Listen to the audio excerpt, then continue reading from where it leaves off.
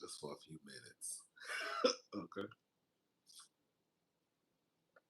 And then we're going to get off of here because I got stuff I got to do.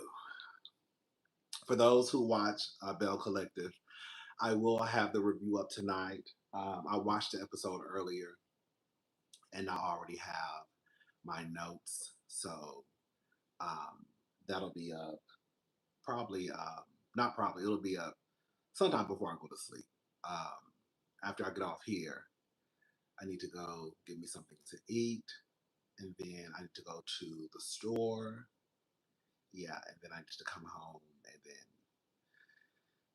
do what needs to be done. But anyways, what's up, Pisces Unicorn? What's up, BN?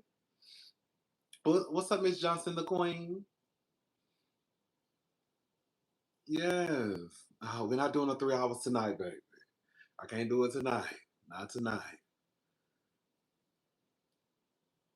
Yes. Is the mic on, girl? I be so nervous, child. Can y'all hear me? What's up, Diva? Can y'all hear me? Because, we have issues with this mic. Well, I don't know what it is, but it's something about whenever, I don't know. Like, I heard what y'all was saying the last time, not the time before last. I was listening back to the video, and even though it didn't sound like the mic was connected. I don't know what was going on, but it says it's connected. So, yeah, okay. All right. So listen, y'all, we're going to go ahead and get started. Yeah, we're going to go ahead and get into the mess. Well, I'm going to wait a few more seconds, and then we're going to go ahead and get started. Let me open up my thing. My iPad, down to the iPod. Down to the iPod. All right, y'all, let's go ahead and get started. So this is according to Gay Magazine. Comedian KevOnStage's viral faith take sparks debate. I choose love over judgment of LGBTQ plus people.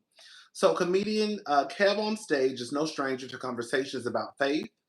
Long before viral clips in streaming specials, he built a following performing stand-up in churches across the country, shaping a voice that blends humor with lived spiritual experience. Now, decades later, that same foundation is placing him at the center of a heated debate about Christianity in the LGBTQ plus community. Over the weekend, KevOnStage, whose real name is Kevin Fredericks, faced backlash after a clip from his appearance on former NFL star Cam Newton's Funky Friday podcast began circulating wildly online. In the interview, Fredericks discussed his career, mentorship of emerging comedians, and television projects, but it was also his reflections on faith and sexuality that drew the most attention. Fredericks made it clear that while his Christian beliefs remain central to his life, he refuses to use them as justification to judge LGBTQ plus people. Instead, he said his approach is rooted in love, shaped by personal experiences inside church spaces that revealed the power and consequences of how that love is extended. So let's go ahead and listen to the clip that people are talking about. Before we get into this clip, I want to say I don't know anything about KevOnStage. I know who he is. I've seen his face like on social media, but past that, I don't know exactly. I don't know anything about him. I know he had a show at one point. Maybe he still does with I call him Miss Gossip Girl.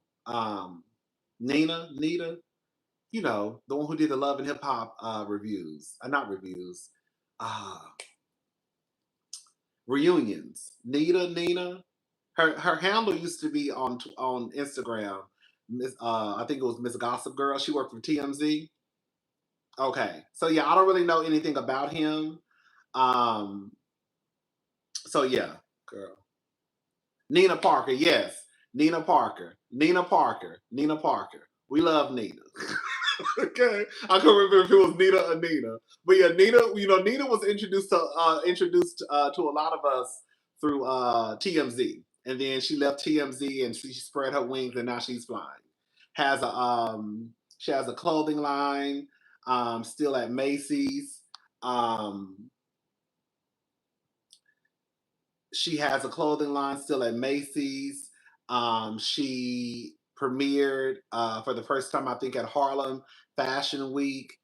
last year, I believe. But anyways, so let's go ahead and listen to the clip that Kevin, what Kevin was speaking, and then we're gonna talk. All right, y'all. Let me get the clip ready.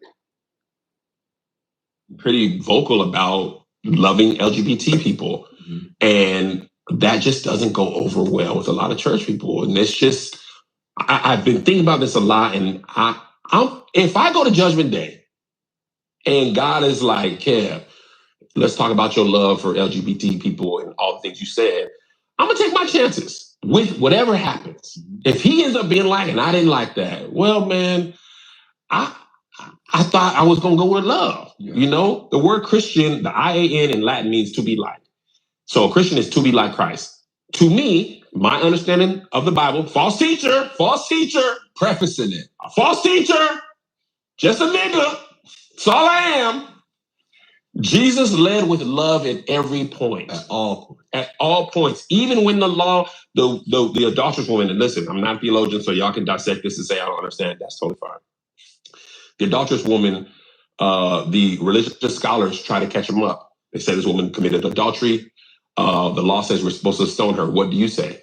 And the legal thing, you know, the right thing would be to stone her. But Jesus, in my understanding, came to do what was good, not necessarily what was right or legal. So he said, okay, if let he who is without sin cast the first stone. So to me, you could have legally stoned her, but he chose the goodness of letting her go walk away unscathed.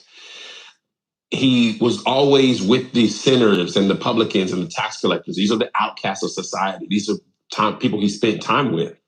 I think a lot of times, you know, we want to be, we being Christians, we want to be the chastisers and the correctors of people. I don't choose that path. I choose love over and over, partly because the main reason was very personal to me. I was raised, you know, queerness is a sin, being gay is a sin. I was raised that way. And I remember when my son was born, I held him, you know, when I grew up, people was like, my son was gay, I kicked him out. Like that was commonplace. Remember when I was holding my son, and he was premature, he was like 4 pounds. So he was about this big. He didn't even touch my elbow. His head was here, his legs kind of finished right here. And I remember holding him like, man, I'm so sorry. It don't matter who he loves. I'm not going to kick him out. He don't have nothing but us. Like at that, man, I didn't say nothing to church, to nobody in church about this. I just remember having this thought internally. An example of how I saw love actually in my life work with somebody that was visibly a sinner. And the sinner in question was my brother. He had kids, he was shacking up. Everything we all agreed was sinful. And he had not been going to church for years. And church was from like 11 to 1:30 or so. When he first started coming, he'd come at 1:15 and sit in the back row. And everybody loved on him. Nice. Everybody knew he'd sometimes bring his son, all this stuff. 1:15 became 1 o'clock. Love. Come to my house for dinner. Come here. We're going out. Right? He's standoffish at this part of his journey. Next thing you know, because people loved him out loud, here, come to dinner. You know, 1 o'clock became 12:30. 12:30, love became 12, became 11. Eventually, my brother was the superintendent of the Sunday school because people loved him from the back of the church to the front. In the midst of sinning this whole time, right? This whole time, over years, sinning this whole time, they loved him, made him feel welcome from the back of the church to the front of the church to eventually the pulpit. Now, that same church, there was a girl who was, I would say, masculine presenting. It was kind of understood that she was gay. Mom made her come to church. I don't care what you do. You're going to come sit on that third row. Yeah. That same church, she was not welcome with the same love. So the third row became the fifth row, became the seventh row, became the back row. And when she could live her own life, she left the church. So I'm seeing... And did not return. Never came back. Never came back. One time when I was a youth pastor, this hit me even harder. There was a kid who was openly gay, right? The teens were just invited. He's like, this is my homeboy from school. I told him we playing basketball, we going to, Ocean Shores, we going to Space Needle. Like, it's fun for you. He came to church for whole summer, right? I preach my same things, teach my Bible study the same way. One Bible study, Cam, one time, he goes to the bathroom, a deacon catches him on the way, he's like, you gay, why are you even here? You know that's a sin, right? Never saw the kid again. I didn't know this in the moment. Why are you even in here with that sin? 3 weeks go by, I'm like, yo, where's your boy? And she's like, oh, they didn't tell you? Like, one of the deacons was like calling him out, said he needed to go to the altar for prayer and all that type of stuff. didn't know him, he felt uncomfortable, never came back. So in my life, I've seen how love and acceptance versus making people feel unaccepted and unloved, that brought them one person in and pushed two people out. So for me, in practice with my own eyes, I'm not admonishing the whole church. I'm talking about my churches that I went to with my community. I saw what that was, and I'm like, I'm going to lead with love because I've seen what love can do, right? And I think and if you don't like that, that's okay. That's a you thing. That's a you thing. Yeah. You can't whoop me. You're not my pastor. I'm 42 years old. I don't even owe you an explanation. And pretty vocal.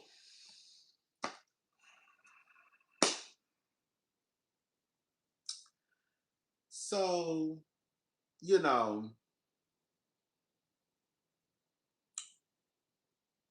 I have a lot to say.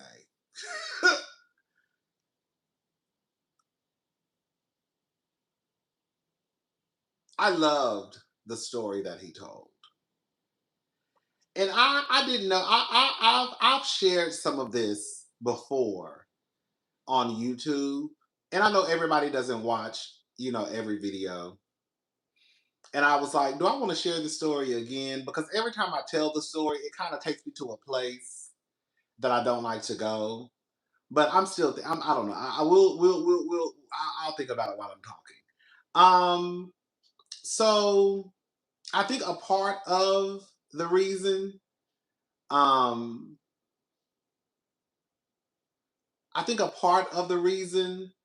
that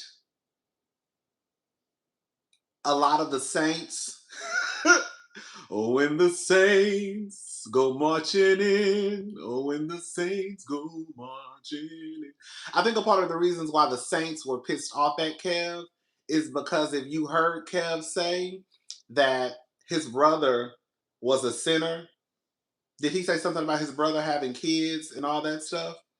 I think what happens is with a lot of the Christians, the only thing that a lot of them like to focus on is gay, gay, gay, gay, gay, gay, gay, gay, gay, gay, gay, gay, gay, gay, gay, gay, gay. But the fact of the matter is, nobody ever wants to talk about the bastards that are walking around here. Nobody ever wants to talk about the nigga who done cheated on his wife. Let's be clear, Kev isn't practicing Christianity.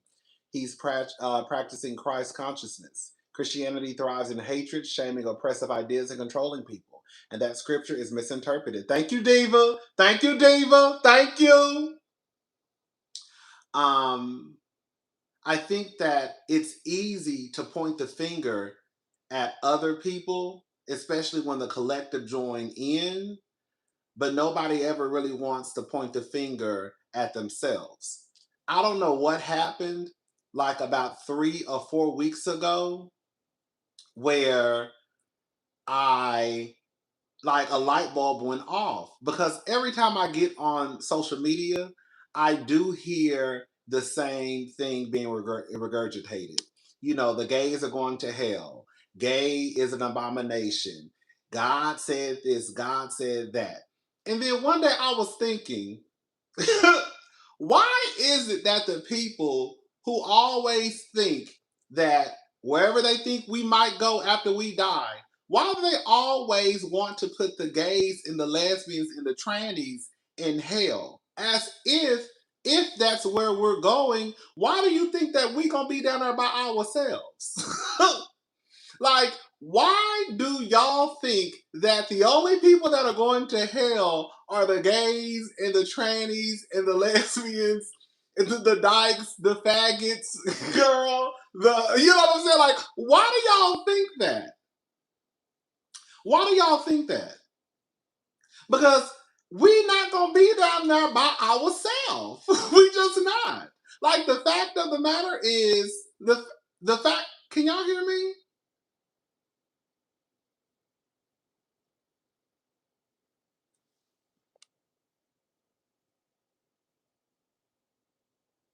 The fact of the matter is, girl, wherever you think that we might be going, I can guarantee you Some of y'all mamas and daddies and kids gonna be there too. Some of y'all favorite cousins, sorority sisters, fraternity brothers gonna be there too. It ain't just gonna be the trannies and the dykes.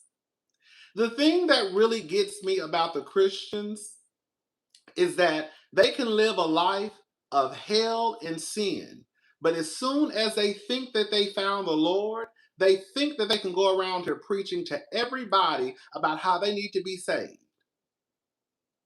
And I'm just worried about your afterlife. Baby, don't worry about mine. Baby, because what makes you think that you have a seat at the table?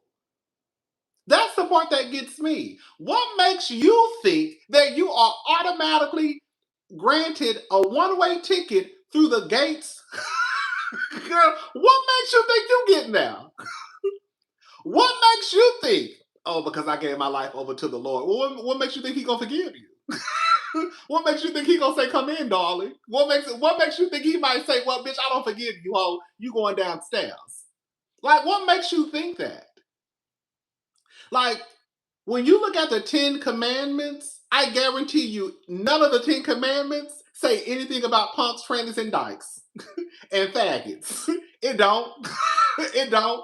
I bet you what's in the 10 Commandments is, girl, thou shalt not sin. I mean, thou shalt not commit adultery. And how many husbands and wives out there have committed that sin but still think they're going up to heaven?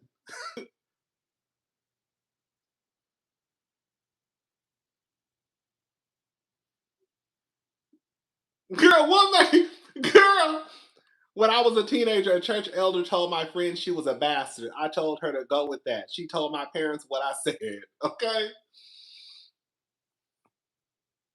Like it is so mind-boggling to me how so many people will get online and be a fan of Lil Boosie. And he had his children raped by a grown-ass woman. But then in the same breath will send the gays to hell. There are so many people out there right now who have been fucking since they was 12 and 13 and 14. Will turn into a whole lesbian in order to please they man.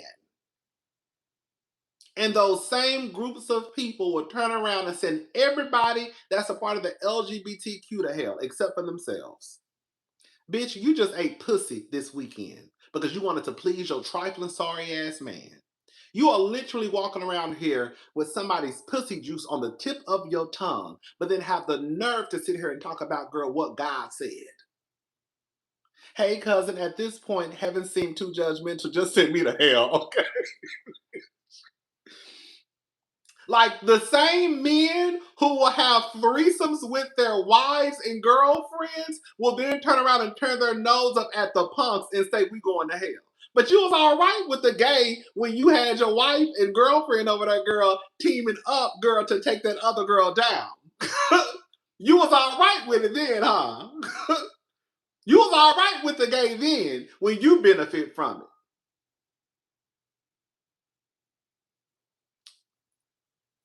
I told y'all on the thumbnail that if you are a Christian, that's your trigger warning. I'm giving another one right now. If I didn't even want to really have this conversation tonight because I know that it can get real sensitive for some people. But there are some things that just need to be said. And I decided that I'm going to be one of the ones to say it. One of the meanest groups of people that I have ever encountered in my life is someone who is a Bible thumper.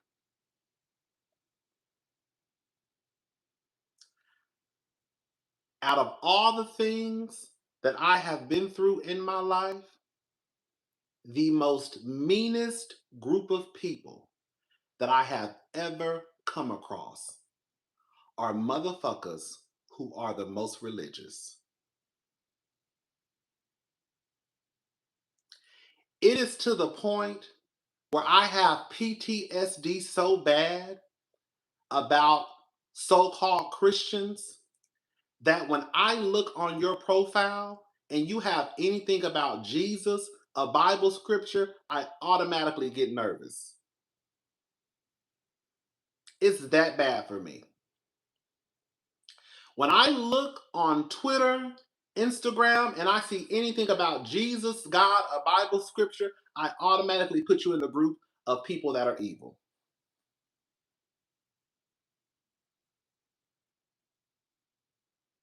Automatically.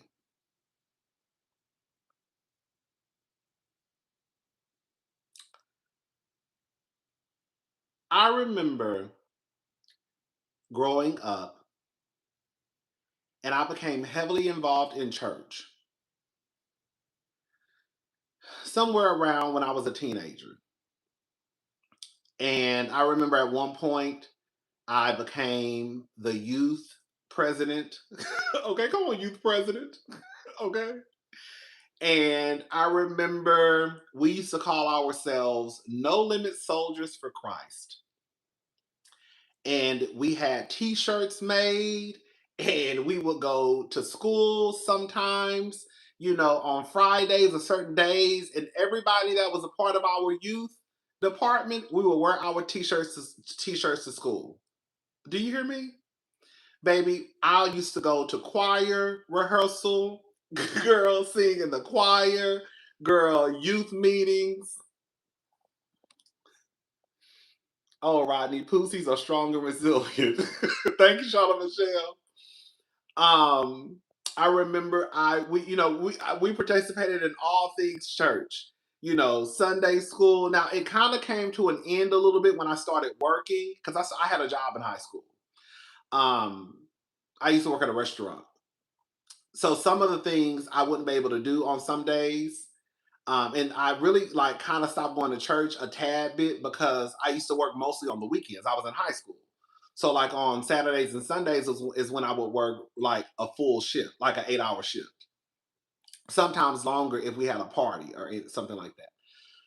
But I still participated in church as much as I could. The PDF files in there, two who are excused for their antics in the church. My mom was a first experience of the nastiness of church folk. Girl. So I remember like I used to love church. Like I really did. Like when I think I love church, and I don't remember any of the nastiness that happened later. I don't really remember my pastor really talking about LGBTQ. Maybe he did and I just don't remember. But also the pastor I was related to down the line. So I don't know if he probably thought I was gay and he didn't want. I don't know because there were like a couple of people in my church that was kind of questionable. We were still in high school though, but girl, y'all know when the kids be gay, okay? But I used to love church, I really did, and so um, I ended up graduating from high school. Come on, tambourine players, okay? What's up, Mimi? I remember graduating from high school, and then I moved, and then I had stopped going to church. For the record, thank you, Diva. For the record, Jesus is not a Christian. Christianity is a cult worship of Jesus, rooted in patriarchy and hierarchy. That's why they feel powerful pointing the finger at LGBTQ. Their God is vengeful and jealous and mean. Come on. Because the gag is there's no way that's why I always get confused when people say they serve the same God. Because how can you get mad at KevOnStage by saying that he chooses to move Christ-like in love like God would move, and y'all get mad at him? That's why I'm like, girl, y'all cannot be serving the same person. You can't be. Like, there's no way possible. Because how can you get mad at what he said? Anyways, so I moved, went to college, and I didn't go to church for probably like a year or two. And I started missing church. And I remember hearing about this church called Willer Avenue Baptist. I think it's Willer Avenue Baptist Church. It's right there in Third Ward. I used to live in Houston. I used to live walking distance from the church. I used to live in some apartments that were right by Texas Southern University, right down the street from Willer Avenue. So one day I was like, oh, let me go check out this church. Went, had a good time. It was cool. The only thing that I didn't like was it's a big church. You know, I'm from a very, very, very, very, very small town. We didn't have mega church. Like, I know, like, some people might not consider Willer a mega church, but in my eyes, it was a mega church. I know some mega churches are considered like a Lakewood, you know, Joel Osteen's church. But Willer Avenue was a big church to me. And again, I'm just used to a smaller church, like a very, very, very small church, like, girl, 20 pews. Okay, like that type of small. And that's another thing too, like, it's so crazy. Anyways, so went there a couple of times and then stopped. And then I still remember one day, I don't know if my friends remember this, but I remember one day we went to a church called Lily Grove in Third Ward. It was me and my roommate, Zach, and then my friend Java. Java and Zach are cousins. So we all went to church. And I don't know if they remember this, but I remember this. I don't know what the pastor was preaching about. I don't remember. All I remember is hearing him say, and it didn't say his mama or daddy or my people. I think he said people. But, you know, my people didn't play that sissy stuff.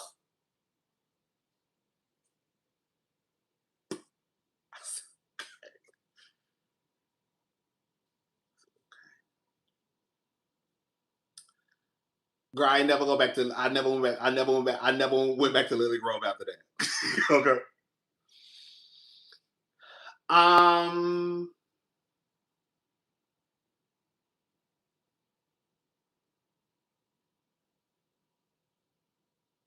Okay.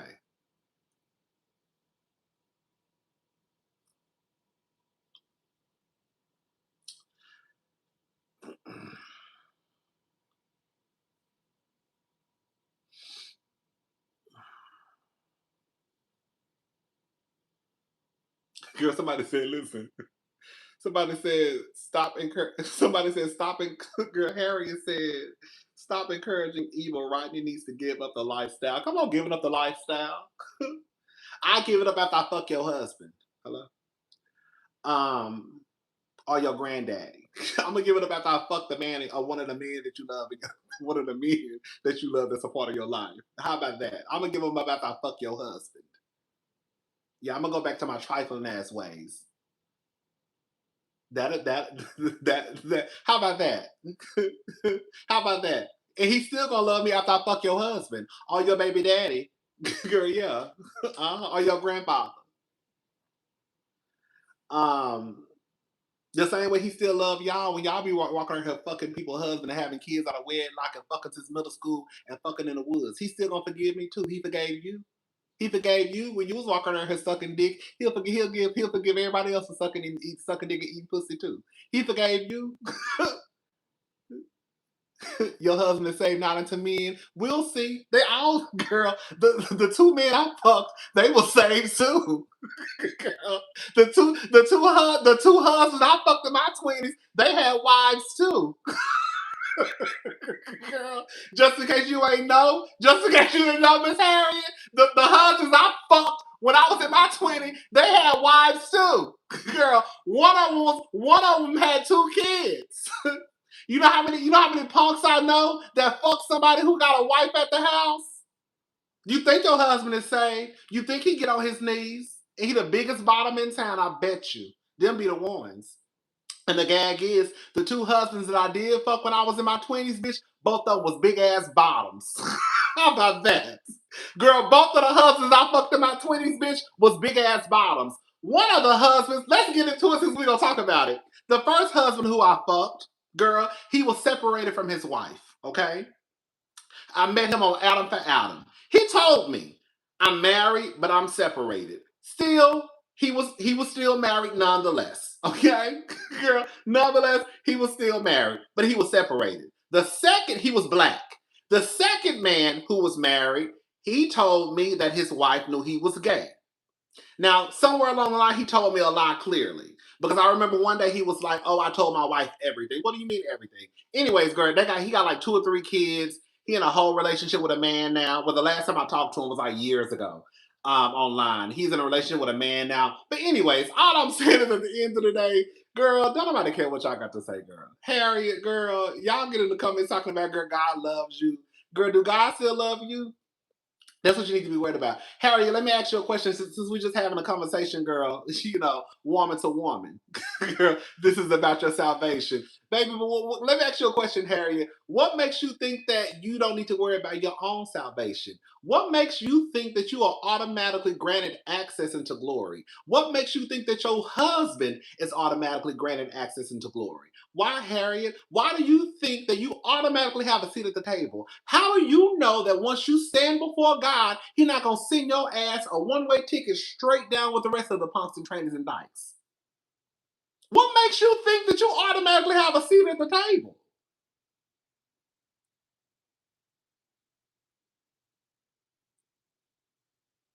What makes you even think that?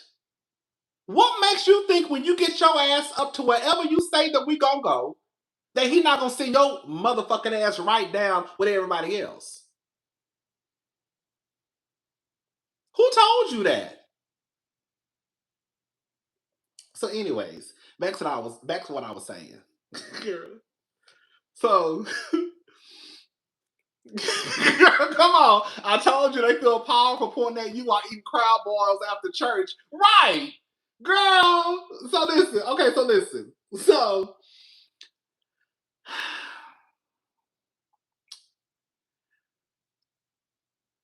I always had issues with my sexuality, right? And I will say, I never was mistreated by my family. Never. Once I moved to Houston and, I was going through it, I never was mistreated by my family. But I always had issues with my sexuality. And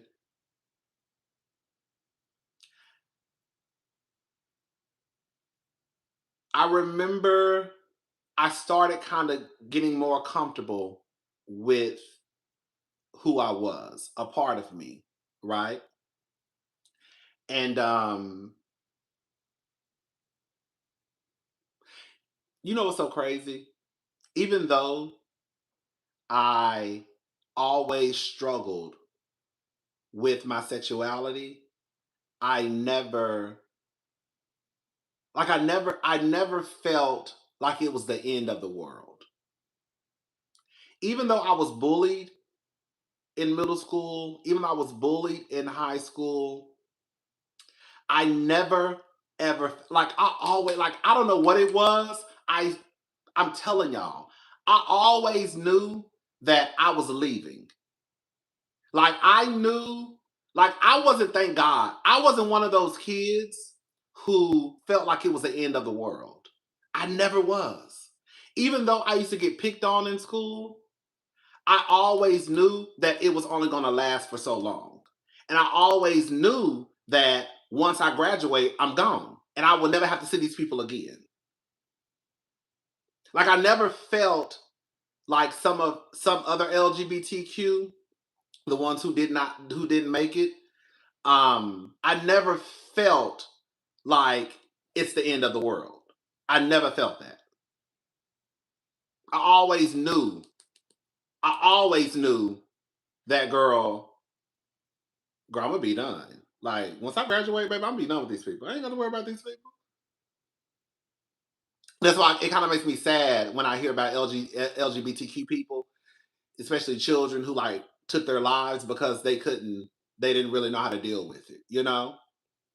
But that was never my story, even though I had been picked on about being gay for a very, I can remember like child being like 8 and 9 and people saying that I act like a girl.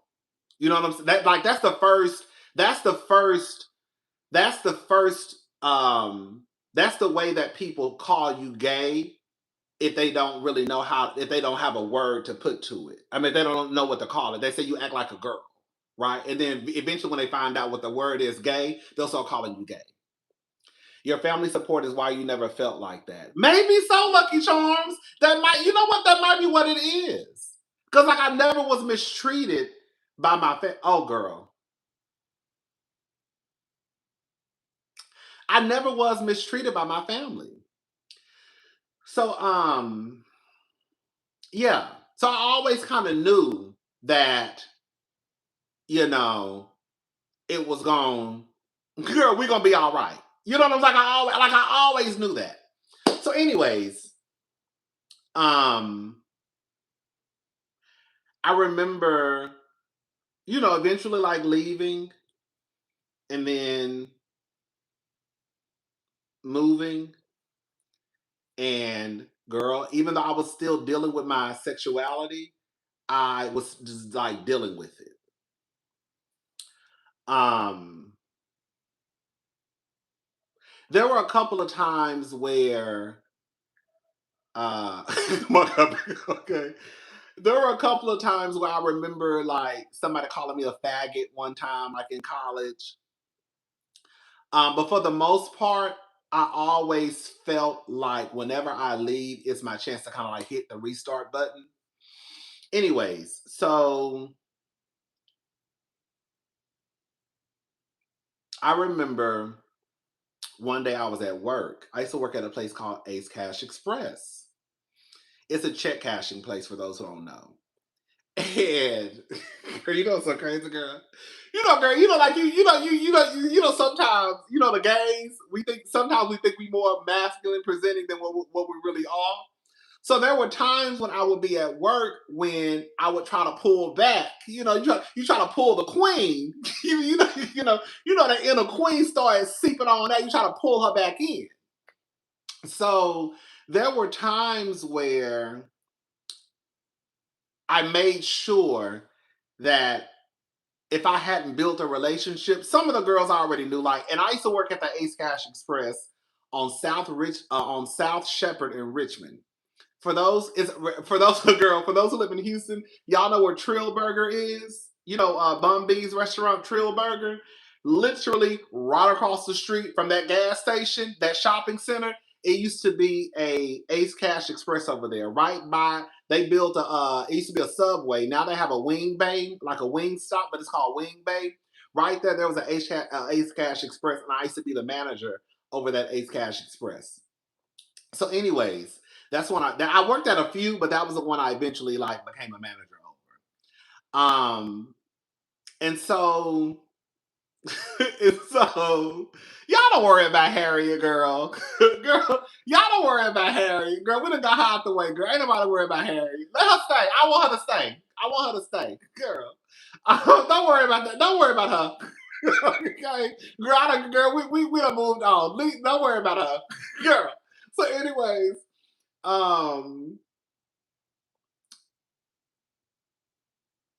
I used to think that, so I met a lot of the trans girls. And you know what's so crazy, y'all? And I think probably a lot of gay men, I'm not going to say a lot, but there are some gay men out there who probably feel the same. I think it might be, I'm going to go ahead and say a lot. Even though I was am gay, and even though I was struggling with my sexuality, I used to always still point my nose up at trans people. Girl, I was a mess. Girl, now this is not no trans. This is not no trans. This is not no anti-trans page. So if that's you, then baby, just be quiet, okay? Because this is not no anti-trans page. We pro trans over here, baby. Okay, be very clear about it. Now, I'm just telling y'all back in the day. I'm just telling y'all my stories back in the day. Okay? I was very just like anti-trans. But the fact of the matter is, girl, I was also anti-gay. You know what I'm saying? Like, it was a lot of internalized homophobia. You know what I'm saying? Like, that's just what it was. Baby, I could, girl, how you gonna love somebody when you can't even love your damn self? That's what RuPaul say all the time. How the hell can you love somebody when you can't even love your damn self? So that's just what it was. Like, girl, I was just going through it. Hell, I didn't understand myself. I definitely don't understand no trans people. You know what I'm saying? But you know what's so crazy, y'all? Even though I used to wear the trans girls out, girl, I never, there is not, let me tell y'all something, bitch. It is not one trans person who ever came across me that can ever say I ever disrespected them. When I worked at Ace Cash Express, a lot of the trans girls would come in, they were sex workers. They would come in and upload money to their Netspend cards. They will tell you, I never ever, even though I would have my thoughts in my head about what was going on, baby, what is going on? What is going on, right? I would, talk about the girls, you know what I'm saying? I never, ever, ever, ever, ever, ever, ever, ever, ever disrespected trans people. Not to their faces. Okay? I remember there was a trans woman who used to come into my store. And I'll say this. Child, the ones condemning the LGBTQ community are the ones that crashed out that Grindr app during the Republican National Convention. Ain't that crazy? Right!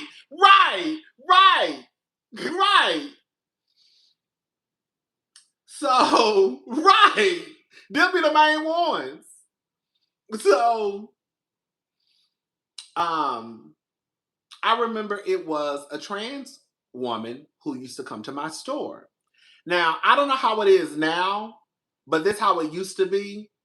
I think this is how it used to be. This was years ago.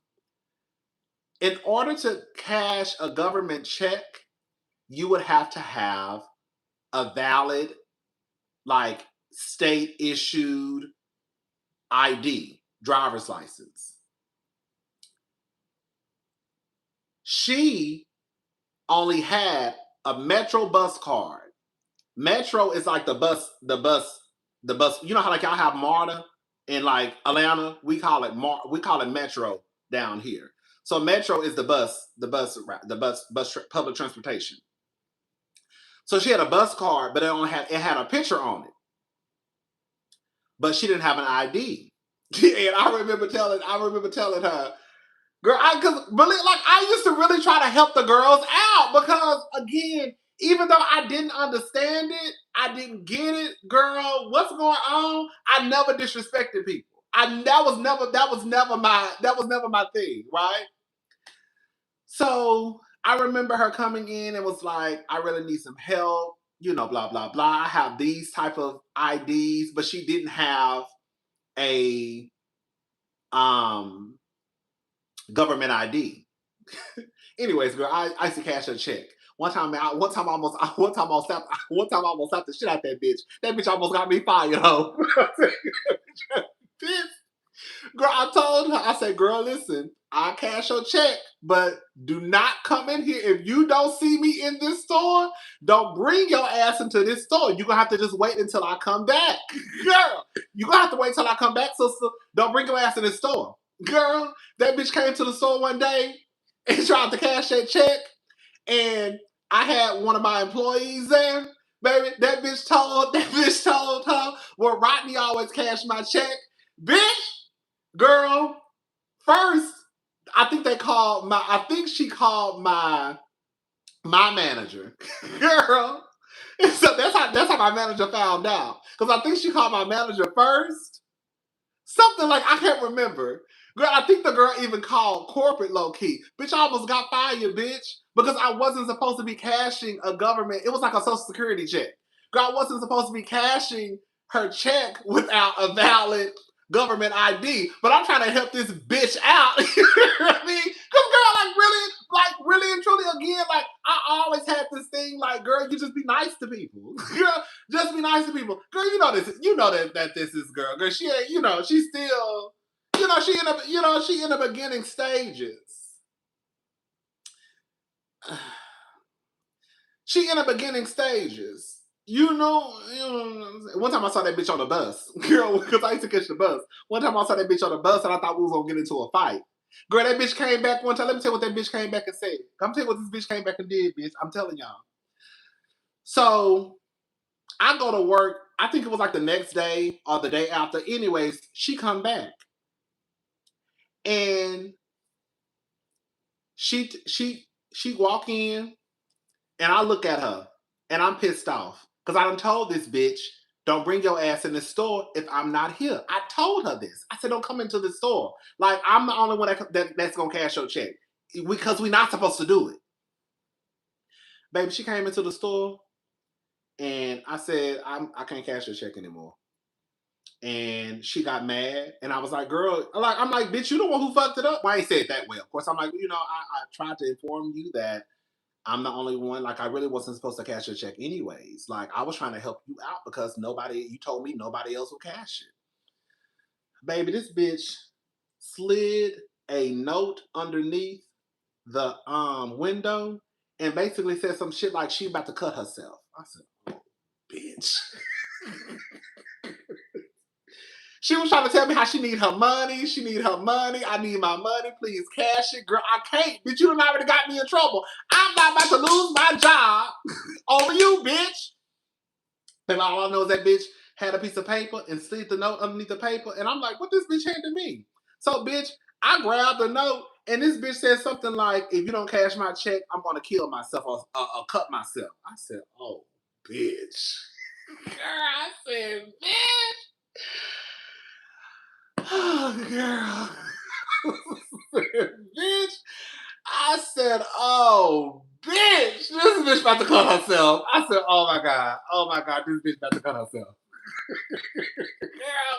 So I remember telling her something like, okay, just wait, just hold on. I remember calling my manager and I told her, just take a seat. We had a bench in the store. I was like, well, just take a seat. And so I'm calling my manager like, the lady who you told me that I couldn't cash her check. Well, she's in the store and she told me if I didn't cash her check, she was going to cut herself. And he was like, I think either he called the cops or he said, well, just call the cops. And I called the cops and I was like, just a minute. We trying to get it approved. Girl, all I remember is, baby, the cops walked in and they escorted her out. And that's all I remember. And I remember seeing her on the bus a couple of times. But yeah, I used to try to believe it. I used to always have. I used to deal with my sexuality a lot, and when it came to trans folks, I just didn't understand it. And even to this day, I don't understand all things LGBTQ. But I never once disrespected trans people. And I tried to help out the girls as much as I could. And I think what it was too was because I worked in an area where a lot of the trans girls used to come in all the time and they would put money on their net spend cards. And you know what's so crazy, y'all?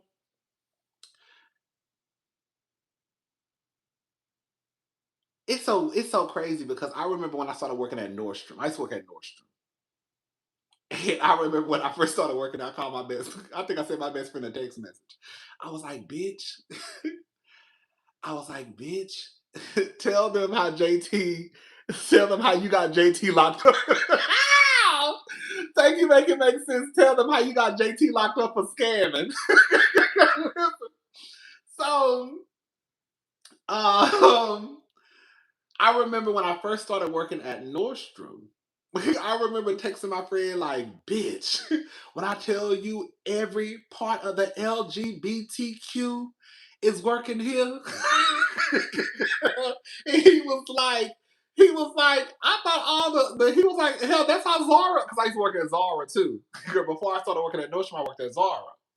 Zara shut down, they did some renovations. He was like, well, that's how Zara was too. No. Zara just only had gays. Girl, Nordstrom got, baby, the punks, the trannies, the dykes, the bis. When I tell you, Nordstrom was literally LGBTQ. One thing I'm going to give Nordstrom. I will always give Nordstrom their flowers. Nordstrom has always been a place where they stand on the right side of history. I ain't going to say always. Let me take that back. When I worked there, they were a place. Girl, hold up.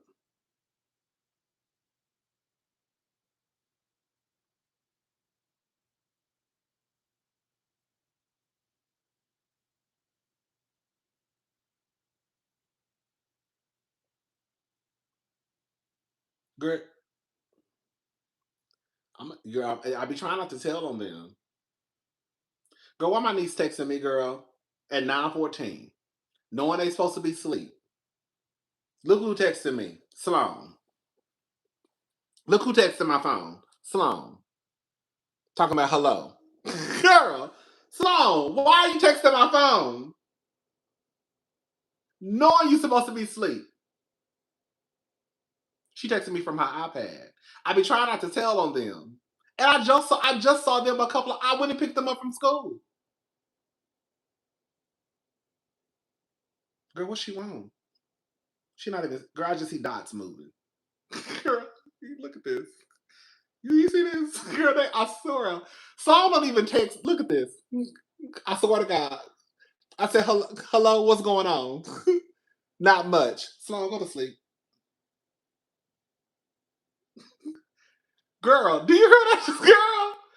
Baby, exactly. Why? Because I'm a girl. That means, girl, I'm trying not to tell on them.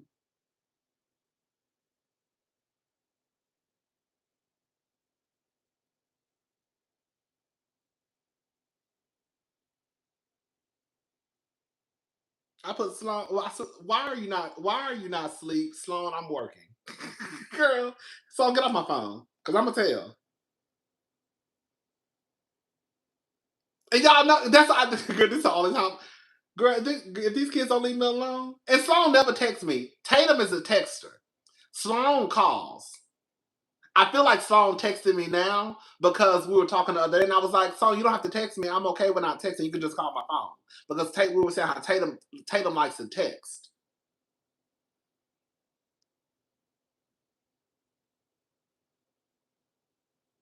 She said, "Oh, sorry, I'll text you later." That's why she texted me. Hold up. Let me wrap this up real fast. Give me like 30 seconds.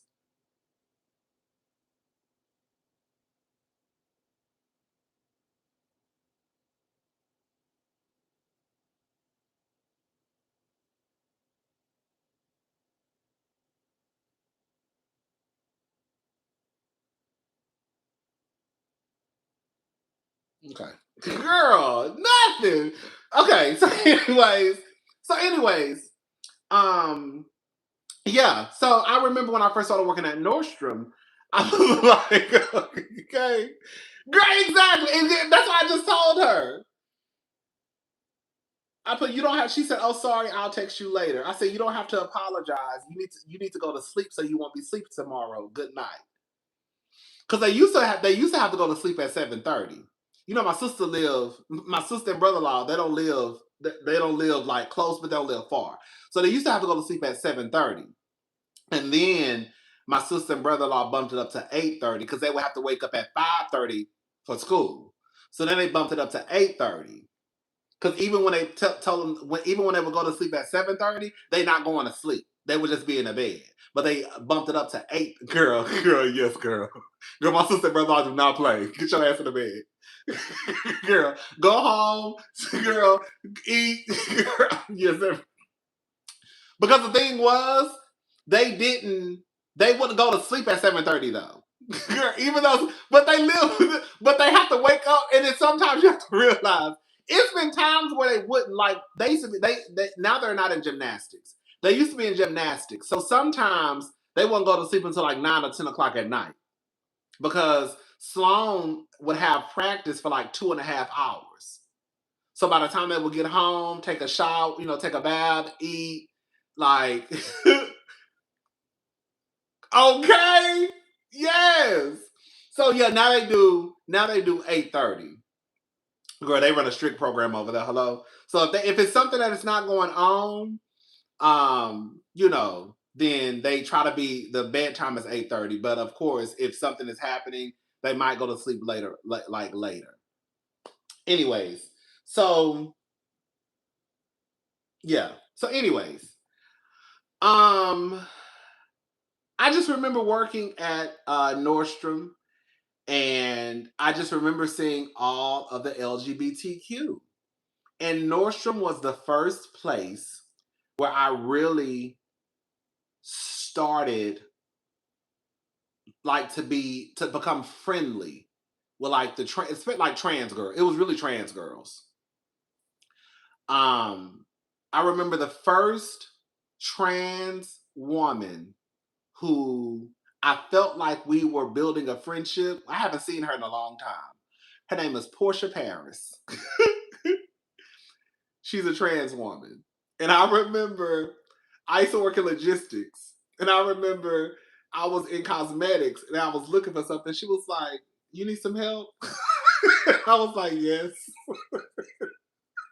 And I remember she used to help me. From that moment on, we used to always talk. I remember she like does a lot of pageants and stuff. I remember she invited me, her reign was ending. So she invited me to one of her pageants. It was somewhere in Houston. I went to that, and I remember she still performs on stage, like drag. And so she invited me to like I think it was what was the club called? The one in Montrose, Bayou City. So like we became really really cool. Like she was like cool, and then I remember meeting another trans girl named Shayla. I remember meeting another trans girl named Latasha. So like I just started like becoming cool with the girls, and I'm just like, oh my god, like I just think that once you start to, it is true.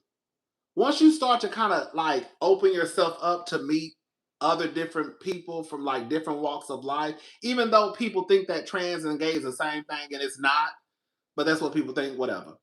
I started to realize like, oh girl, these trans girls really don't bother nobody. Like they really are just trying to get it how they live.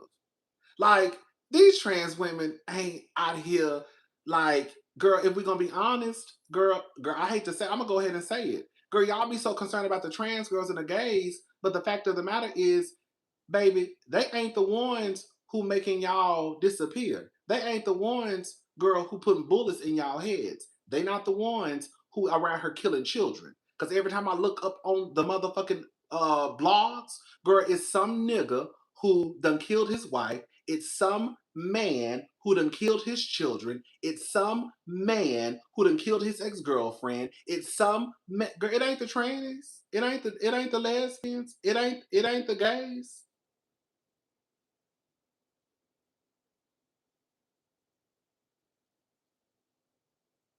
Baby, you need to focus on your focus. It's the men who identify as straight. Y'all be so worried about the trans and the gays when baby, we ain't even doing nothing to you. You are more than likely to be harmed by your husband and your boyfriend, your ex-husband, ex-boyfriend before you're harmed by a trans woman. I can guarantee you, girl, T.S. Madison ain't gonna do shit to you. Hope Giselle ain't gonna do shit to you. Laverne ain't gonna do shit to you. But I can tell you who might make your ass disappear.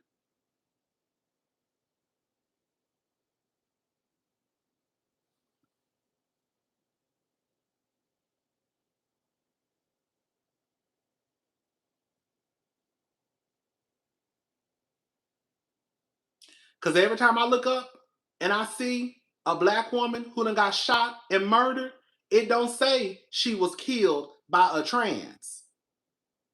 It say she was killed by her soon-to-be ex-husband. It will say she was killed by her husband. It will say she was killed by her baby daddy. It don't say she was killed by a transgender named so and so and so and so.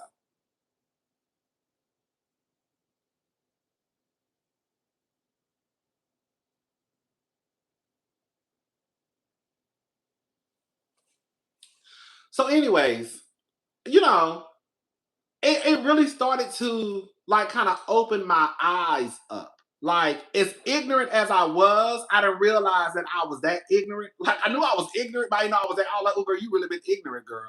Like, you ignorant. And it just kind of made me, it just kind of made me start to look at like trans people differently.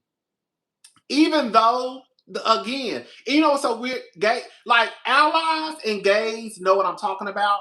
There are a large group of gay men who do not like trans people. And I think a part of it is because, girl, some of us girl, some of them ain't, girl. Like, you struggle with your own sexuality, so you can't even wrap your head around what people tell you that your life is wrong. So you definitely ain't gonna understand no gender identity. You see what I'm saying? People have been telling us we going to hell since we was little boys and little girls, and gay and gay and gay and gay and gay and gay and gay is wrong. So if you can't understand something as simple as you being attracted to the same sex, you definitely ain't gonna understand gender identity. You see what I'm saying? So anyways, I just it just kind of like opened up my eyes. And I just started to feel differently about like trans people. And I was just like, oh my God, like, girl, these girls is just like us. We all trying to just, girl, work ain't honest, but it pays the bills. Like, we all just trying to just like find our way and just be happy and just live a good life, a fulfilling life. And people won't allow you to do that. And so it became a point where I was like, I am not about to be one of those boys who walking around here gay as hell and then have the nerve to turn my nose up at trans people. Like, I'm just not gonna do it. And so I will say that Nordstrom was like the beginning, like the starting point for me to really like grab the transphobia that was in me and like say, girl, you need to let that shit go because you ignorant as fuck. Girl, how you one of the gayest gays walking around here and got the nerve to turn your nose up at trans people? Girl, like, that don't even make no sense. Because the fact of the matter is, even though gay and trans is not the same thing, they think that is the same thing. So it doesn't matter if we know that sexuality and gender identity is not the same thing. Those are two different things. The fact of the matter is, when they look at the gays, the trans, the dykes, the punks, the faggots, the trans, girl, they loop us all in together. So as far as they're concerned, we all faggots. So it's like, girl, you can argue with the trans girl and the trans man if you want to, but the fact of the matter is, girl, when they stone her, they're gonna stone you. Girl, like, that's just what it is. That's just what it is. That's why I never understand people who feel as though when LGBTQ people are attacked, that you're not next in line. Like, the fact of the matter is, you do know. And I used to come down, I used to say this stuff all the time. I used to say this all the time. When they start going after the gays and trans, the black people, for whatever reason, we just gonna go ahead and put it out. We're gonna go ahead and put it on the table tonight. I remember, we're gonna talk about Target. I've said this before, I'm gonna say it again. Growing up in a Jehovah's Witness house, I had to deconstruct so much that sadly divided my family. I truly identify with KevOnStage and leading with love. Thank you, Miss Love. I remember before the we're looped together because, come on, we're looped together because all of those identities are outside of white, male, hetero, Christian box of oppression and restrictions. Come on, let's talk about it. Thank you, Diva. When they come for one, they coming for all. If you are not white, male, Christian, skinny, girl, okay? If you're not white, male, Christian, everybody really is looped in to the same boat. That's why it's crazy for people to kind of start to separate themselves. Yes, we are different, but in their eyes, we're all the same. Anybody who goes against the message, we're all the same. That's exactly why, and I'm about to say something that's going to sound so insensitive. You got them killing white people now. You have them killing white people. The whites killing the whites. You know how I said the blacks killing the blacks? The whites killing the whites killing the whites. The whites are putting bullets in these white women's heads. Because if you go against what we're trying to push, bitch, you are the enemy. If you go against what we're trying to push, you can get over there with the niggas. And the trans, and the gays, and the Mexicans, and the Asians, the Latinos and Latinas and Hispanics and all those. You can go over there with them.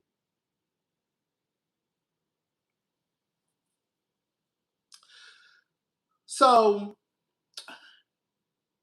I just remember one thing about it. Again, we've had these conversations before. And you know what's so crazy too? In real life, I need to go to therapy, but I think I figured some stuff out. I think what it was, another reason why I used to have a real big issue with trans people, and even some of the gays who would just be like floating around the mall and real flamboyant. I think there was a hint of jealousy. I think there was a tad bit, a hint of like, I think I was jealous. I think I was envious. I think I was envious because of them being able to be free. And oh, girl, hold up.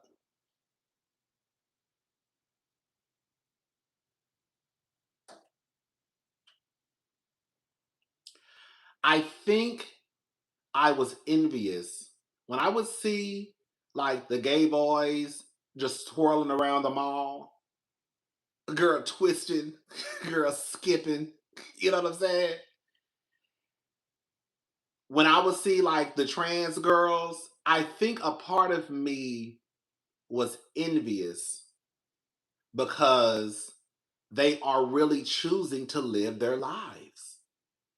Like I'm over here like all afraid and scared and oh my God, like oh, what's gonna happen to me? Like, oh my God, like I'm going to hell. Because that's what the people said. You're going to hell. And I think a part of me, I didn't like that they had chose to like be free. And I'm gonna live my life no matter what people have to say. And I don't give a fuck what you have to say. So I think that was a part of the issue with me too, not liking trans people, girl, just not liking gay people, bitch, not liking myself. You know what I'm saying? Um, so yeah, but I have these conversations when I try to tell the people that you think that you're not next in line, but you are next in line. Yeah, they're gonna start out recently. Okay, we're gonna go after the LGBTQ because they know that when it comes to LGBTQ, the collective, y'all will join hands and lock. So they'll start out and they'll say they won't teach any LGBTQ history in school. And I'm talking to the niggas right now. And here go the black people. Yay, yay, yay. Because they don't need to be teaching that gay shit in school anyways. Girl, fuck James Baldwin, fuck Queen Latifah, fuck all the girls and boys, girl, who have been a major contribution to history. Y'all automatically think they just gonna be in school teaching the girls how to suck dick. We're not gonna teach LGBTQ history, right? No gay people. And all the black people holler and scream and they say that's good. But then when they tap y'all niggas on the shoulder and say tap, tap, tap, tap, tap, we're not gonna be teaching African American history either. Then y'all wanna holler and scream.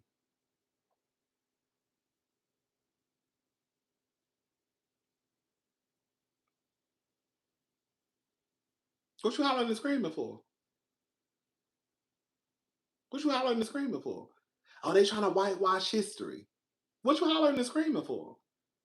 Because there are black people that are gay that are still a part of American history, that are a part of African American history. Oh, so now y'all want to holler and scream because now they said y'all not teaching that nigga shit in school. But it was okay. It was okay when they said that y'all not teaching that LGBTQ shit in school. Even the blogs know when they post anything LGBTQ, the phobes are going to lock arms and unite. They sure do. They know it. They know it. They do. Thank you, Diva. I remember before the boycott happened, I remember coming down here more than a few times, bitch. And I remember saying, oh, they're pulling back support for the LGBTQ community. Remember, people used to get upset. Y'all know during June, even though all these motherfuckers just want to make money. Y'all know during Pride Month, everything got a rainbow on it. So that's Pride Month for the girls who don't know. So, Target had announced that they were going to start rolling back their support, for LGBTQ. And I remember all the girls and boys were online jumping up and down. Yeah, because they ain't got no business having all that gay shit in the store anyways. Why everything gotta have pride on it? Why when my kids go, they gotta see nothing but rainbows and pride and be yourself? All right. And I remember coming down here 15,000 times and I said, baby, y'all know that y'all next, right? Y'all can get mad all day long with the LGBTQ. Y'all can sit here and stand with Target all day long because they want to pull back support for the LGBTQ. When they tap y'all motherfuckers on the shoulders, I don't want to hear nothing. Y'all don't remember us having this conversation? I know y'all do because we didn't had it about 20 times. And then I look up one day and the girls said, we're pulling back support for DUI. I mean DUI. I'm thinking about Tiger and Karen. Shout out to Tiger Woods and Karen. We're pulling back support for DEI. And as soon as they said that they will be pulling back support from the black community, the niggas were upset and wanted to boycott. Because now you see black in the description of DEI.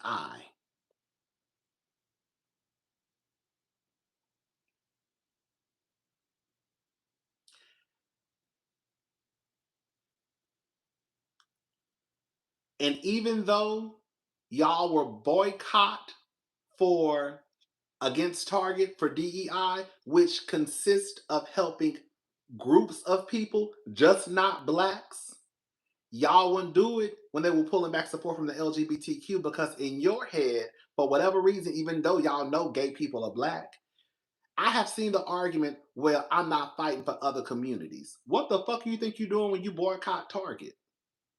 It's also helping other communities. Because DEI ain't just black. It's just like affirmative action, you thinking that it's just for black people. No. When the fact of the matter is white people, I think white women have benefited more off affirmative action than black folk. So y'all will fight. Now y'all want everybody to lock arms. And I remember coming down here because I remember, I think it was Tabitha, shout out to Tabitha Brown. Tabitha Brown and some of the black girls and black boys, their businesses, they were going to be affected by DEI. They were rolling back support. And I came to here and I said, it's hard for me to believe that a T.S. Madison or Lil Nas X or Saucy Santana, if this was surrounding them, y'all would want to boycott.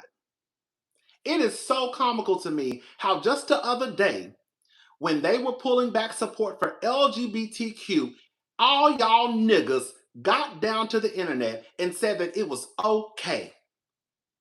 But now they're pulling back support for DEI, and now everybody want to boycott because now you see black in the description. So when it affected me, When the boycott was against me, you didn't give a fuck. But now, since you feel like the boycott is against you, now you want us to lock hands and arms and sing Kumbaya, my lord. Girl, fuck you and fuck that boycott. Because if you were going to lock arms, you should have did it when they were attacking other groups of people, just not because it says black in the description.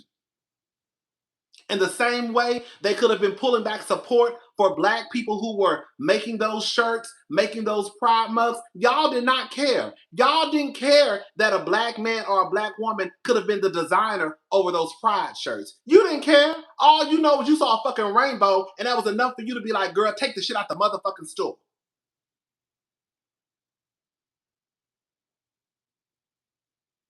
But you will boycott, even though the boycott will help other minorities.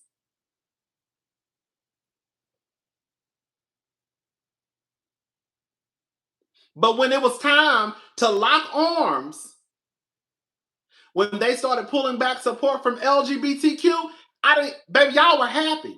Baby, y'all were doing the motherfucking electric slide. Y'all were doing the cha-cha slide. I'm so happy to be gay and not living in some repressed box and reality based on a group of nobodies. Come on, baby. Come on, Carlos. Yes. Yes. And that is the God honest truth. That is the God honest truth. Now Target says, "Oh, you know, we about to do away with this DEI shit."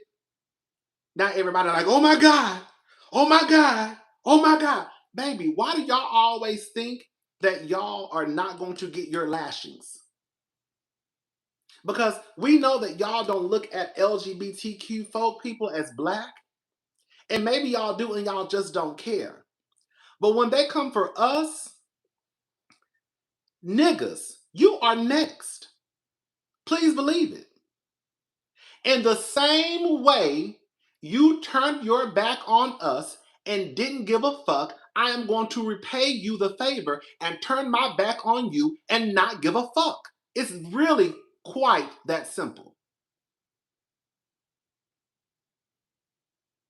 If you don't give a fuck about me, I don't give a fuck about you.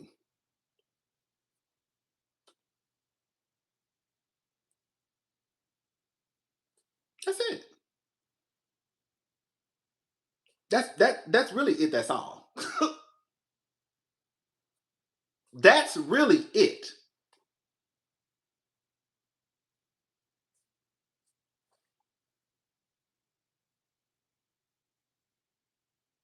So you're not going to join in on the boycott? Did you join in on the boycott?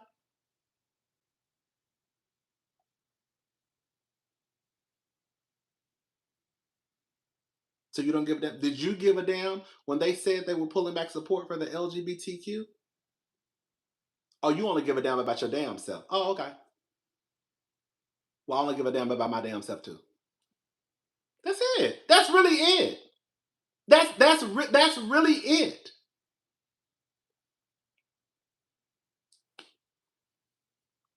So until everybody can come together and lock arms as one, because an attack against one is an attack against all, until people really start to have that mentality, count me out.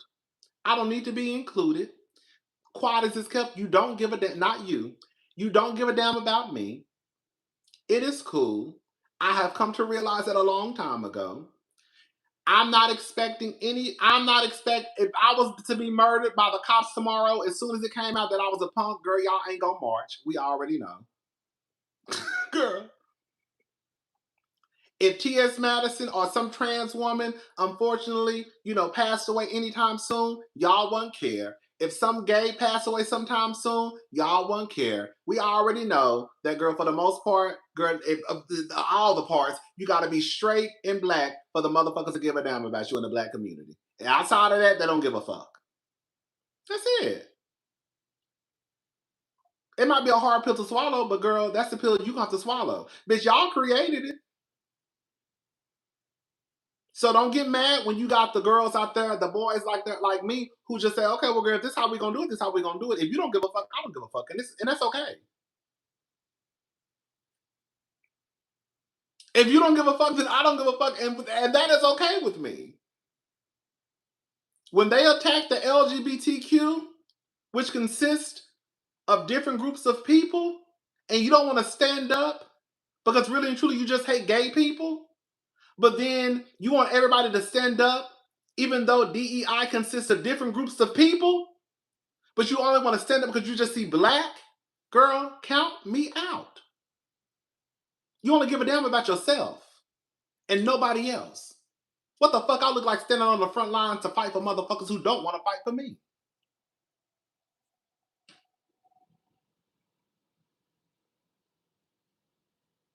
I would be a goddamn fool to stand up for people who would not stand up for me.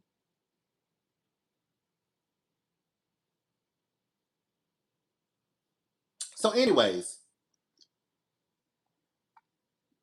we gotta hurry up. We gotta hurry up. We gotta hurry up. All right.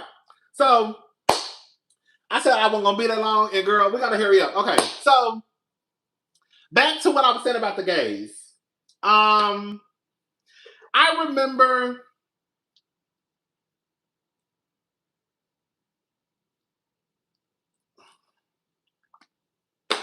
even though I always struggled with my sexuality, I never really I always knew I was leaving my hometown.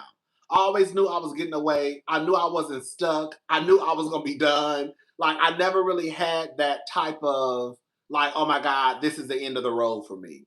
Like even though somebody probably just called me a faggot the day before, I always knew like, girl, I don't give a fuck about these people. I'm gone. You know what I'm saying? Like, bitch, like, girl, when I graduate, bitch, I'm gone. You know what I'm saying? Like, I don't give a fuck about these people. Um, it wasn't until I remember I was at work one day and I was working at Ace Cash Express. I have never had thoughts of suicide ever. Even though I used to get picked on and even though I would hear the stories, I remember the white guy who was killed for being gay. What was his name? It made headlines. I just had never had stories of committing. I'm stories. I never had thoughts of suicide. That just never crossed my mind. Um, I just remember one day I was at work. Matthew Shepard. Yes, Matthew Shepard. Um, I remember one day I was at work and a black girl came in. And I remember her wanting to do like a money gram or something like that. I think it was a money because we used to do money grams at Ace. I feel okay. Let me just tell you the story, and I'm gonna tell you what I feel like really happened. No, let me tell you what I think. I think this girl had to have already been in the store one day, and maybe she clocked my well, she had to. She clocked my tea. Maybe I had let my guard down with one of the trans girls. Maybe I had let my guard down with one of the customers that usually come in a lot. Because at one point, like I became real cool with the people who would come to my store. Um, so I'm thinking maybe she was there one day. I don't know, but she knew that I was gay. And I'm gonna tell you why I felt like this was all a setup. So she came into the store and she was gonna do like a money gram. And I remember her saying something like, you know it's not too late or you can be saved. It was something like that. And you know, you know how I'm always joking, like, girl, I be so confused. Like, I don't really be confused. Girl, I just be like, girl, this time, no, bitch, I was confused. So I was like, what the fuck is I'm thinking in my head, like, what the fuck is this you're talking about? I'm like, excuse me, ma'am. So I'm really confused. And she like, it's not too late, you can be saved. And I'm like, what? I'm like, huh? I'm like, I'm sorry. And she was like, my father is a pastor. And I'm like, okay. And she was like, you know, you can be saved. And I'm like, this bitch, I know this bitch not trying to say what this bitch trying to say. Like, what the fuck? I kid you not. She was like, would you like to talk to my father? And I was so thrown off at this point. I was like, okay. I was like, I guess. Right? All I know is she went back outside. She came back into the store. It was her father, her aunt, and her mother. And they basically told me that I could be saved from being gay and that his niece, the girl, if there was the whole black family, his niece, they had saved his niece from the homosexual spirit. She was a lesbian and she's no longer a lesbian. Um,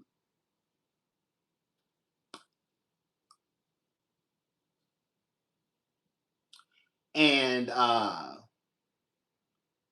was just like, I was just like really taken aback. I really just didn't know what to say. And I remember him giving me a business card.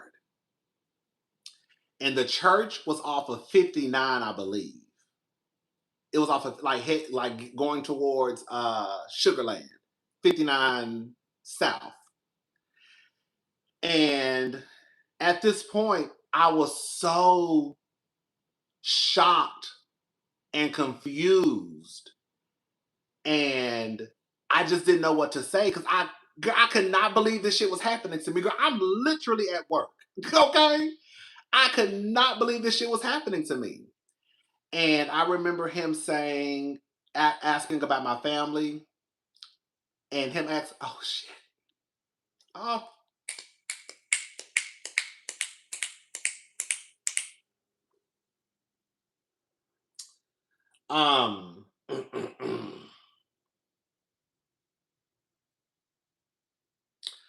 So I remember him asking about my family or something. Or I forgot how my grandmother came up. And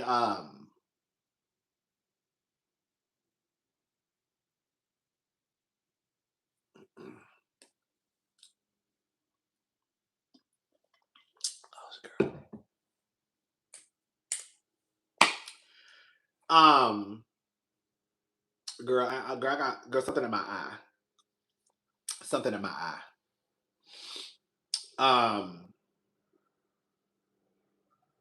I remember him saying,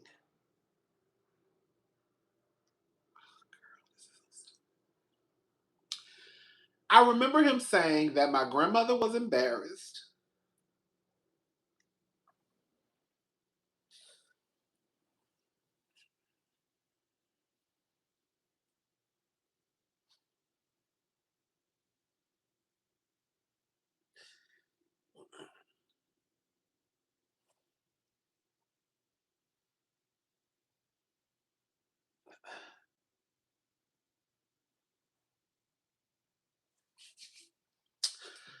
I just remember him saying that like my grandmother was embarrassed and ashamed, and my mother, and that I knew that me living my life the way that I was living it was wrong.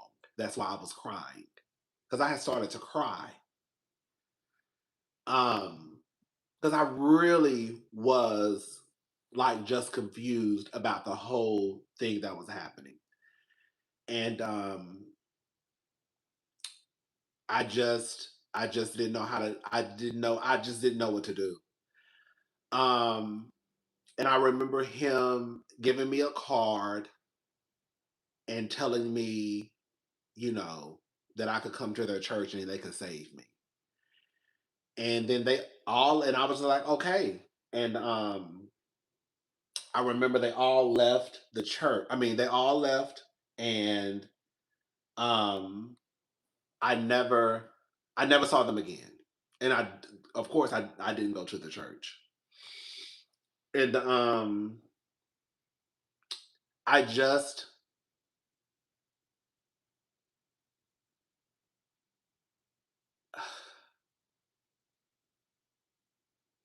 I just remember after that, that's when things like really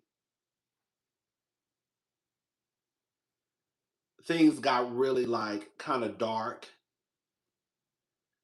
Um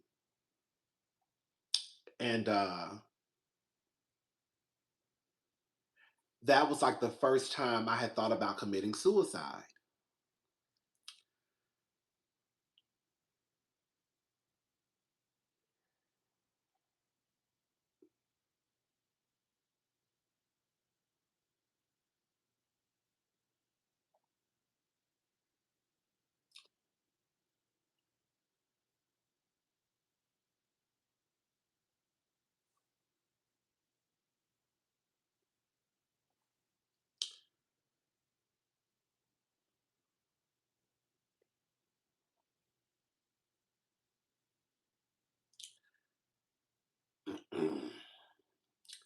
So that was like the first time.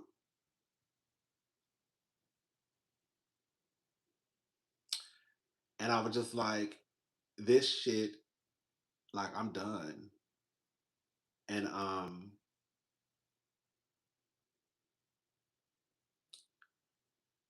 I remember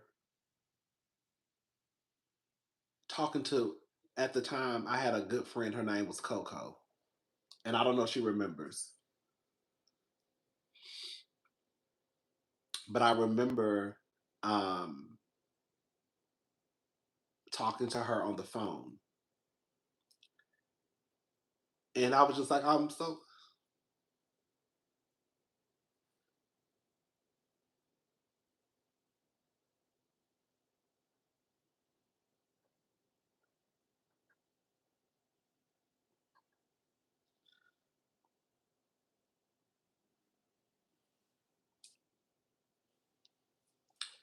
oh, I do not like crying. That's why I didn't want to do this video. I swore I did not want to do this video. See, this is the shit that pisses me the fuck off. I'll be ready to fight. You are loved and adored. Thank you so much.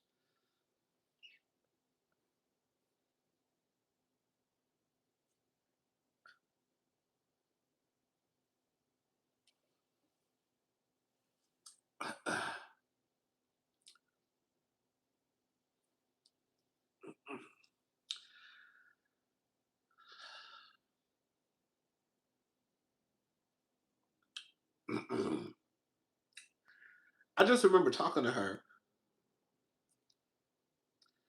And I was just telling her, like, girl, I just don't know what to do.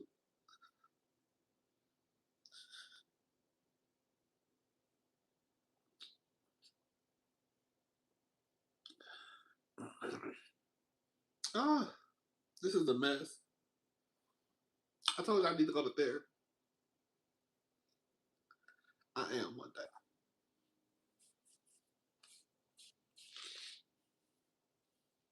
I just remember talking to her. And I was just like, I just don't know what to do. And I remember she was like on the phone crying.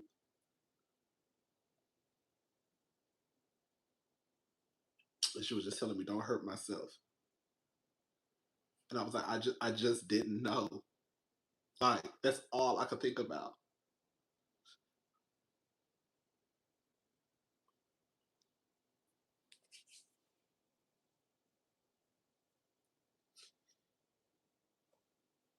Um,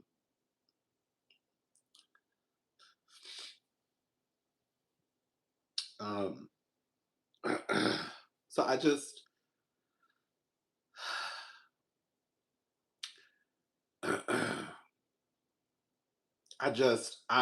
didn't know what to do. And I remember I thought about taking a whole bunch of pills one time. Um, it just was a mess. And eventually, um, clearly, I'm still here and I'm still queer.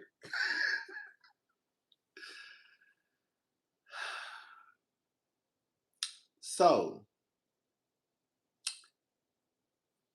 when I say I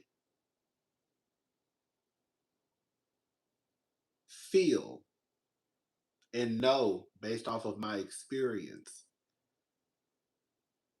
that church people can be some of the nastiest, vile gutter snipes. I'm telling you from experience. And also, even just to present day, even if it ain't got nothing to do with me, girl, you can just look on the neighborhood talk. Look at Hollywood Unlocked. Go to It's On Site. Anytime they post anything LGBTQ, look at how the comment section cuts up and acts a fool. The way you would think, and now it's to the point, and I know it's not everybody, but it's to the point now. Girl, I be so nervous around church people. I really do. I remember working at Nordstrom, and I became very, very cool with this older black lady. This woman was old enough to be my grandmama. Thank you for the super chats. If I didn't see them, I'm sorry. This lady was old enough to be my mom, my grandmama, and we just like, even though I had been working there for like years, we would just kind of like just speak and keep on moving. And then one day we just started talking, and like we were just talking, we would just laugh and talk all the time. And then I remember one day she made a comment, and she said something about her husband being a pastor. I said, huh?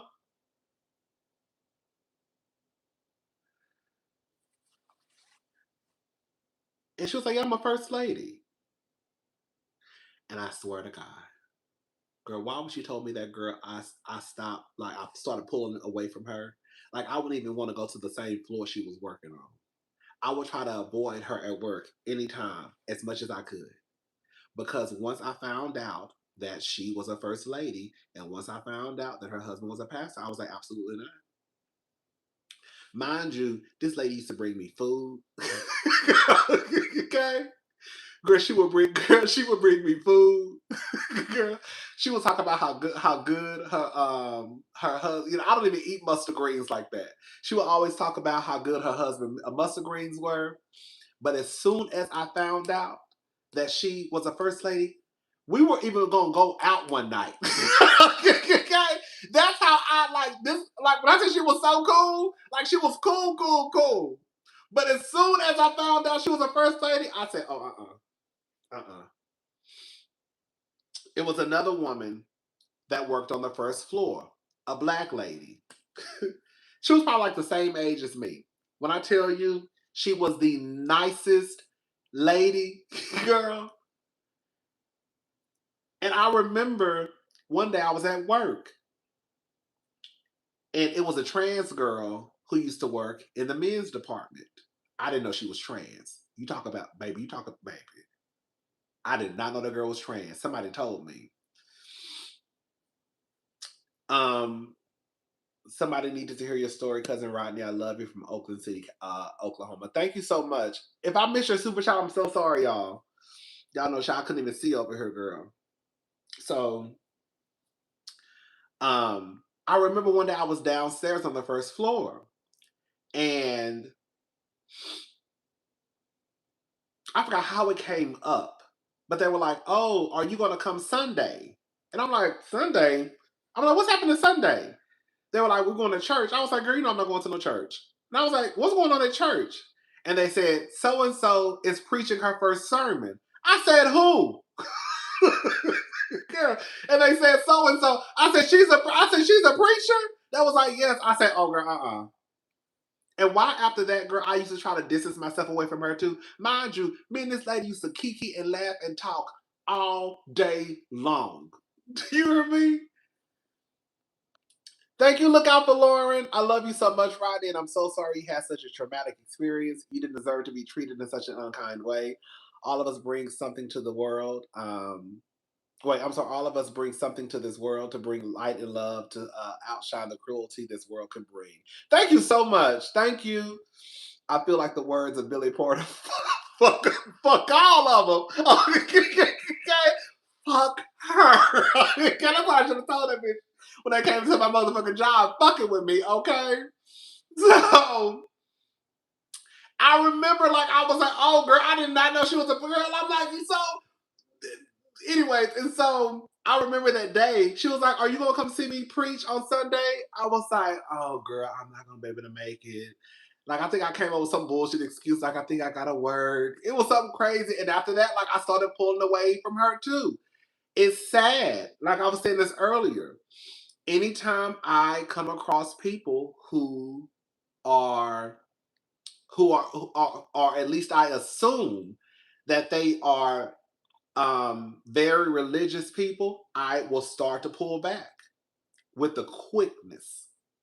No ifs, ands, buts about it. Even if I look at your profile and I see anything about Jesus is number one in my life, God, I know it might be wrong, but if I see anything about God or Jesus, I automatically like, I don't want no parts. But I do not like, and I know some of y'all gonna get mad and unsubscribe. I understand, I get it. I do not like fooling with people who are deep into religion. I just don't. Thank you, C. Jones 79. Thank you so much. I just don't. And I'm trying to get away from that because I have met people like the people at my job who are not me and who were very nice and who were very kind. Like they really were. I can honestly say they never made me feel a way about me being gay. We would kiki and laugh. The pastor on the first floor about to preach her first sermon. Girl, she got the gays and trans about to go see her preach. And I'm like, what the fuck? And I'm like, girl, I can't go. Girl, I cannot go. It got to the point where I distanced myself so much from church. I remember even going home sometimes and like getting into it with my grandmother because I'm not going to church. You going to church on Sunday? No. I know you getting up and going to church. No, I'm not. I'm going back to Houston. So you're not gonna go to church? No, I'm not going to church. No, I'm not going. And it would be sometimes I'd be like, girl, let me just get my ass up and go. And I would go. And it was my hometown church. So it wasn't nothing bad. You know what I'm saying? Like I said, it was my hometown church. But it just got to the point where like I just don't want to fool with the church. I just don't. And I don't to this day.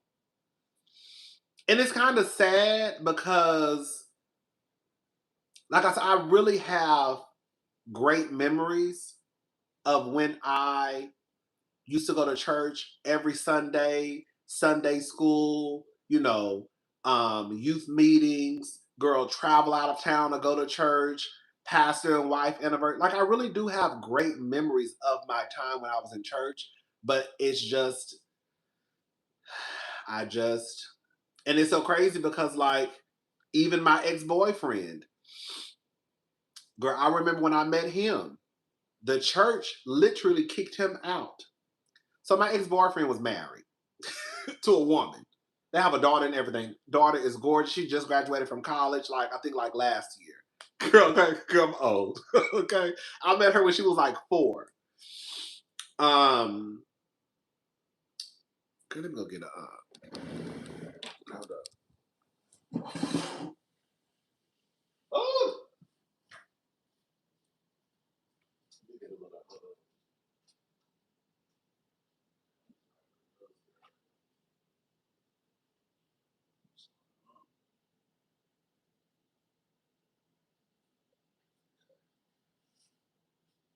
well, girl, my ex-boyfriend, he was married to a woman.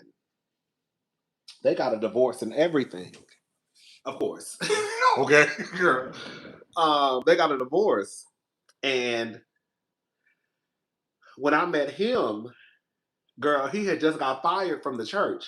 He was the, what is it called? Music, minister of music. The minister of music. Girl. So I guess he had finally came out. He decided to live in his truth. Baby, he told me one day they had like a church picnic and he decided to bring his boyfriend. Baby, and his boyfriend was, I guess what he had on, I guess the people knew that he was gay. I think he had like braids. Come on, braids. I think he had like braids, and I think they were like different colors.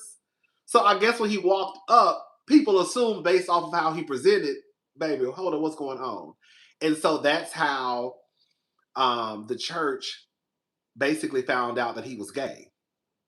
Because mind you, again, he has an ex-wife, he has a daughter. He's really not effeminate. He got his way. He really not. He like really, really masculine. But sometimes it twinkle on out, girl. He probably, girl, it's been a couple of times where I saw it twinkle on out. Anyway, but yeah. So, but for the most part, he's very, very masculine. So you wouldn't think that he was gay, and he just wouldn't look like he. I know that sounds ignorant. Y'all know what look gay mean. Y'all already know. Saucy and Helen do not look straight to you. Basically, you know what I'm trying to say. So, anyways, so I guess because of him being married, having a daughter, and then him not being very, effeminate, that, he could pass for straight. So I guess at that, somebody put Saucy is gay, right? So I guess at that point, they figured out his tea.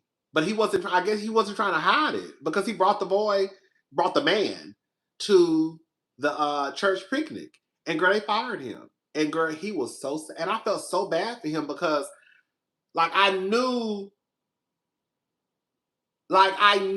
how it was to be involved in something so deep, and then people eventually turn their back on you. Believe it or not, whenever I'm watching Real Housewives of Salt Lake City, I remember Justin. Remember Justin was at the reunion, he was crying. I felt I know it sounds crazy. I understood because it's I didn't give my life to I wasn't this pastor, this minute, but I understand how when it comes to religion, you put yourself in it and then you do something that the people don't like, and then it's kind of girl, they kick you out or they tell you going to hell. Rodney, this would be a good plot for a show. Come on, plot. So I understand how sometimes, that's why I know that they some people get tired of Heather and all the other girls talking about it. And I know for them, it's even 100 times deeper than it was for me. They live and breathe. You know what I'm saying? So I get it. I can understand how hurtful it was for me. How for them, it could even be that times 1,000. So I can understand how my ex-boyfriend, how he felt. Damn, y'all really just kicked me out of the church and fired me because basically y'all found out I'm gay. And they don't care. And then you know what the gag was? This was a fucked up part about it. I guess the choir the choir wasn't doing good. They were doing horrible. Baby, why? I remember him telling me they called him and basically asked him to come back to the church to be the minister of music because they needed his help. Girl. When I tell you the church people, they want you to sew. You could do the first lady's makeup. You could do the first lady's hair. It's one of those things where it's almost like we don't even want you to be seen or heard. And I'm going to tell y'all another story. Girl, the pastors be gay. So we end up going to So when I was with him, I was out of church. I was done with church. I started going back to church because of him. Girl, like, it wasn't my thing, but he used to be like, you want to go to church with me? Hell no, I'm not going to no church. I'll just come, okay. So I started going back to church sometimes with him because that was his thing. That was my man. Okay? That make you feel like you genuinely belong and then pull the rug out from underneath you. It's painful to experience something like that. Right. So I'm like, okay, girl, I'll go to church. I remember us going to this one church. Girl, the pastor was gay. The deacon was gay. Okay, one of the deacons was gay. I remember seeing the pastor at Hollywood. For the girls in Houston, Texas, y'all know what I'm talking about. Remember that restaurant back in the day, way back in the day? It was called Hollywood. It was like a Vietnamese restaurant, but on Sundays, all the black people would go there. And they used to have that drink called it was a green drink. That shit was nasty as fuck, but it got you fucked up. It tastes like medicine. It was like the dragon or some shit like that. It was called the dragon or something. Anyways, I remember seeing the pastor there on Sunday. The deacon used to look at me all the time. Girl, anyway, girl, you have the girls like basically done them at Clerkland.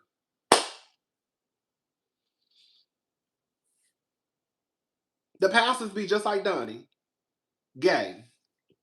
Gay as hell. But don't want to tell nobody. No, it wasn't called the Incredible Hulk.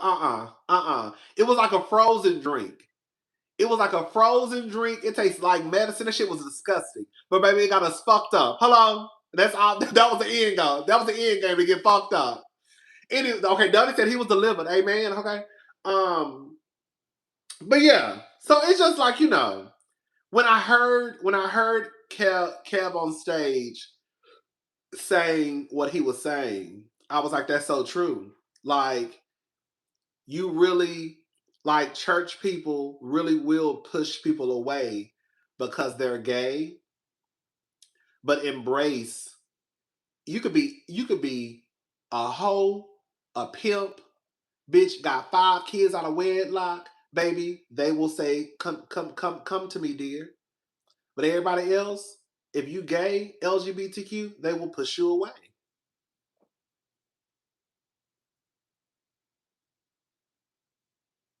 They will. They will push you away.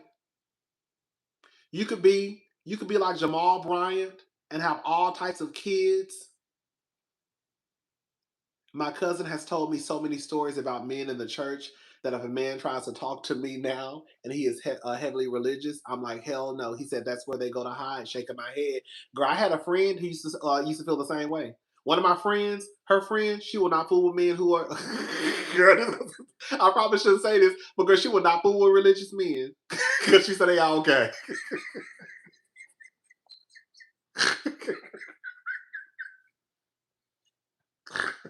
I know that we know that's not true. We know that's not true. Okay, girl, she will not. Girl, she found out you in the church. She's like, girl, you a punk. Girl, you a punk.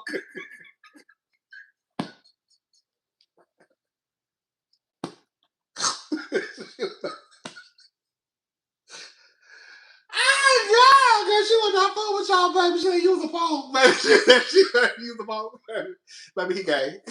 Girl, I don't have nothing. Girl, he gay. Girl, she was not fool. She was not fool. She was not fool with men who are religious, girl. She swore up and y'all gay. Girl, she was. Oh God, that's not funny. Girl, I be cracking up, girl. Some shit I be cracking. Some shit be funny to me. Believe it or not, I'm not as sensitive as some people say I am. Some shit just be funny to me. Girl, I don't fool. Girl, I don't fool with them men. Girl, they be gay. Girl, what? What's wrong with being gay? Ain't nothing wrong with being gay. I'm just telling you, I don't want my man to be gay. Girl, I don't fool with them and the men be gay. Hello? Because she swore up and down, girl, she really believed what she believed, although she still believes it. She really believed that, girl, any man that's involved in religion, girl, you gay. And you hiding something, okay? But we know it's not all men. We know that. But yeah, it's just like you have You have like the Jamal Bryants of the world. Jamal Bryant got how many kids outside of the ones he had with Giselle while he was married to Giselle allegedly? And girl, he's still ripping running in the pulpit. You had Eddie Long, who was out here supposedly fucking men. Like the pastors don't be living this straight and narrow life, and the girls will still forgive them due to them either just being a pastor. And I think that when you're a pastor, they might not even care that you're gay because you're a pastor. And a lot of, I was always taught, this is one of the things that I was taught. Like, I was always taught to respect pastors. Now I don't give a damn. Okay? I'm grown. Because a pastor was kind of like the first line to God. So like basically they're anointed. They're anointed. They've been called by God. They're the chosen ones. So yes, girl. Oh my. Okay. Oh my girl. Yes, girl. I know I'm not the only one who was taught this. Yeah. So like it was like in a way you kind of respect pastors because like they're the anointed. They're the chosen ones. Like God chose them. So like the message is coming through these people. Yeah, so it's like always kind of like a respect thing that you gave to the anointed. Ain't that some crazy shit? And that's why people put pastors on pedestals because they're the anointed. They've been called by God to spread the message. And so you really don't disrespect the person who God has chosen to spread the word. Ain't that some crazy shit? Girl, now I'm gonna cut your ass out. Back then, I think that's a part of the problem too. I think that was a part of the issue too. That even though that man was sitting there telling me that I was embarrassment to my grandmother and embarrassment to my mama, and I was crying because I was ashamed, it was still, as crazy as this is gonna sound, I know this is gonna sound crazy. It was still a part of me that felt like I needed to respect him because he was a pastor. Girl, I'm so embarrassed that I said that, but I feel like that's a part of it too. I think now he would have got his ass cursed out and I would have lost my job. Baby, you don't get your motherfucking ass on my motherfucking store, bitch. I don't know who the fuck you think you're talking to. And you bitch, okay? You bitch talking about you wanted to send a money gram and you really want to get your motherfucking daddy, bitch. Fuck you too, ho. Girl, that's what it would be now. Okay? That's what it would be now.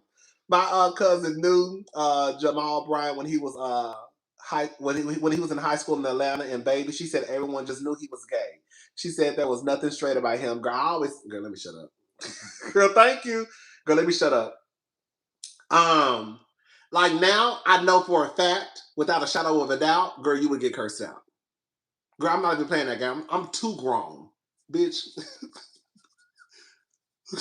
Okay, bitch, I'm too grown to let everybody sit there disrespect me to my motherfucking face. So I think a part of it then, was because I still felt like again, as stupid as it may sound, I felt like I still had to like show a tad bit of respect. Great girl. Girl! Bitch, girl. And it's so crazy because like I have thought about this sometimes. Now this is gonna sound stupid. I have thought about I wish that happened to me again. I know it sounds like I really wish that happened to me again. Because I think if it ever happened to me again, the way they are going to get cursed out, the way that I should have cursed out that pastor from a long time ago and his bitch ass daughter, that's the way I will curse them out 2 times. Because I'm cursing their asses out too. Because I should have did it the first time. Okay? Motherfucker. Bitch, like I have to tell Harry, girl, while you over praying, talking about you gonna pray for me, bitch, I'm gonna fuck your husband, bitch. Girl, call me Portia Jr. I'll walk into your motherfucking house and walk out with your husband in your hand and say, we're gonna get on our knees all right and pray. We're gonna get on our knees tonight, bitch. My great uncle was a huge part of my childhood. I didn't know he was gay then. Hearing what he went through hurt me. Why couldn't my papa be happy? Girl, it's sad. It's sad. Thank you, Isma. Raggedy bitch, come in here, come to my motherfucking job talking about girl. What my grandmama, bitch, my grandmama loved me, bitch. Okay, my grandmama said she already knew I was gay since I was in middle school. That's another thing too, bitch. That's another thing too, bitch. Don't ever mention my motherfucking nanny, bitch. My nanny love me, bitch. Okay, I don't know about. I can't speak for. I can't speak for everybody else, grandmama. But bitch, my grandmama love me, bitch. My nanny love me, bitch. Okay, don't ever get it twisted, bitch. Okay, bitch. My nanny was on her dime bed asking for me, bitch. Hello, you better ask somebody, bitch. They said, bitch, my grandmother was about to die. Hello. And bitch, they said, right, I was girl, because I didn't want to be around. She was in the hospital, she was like, girl, halfway, she was halfway gone. Bitch, they said, Rodney, they said, Nanny calling for you. Hello? Bitch, y'all hoes got the game fucked up, bitch. My nanny love me, bitch. Okay? Straight like that. She told me on the phone, I knew you was gay since you was in middle school. That's what she said. That's what she said, baby. She said, I knew you was gay since you was in middle school. I was on the phone with her and my sister one day. We was talking on three-way. So yeah, bitch, I'm mentioning my grandma hoe. Cause my grandmama loved her some motherfucking Rodney. Straight like that. I can't speak for nobody else. But my nanny went up for me, baby. Okay? Bitch, my nanny was in the motherfucking hospital bed, bitch, baby, dying, and was talking about my YouTube channel, and I was telling her how ghetto, love, and hip hop. Girl, I gotta go. Girl, all right, now I'll see you probably tomorrow, like the next day. Girl, I gotta go home and review this show, girl. What you reviewing? No, they call me Chi. My nickname is Chi Chi. What you got to do? I gotta go home and review this ghetto show, girl. I used to call my grandma girl too. I used to call my grandma girl. Girl, I gotta go home and review this ghetto show. What show is it? You don't know it. It's love and hip hop. It's just ghetto. They got to just be fighting and cursing each other out. Anyways, girl, yes, girl. Don't mention my motherfucking grandma, bitch. Why you worried about me, girl? Anyways, girl, my mama know I'm gay too. Girl, my mama was in here one night. I was on live popping a fan to Beyonce. Some of y'all don't even know about this. One night I went live on my birthday. Girl, my mama was right here. Some of the girls was here. Girl, my mama was over here, my mama boyfriend, my sister, her boyfriend, my other sister, and my brother-in-law. And girl, I was over here with a whole fan, popping my fan. That's just gay. Bitch, just gay. Just gay, girl. Just gay. Girl, just gay. I was over here, I think I was listening to Beyonce or singing Beyonce? And girl, I had that fan, I was just clacking that fan. Clap, clap, clap, clap, clap. Girl. Hello, my mom was standing right behind me. Girl, the people know I'm gay. The people know I'm gay. The people know I'm gay, girl. It ain't no secret. Okay, just gay. Oh God, just gay. Just gay. Yes. Just gay. Just gay, baby. Oh, baby, just gay. Girl. Baby, yes. But so yeah, anyways. So yeah, it is what it is. Girl, we spent too much time talking about, girl, the church people in the gay shit. Just gay. Girl, just be gay. Girl. And I can tell y'all, it's so crazy because even though, that's one of my biggest regrets. I will say the only thing, I remember telling my sister this, the only thing that I really kind of got mad at my family about is that they knew I was gay. Like, I think a big part of me not being able to maneuver my sexuality was because, like, I really was thinking that, like, girl, my family gonna disown me. Because that's what the story was. The story was, if you gay, girl, your people gonna kick you out on the street. So I think that for me, I was always concerned about what my family would say. And so a part of me was a tad bit angry not angry, but I was like, I guess a tad bit disappointed. Because it's like, y'all knew I was gay. Girl, why didn't y'all just come out and say, girl, if you gay, it's okay? Girl, that probably would have changed. That probably would have changed a lot. Not to put it on them, but I'm just, if y'all would have just came out and said, girl, are you gay? I probably would have been like, no. Okay. But if y'all would have came out and said, girl, if you gay, we know you gay, just be gay. Girl, just be gay. Girl, they were waiting on me. Probably so. And I'm waiting on them. Girl, I think everybody was waiting on everybody. Okay. Janet Jackson, are you gay? Are you gay? Girl, what he say? Ain't no man bending me over. So you doing the bending.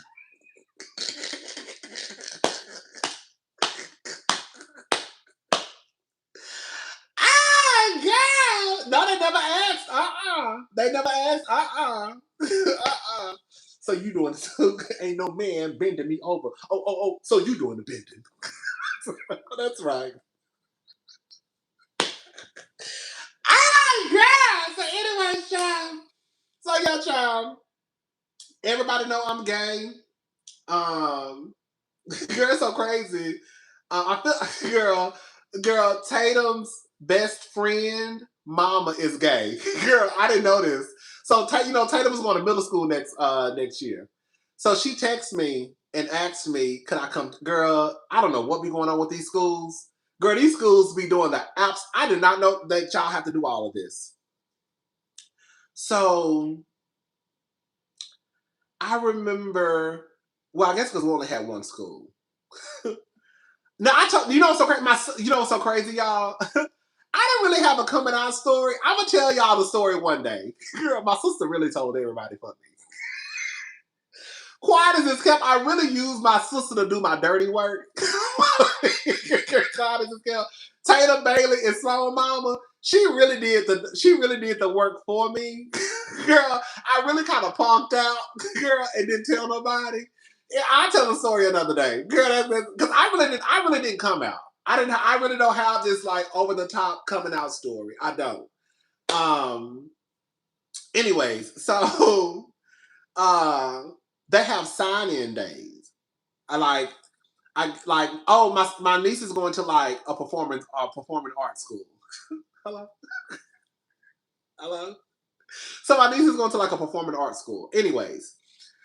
So she had applied to like a few, she had to audition and all this stuff, right?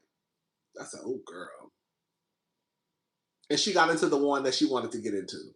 So even though my sister wanted her to go to another school, my sister and brother-in-law wanted her to go to another school, but they let Tatum go to the one that she wanted to go to. So Tatum got to choose her school. So anyways, so they have a sign-in day. And I was like, what the fuck is a sign-up day? I guess you have to like go and like you go and you like publicly like let it be known that you attended. It's almost like you know how when the football players like announce the school they're going to. It's like something like that. It's like a very big deal. I was like, when the fuck they start doing shit like this? So she texted me the other day. I was like, hey, Uncle Rodney, if my daddy has to work, do you think you can come to signing day with me? And I was like, oh, okay. Her daddy didn't have to work that day, so we was all up there. Anyway, so girl, we went up there, girl, and one of Tatum's best friends that she goes to school with right now, she got accepted to the same school. So it's 3 girls. She's Mexican. One of her best friends. You're so crazy. I said, girl, if I say all these people come, girl, the crazy thing about it, I love it though because I feel like that's the way it should be. Girl, all my nieces got like a different friend group. Girl, all of them got black friends, but they also have other friends outside of them being black, which I love. I know that sounds crazy. I just feel like it's important. That's one of the all my friends are always black. You know what I'm saying? Like all my friends are always black. It wasn't later into life that I started to make friends outside of, black. Like one of my good friends at Nordstrom, he was Latino. Another girl, she was she was. So yeah, I just think it's important to just kind of like build friendships outside because I feel like it teaches you other cultures and other like parts of the world in a way when you get to know other people. Anyways, so I said, girl, if you have a sleepover, girl, this gonna be like this gonna look like. I said, girl, if you have a sleepover, this gonna look like a United Nations meeting. Cause baby, baby, I said, your house gonna look like a United Nations meeting, girl. Bitch. So Tatum, one of Tatum's best friends, is Middle Eastern, and then another girl is one girl she friends with. She's black. I saw her yesterday. And then two of the girls are no wait. One is Middle Eastern. I saw her at the dance, and then the girl yesterday she's Hispanic Mexican. And then one of the girls was black because she got accepted to the school too. But the Mexican girl, her mama is a lesbian. So yesterday we was at the school, and my sister, I was like, ain't that the girl? Because one of the girls, I saw her at the dance too. I was like, ain't that the girl that was at Tatum's at the dance? She was like, yeah, she was like, that's Tatum's friends. She got accepted here too. I was like, oh, that's cute. I was like, oh, that's cute that she'll know somebody here. And she was like, that's her mama right there. I said, who? Girl, she said, hi. I said, oh, she's a lesbian. I said, oh, she's a real lesbian. She's a lesbian. I said, she's a real lesbian. Girl, baby, girl, I love it because Tatum's best friend, mama, is a lesbian. I said, so girl, when it's time for me to tell my gay story, it probably won't be that hard. Hello? I said, she's a lesbian. Girl, I'm talking about, girl, she's a full-on stud. Girl, I'm talking about short, you know, like the lesbian, you know, like the short, you know, the short haircut, like the Rosie O'Donnell. Remember when Rosie O'Donnell had that short lesbian cut? Yes. Girl, she had on the hoodie. I think it was a Gap hoodie, and it was in rainbow. She had on some jeans and some tennis shoes. I said, oh, she's a lesbian. My sister already know the lady, because again, that's Taylor's best friend, so they talk all the time. Girl, okay. Yes, it was like that, like, you know how it's shaved on, like it's faded on the side, but it got like the little bump. Like it's like, it's like faded on the side, but it's like still a little bump. Y'all know what I'm talking about? Y'all know, like, they're like, oh, it was like a real cute. Girl, it's real cute. But it's like faded on the side, and it's like a little curl. It's like a little, like the top part is long. That's how I have. I heard, but yeah, I said, oh, she's a real lesbian. I said, she's a real lesbian. I said, so she's she's a lesbian. Like she's a stud. No, she's a stud girl. Like she's a real stud. She got a son and a daughter. Shout out to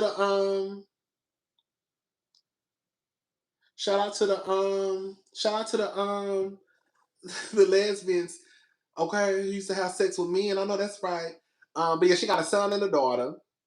So, the son is going to another school, and then her daughter's going to the same school that Tatum was going to. So I was like, that's good that she knows somebody. So it's two girls, a Mexican girl and a black girl that is going to the same school as her. So I was like, that'll be cute. At least she knows somebody. That don't mean they're gonna be in the same class, but I said at least she knows, like, familiar face. No, it's not. Let me see. Let me find a picture. Hold up. Let me find it. Let me show y'all. Let me show you what I'm talking about, baby. Let me see.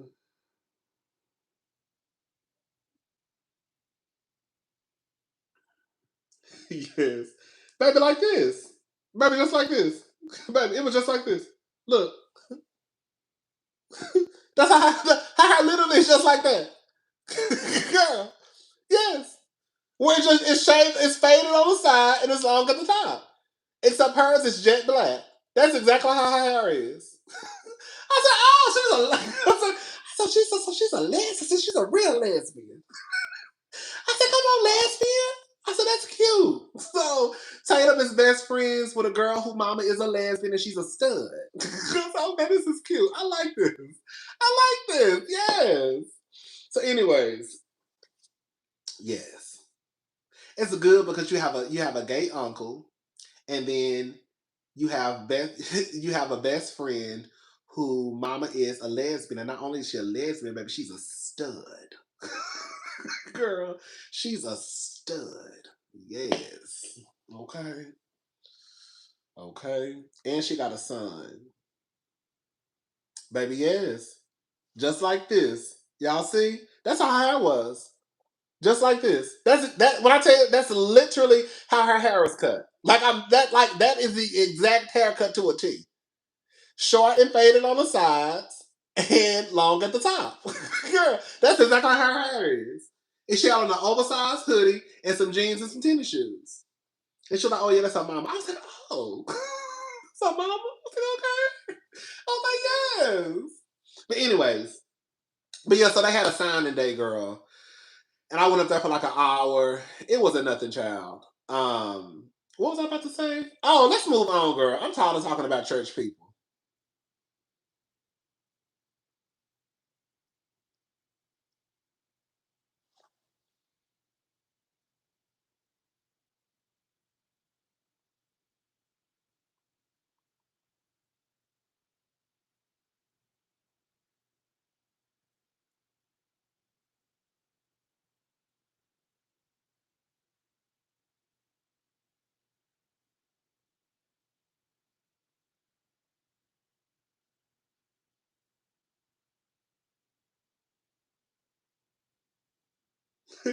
Why my friend? I haven't heard from her in a minute. Why she literally just texts me asking me, do I want to go see the Devil Wears Prada? Girl, yes. But I told you I'm getting dressed up, baby. I'm putting on a whole outfit.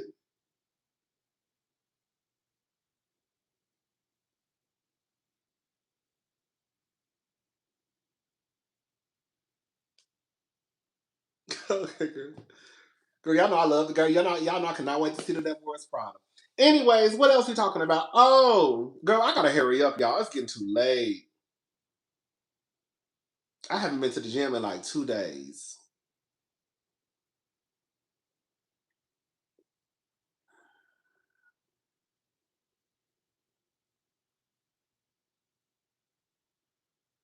Okay. Thank you, Hiru. Thank you so much. Okay, y'all. So let's go ahead and move on, girl. I need to go because we've been on here too long, and I said I was only gonna be here for an hour. What can we talk about? Mm, what was on my flyer? I mean, what was on the thumbnail? Oh, Law Roach. We can talk about Law Roach real. We can talk about Law Roach real fast. Okay, so Law Roach was Law Roach tagged Delta the other day, and this is what Law Roach had to say. Where's my I got so much shit I gotta do, y'all.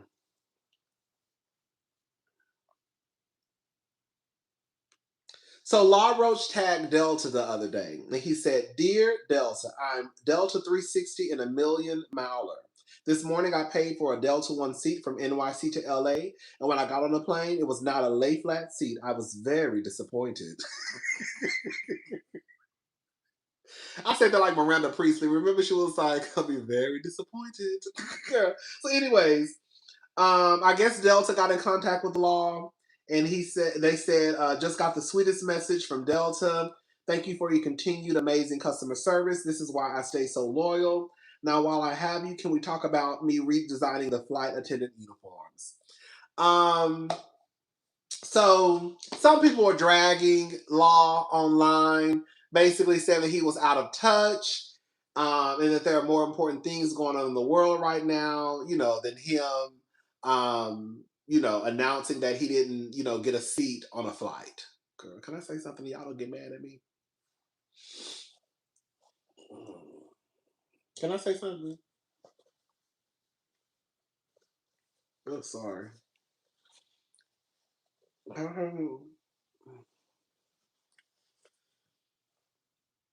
mean, I get it.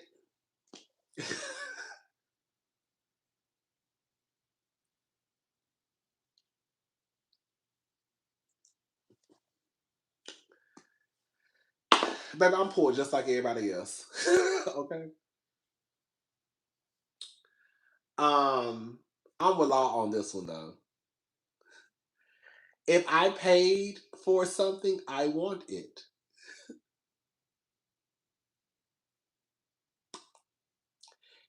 If I paid for a seat, then I want it.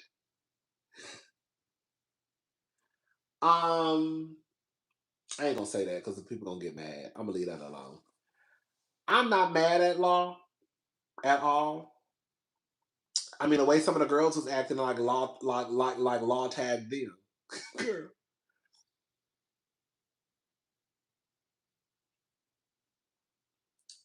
Like Law tagged them.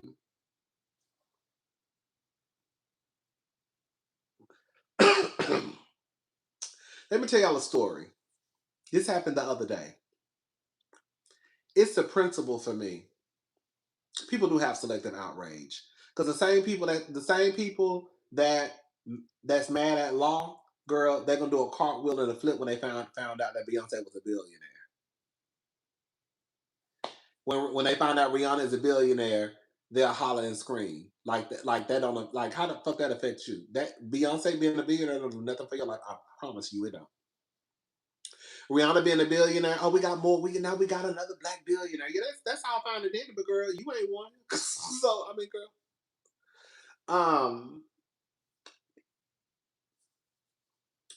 So Bailey's birthday was the other day, March.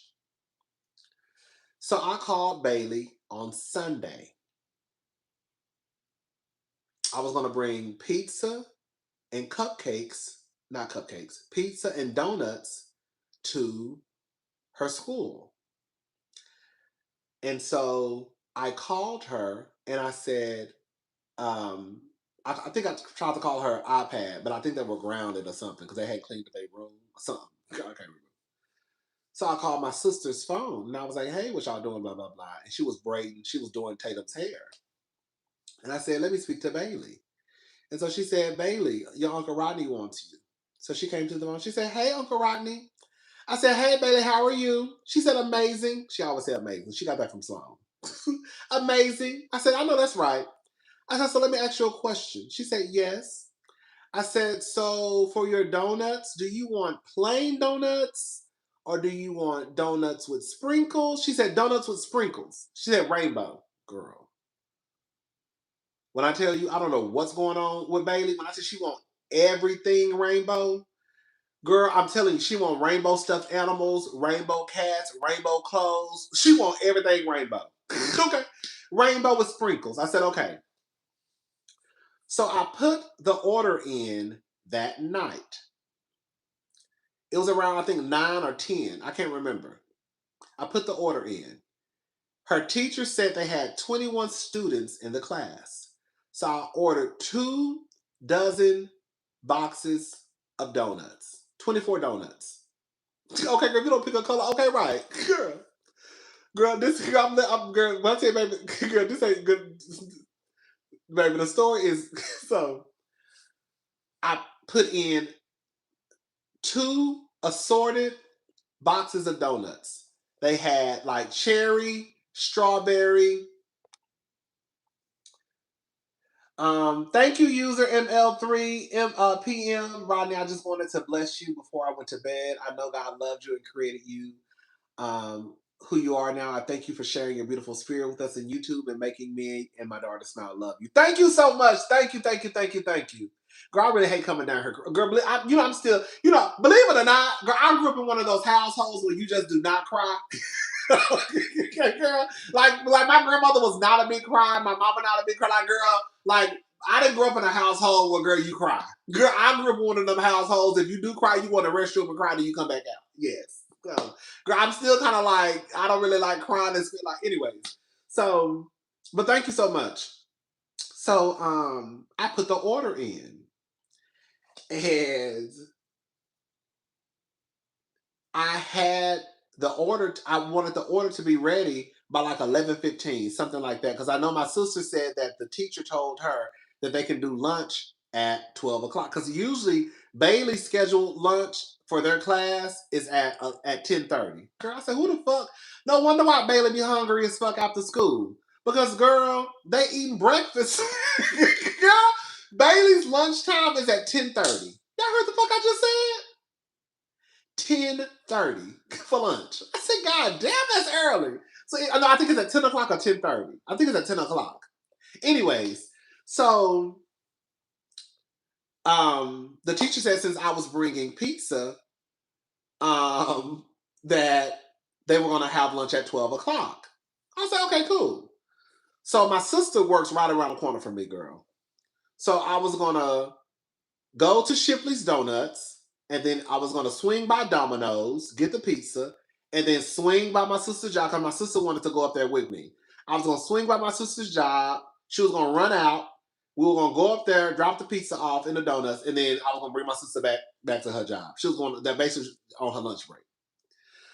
So, girl, I go up to Shipley's, and I walk in, and I was actually a few minutes late than the time that I had scheduled. Because I think I had the donuts to be picked up at 11:15. I think I made it there like at 11:20. I can't remember, girl, but I was a few minutes late.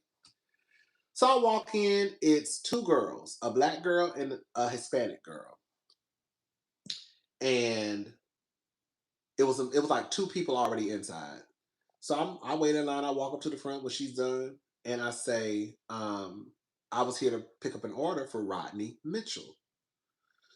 And then she says, what's the name again? It was some receipts right by the side of her. I said, Rodney Mitchell. She said, oh, what she said? She said, oh, it's not done.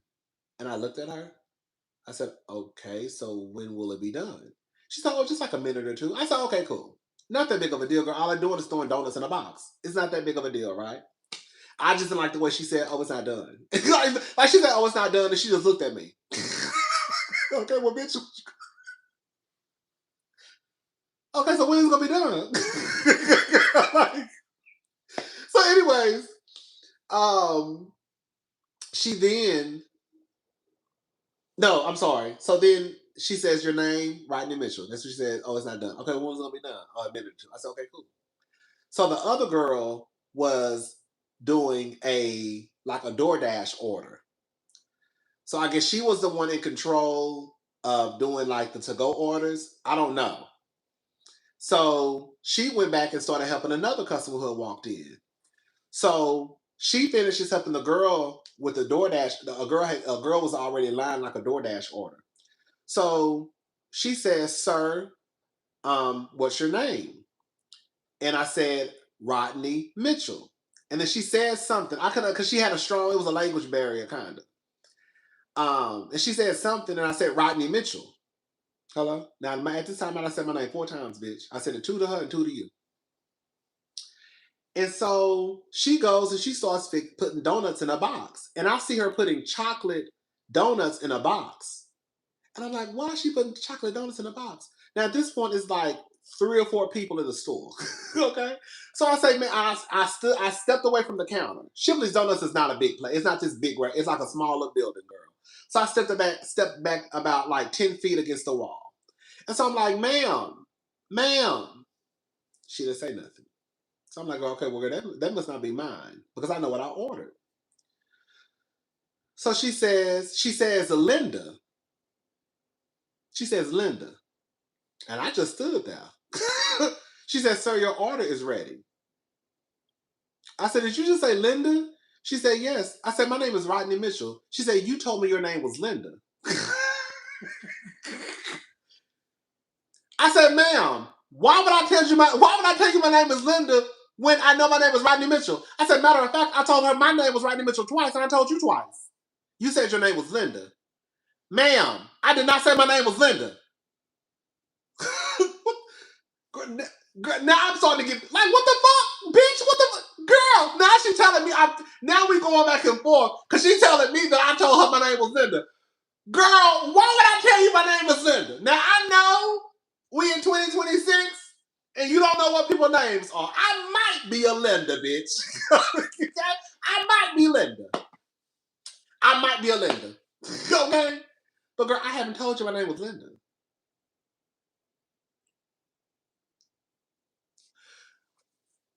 So she looks back at the paper. She grabs the receipt. It's a long receipt. Then she goes to the donuts in the back. I mean, like behind her. So I'm looking at her put the donuts in a box. And I'm like, those are not my donuts. Because I see her putting, Linda and Rodney don't even sound alike. Like, girl, I can see if you thought my name was Rachel. I can see if you probably thought my name was Ronnie. Like, girl, how the fuck did you get Linda and Rodney Mitchell confused together? Like, they don't even sound alike. Yeah. So I see her putting donuts in a box, but I just see her putting like donuts without sprinkles. Some of them have sprinkles, some of them don't. The donuts that I ordered, it's an assorted box. It was going to be 4 strawberry, 4 cherry, 4 blue, 4 white. And it was all going to have sprinkles, okay? So I see her putting some with sprinkles, some just had red icing, some just had blue icing, but some didn't have sprinkles, some did. So I'm like, what is she doing? Because I just ordered the same donuts just twice. So I'm like, ma'am, at this point, people in the store. I'm like, ma'am. Now I think this bitch is ignoring me. Okay? So I'm like, ma'am, the other black girl, she helping the other customers. I'm like, okay, girl, whatever. So I see her, she has 2 boxes, both with 12 donuts. She says, sir, your order is ready. I said, that's my order? She said, yes. I said, those donuts don't have sprinkles on them. She said, we don't have donuts with sprinkles.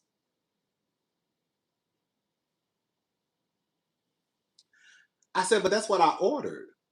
She said, we ran out.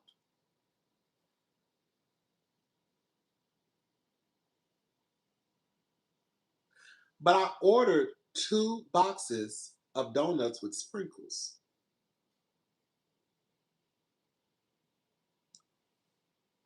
Girl, just give me these donuts. I gotta go. Girl, I was about to stop by the grocery store and get some sprinkles and pour the sprinkles on the donuts. So, bitch, at this point, I'm hot. Okay? But at this point, when I say I am livid, girl, it's the principle. Okay? It's the principle. Let me tell you what the principle is, okay? So I swoop by, pick my sister up. My sister get in the car, she could tell I'm pissed off. She was like, what's wrong with you? I said, girl, I almost cuss this bitch out. So I tell her the story. She started laughing. She said, it's not that big of a deal. She said, it just sprinkles. It's not that big of a deal. No, it's that big of a deal because the fact of the matter is I put this order in last night. So when you walked in this morning, I know for a fact that however many other orders that you had mine too. So you knew at that point that there were going to be 2 dozen donuts that all had sprinkles. So you should have got that out of the way from the get-go. I could see if I walked in here off the street and said, hey, can I have so-and-so? And you said, oh, we don't have any more. But you had my order before the store even opened. So before anybody, the orders that were already here should have gotten first priority. Because again, the order was in this store when you walked in. And for you to take it upon yourself to put donuts in a box that I did not ask for or pay for is problematic to me. Bitch, I didn't ask you for donuts without sprinkles. My niece said she wanted donuts with sprinkles, bitch, and that's what I'm gonna get her. And you go to the donuts and put what you want to put in the box, not communicate with me and say, oh, sir, I'm so sorry. We ran out of donuts with sprinkles. Is it okay if we give you the ones without the sprinkles? No communication.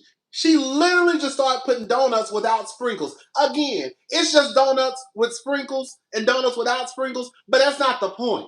It's the principle. The principle is, bitch, I paid for what I paid for.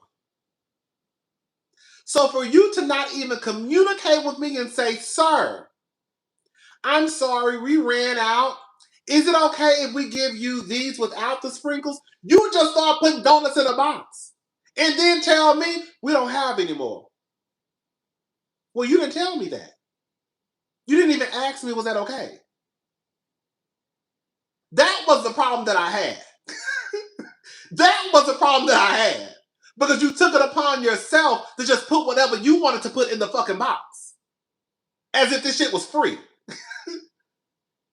And even if it was, I still asked what I asked for.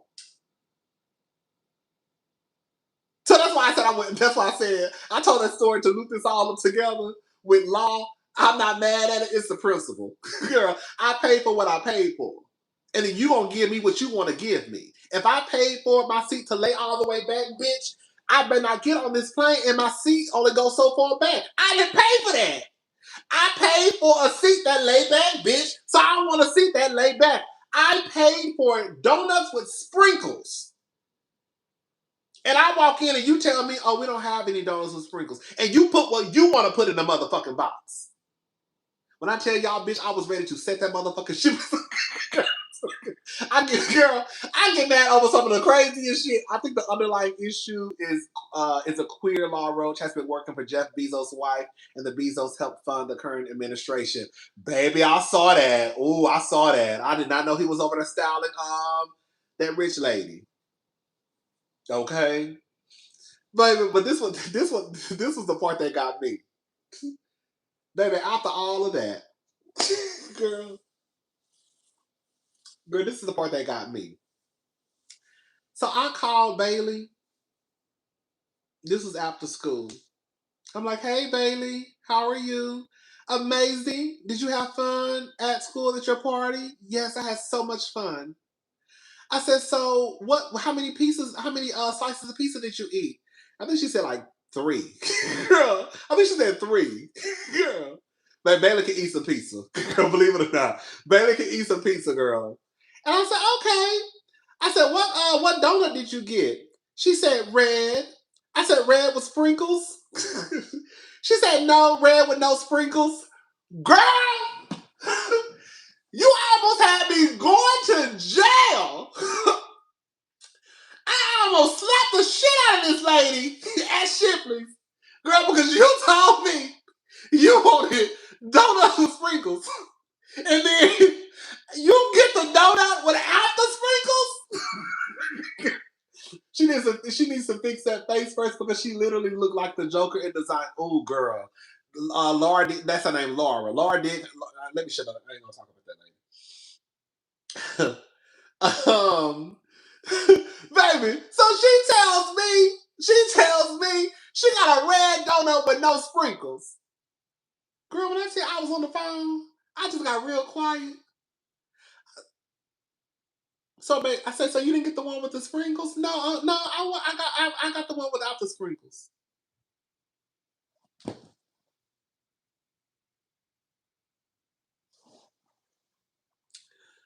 Girl, you almost had me flip Shipley's upside down.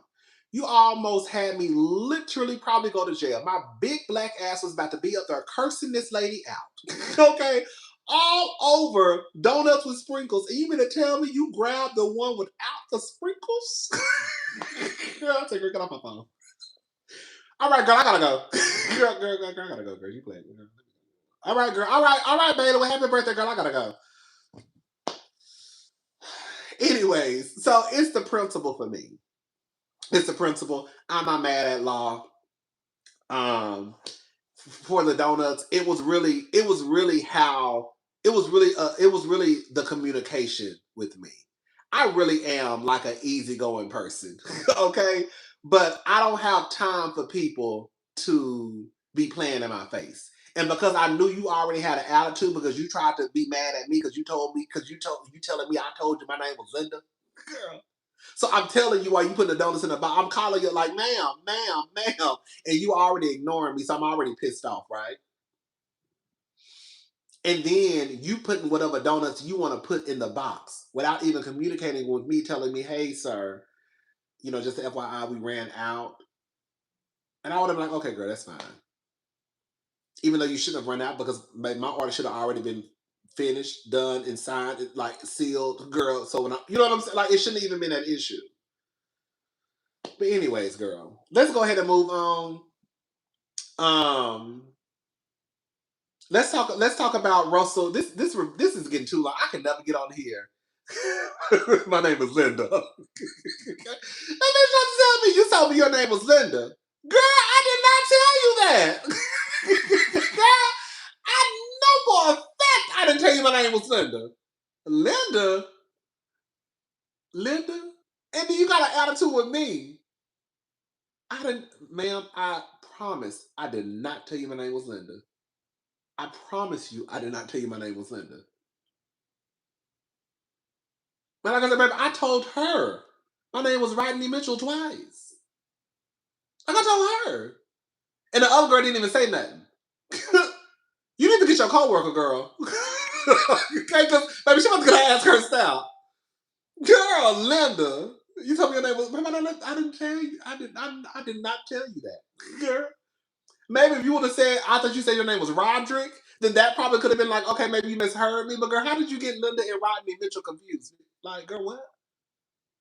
So, anyways, let's talk about Russell Brand. Girl, listen to this. Russell, this is a clip. I think this clip had already made its rounds before the whole video because I wanted to listen to everything he had to say. But when I went, the video was premiering on her channel, the Megyn Kelly lady. So I guess this was a clip that they clipped out and they knew it was going to go viral. Because like I said, when I went to her YouTube page, because I wanted to try to hear the whole part of what he was saying. So Russell Brand, which is Katy Perry's ex-husband, Russell Brand admits to sleeping with a 16-year-old when he was 30. So just listen to what he had to say. Girl, this is a mess.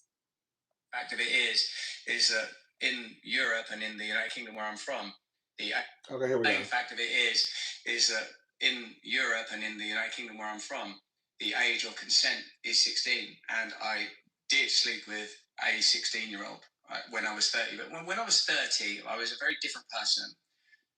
I was a lot younger, and I was an immature 30-year-old. Consensual sex, actually, with a variety of people, when there is a strong power differential, as there is when you're a famous man that has the ability to attract women, that I had at that time. But you wasn't attracting women. You were attracting girls. Because you just said you had sex. You just said you had sex with a 16-year-old when you were 30. Then try to wrap it up in a bow talking about I was immature at 30, and when you have the power to attract women.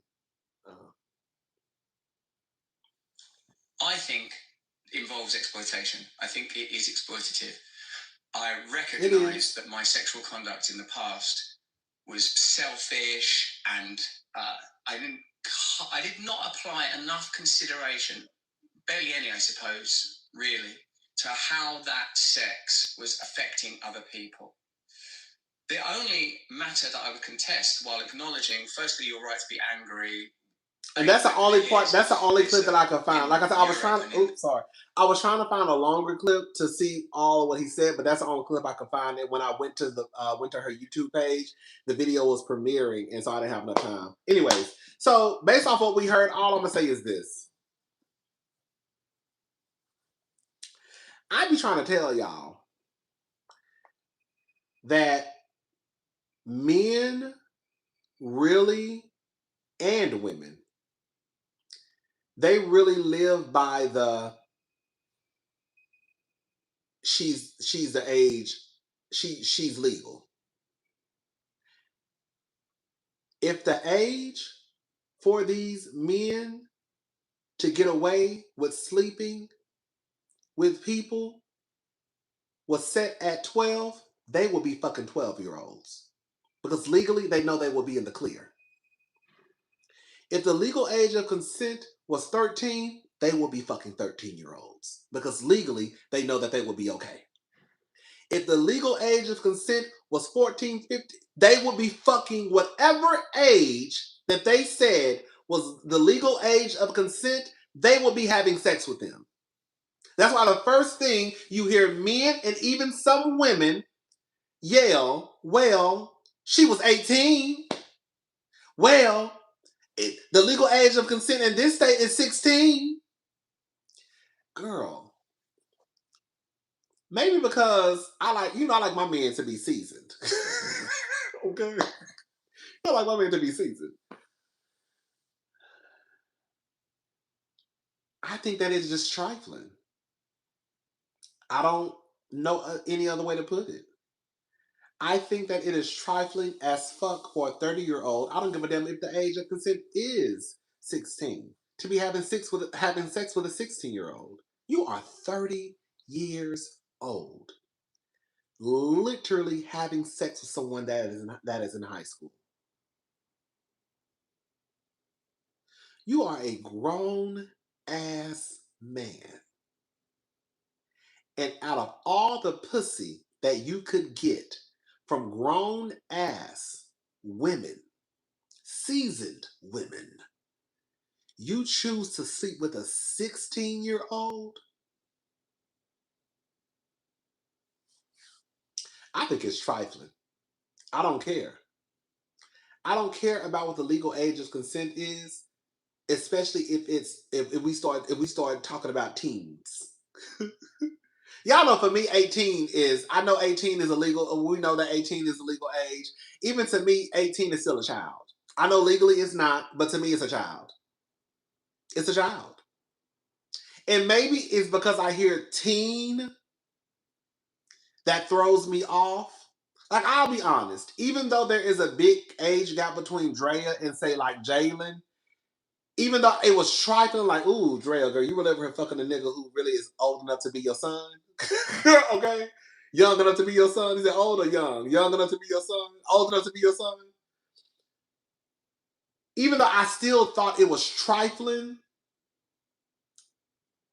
I guess because I heard 21, 22, it didn't sound as trifling as if I would have heard like 19. I think it's always the teen part that gets me. Even though I can still acknowledge that Drea was trifling as fuck for fucking with Jalen. Like, girl, Drea, you trifling as hell. But it didn't sound as, I guess it didn't sound as predatory because it didn't say, because it wasn't teen. Even though I know it can still be looked as predatory. Does that make sense what I'm saying? And no, I ain't never had sex with a 21-year-old. Hello?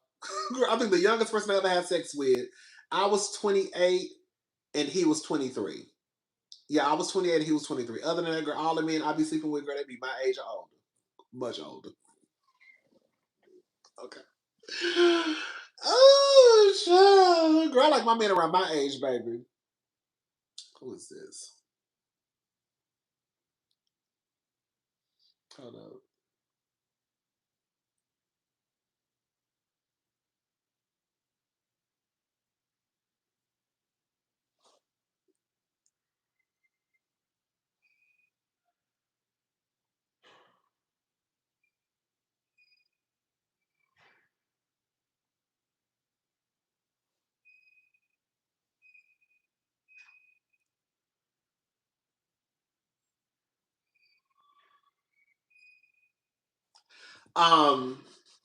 But yeah, I just think it's trifling.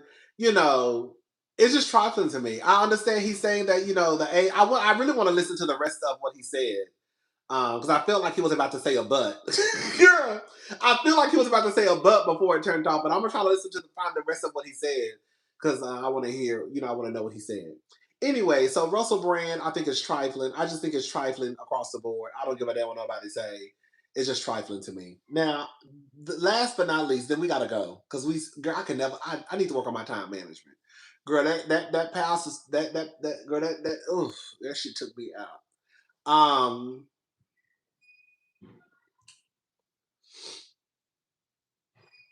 Right, women their ages don't want them because they are losers. Right, and it's like even though people are dumb at all different ages, girl, 30, 40, 50, 60, 70, people still be dumb and stupid. The fact of the matter is, well, I feel like it's a fact. I feel like it's a fact. It's easier to impress someone who don't know shit. I mean, I know Russell Brand was Russell Brand and he was this celebrity, probably had a whole bunch of money. But it's just easier for men to deal with younger because they don't know shit. Anyways, so yeah. Real Housewives of Atlanta, season 6. And then we're gonna wrap this up and I'm gonna be done. I want to give a shout out to the Real Housewives of Atlanta. Real Housewives of Atlanta will always be mother to me. Okay. This person on Twitter, iBlog, they basically posted, here's a list of the top 20 highest rated episodes on Bravo TV. Hello? Hello?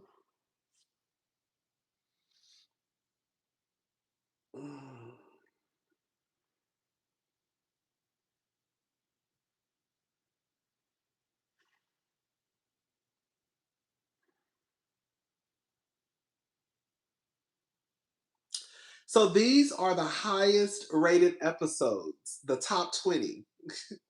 Okay, we'll start at number 20 and work our way up. Y'all listening?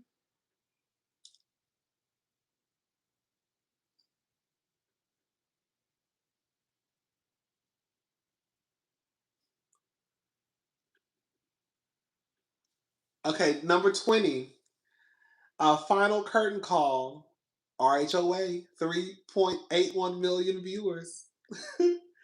Number 19, RHOA, Midnight in the Garden of Tea and Shade, 3.82 million viewers. Number 18, Bye Bye and Bon Voyage, that's how you say it, 3.83 million viewers, RHOA. Oh, that was season 7. I'm sorry. 20 was season 6. 19 was season 6. 18 was season 7.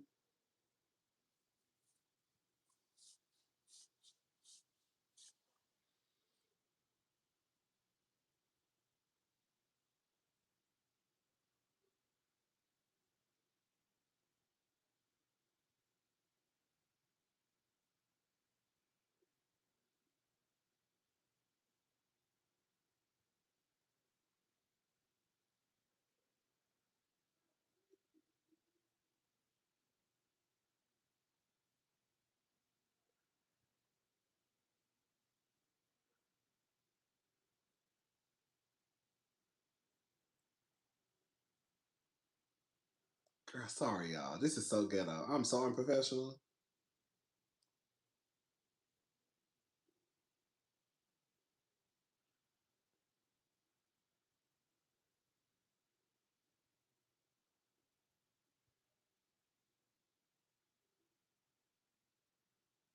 Okay, so number 17. Okay, I'm just gonna say most of these are Real House. Most of these is season 6. So shout out to Carlos King, because y'all know he was a showrunner season 6.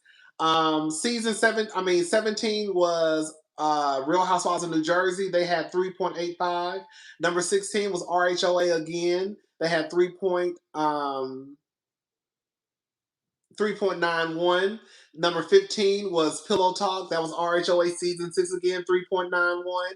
Number 14 was RHOA again, 3.95. Number 13 was RHOA again, 3.94. Number 12 was RHOA again, 4.04.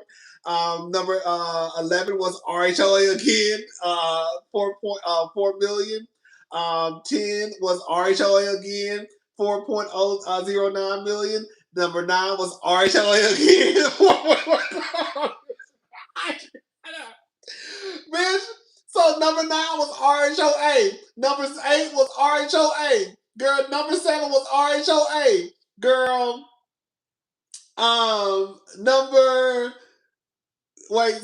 6 was RHOA. Number 5 was RHOA. Number 4 was RHOA. Number 3 was RHOA. Number 2 was RHOA. Number 1 was RHOA. Bitch, please, girl. And that's why I always told y'all RHOA has always been my baby, okay? Girl, that's why it was so hard for me to let RHOA go, because I don't give a fuck what nobody say. Real Housewives of Atlanta will always be mother to me when it comes to the goddamn housewives. Now they a mess, but that's okay. But it will always be mother for me. I get offended. I'm gonna say something and I ain't gonna take it back. I saw a white twink online saying that they had never seen Atlanta and that New York was their favorite franchise. Brought in the highest views, but consistently get treated like counterfeit bags by whack-ass Truly Original. Come on, baby, let's talk about it. Thank you. I find it very problematic. How in the fuck is RHOA the #1 housewife franchise on Bravo, and you have the audacity to say you have never seen an episode, but you watch Real Housewives of New York? How the fuck is Real Housewives of Atlanta the franchise that really put Bravo TV on the map, but you have never seen an episode of the Real Housewives of Atlanta? But your favorite franchise is Real Housewives of New York. I could see if you said, I've seen Atlanta and I've seen New York and my favorite franchise is New York. Okay, I would still be like, okay, girl, whatever. But how have you never seen Atlanta? How? Like, that don't even... How have you never seen Real Housewives of Atlanta? As big as the Real Housewives of Atlanta was at one point. Like, they literally were Bravo TV. Girl, like...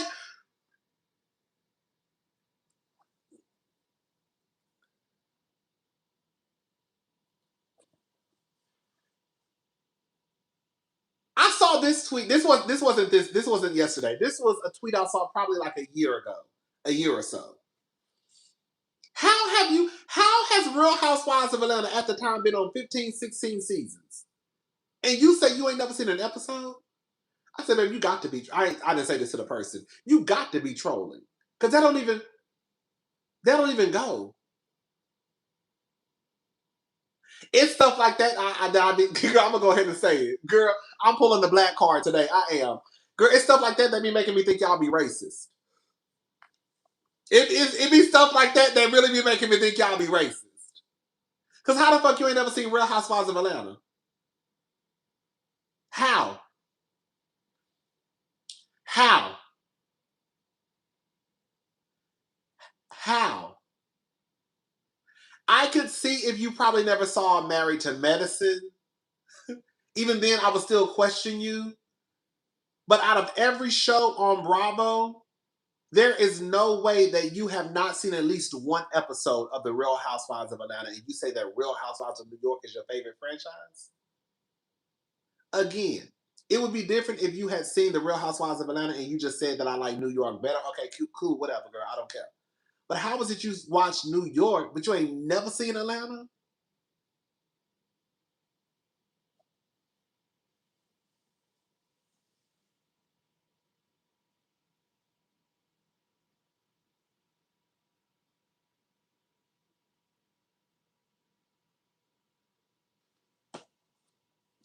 As big as Nene Leakes was, you mean to tell me you never wanted to tune in? You never wanted to tune in to see Nene Leakes.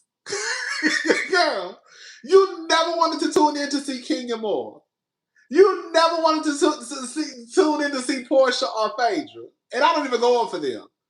Like, nothing that you saw from clips or Watch Happens Live tapings, none of that ever intrigued you to say, let me go see what the show was about. It be shit like that offend me. Like, I got offended when I saw that tweet. I said, bitch, what the fuck is this shit? That's some crazy shit for somebody to say to me. Girl, I'm always side. Girl, I be side-eyeing the white gays. I do. Because that don't even make sense to me. That There is no way that Real Housewives of Atlanta literally was running Bravo and you've never seen one episode, bitch. That does not even make sense to me.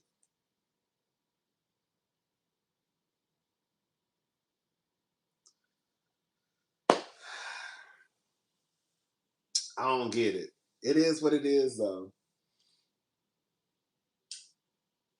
It is what it is.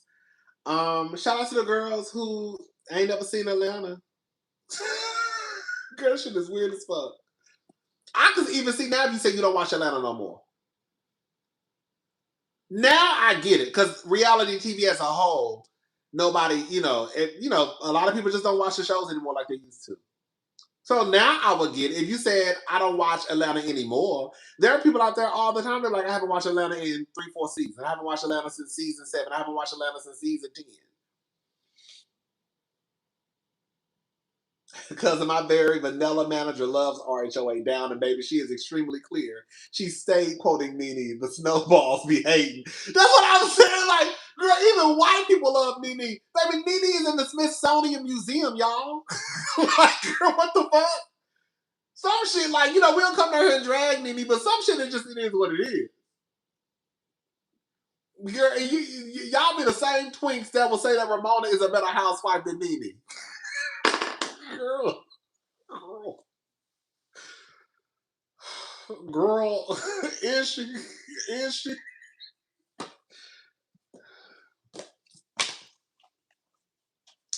Anyways, y'all, that's it. I'm done. Girl, we laughed tonight, cried tonight. Every time I tell that story, girl, I get pissed off.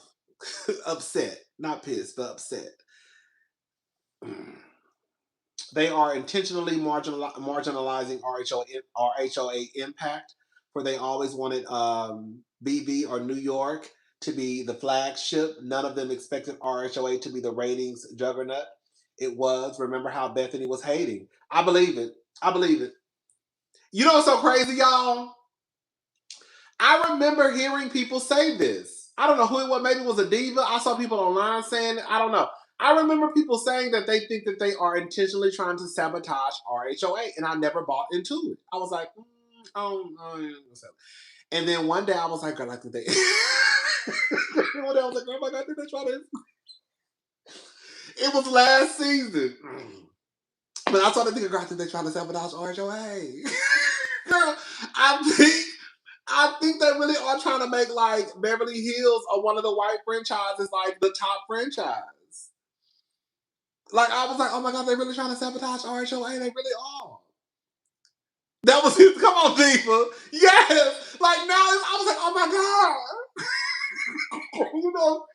Sometimes I be really emotional. Ain't nobody doing that. They won't do that to RHOA, baby. RHOA is RHOA. And then one day I said, oh my God, they really trying to sabotage RHOA.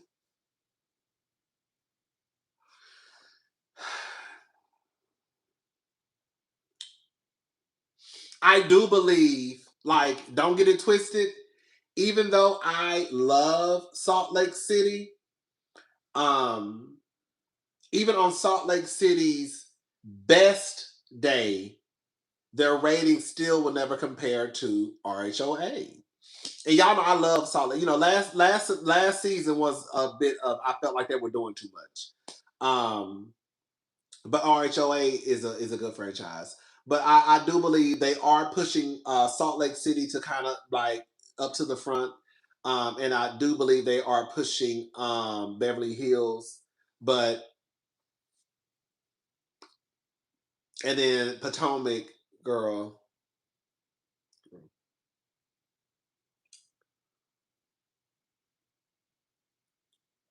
Girl.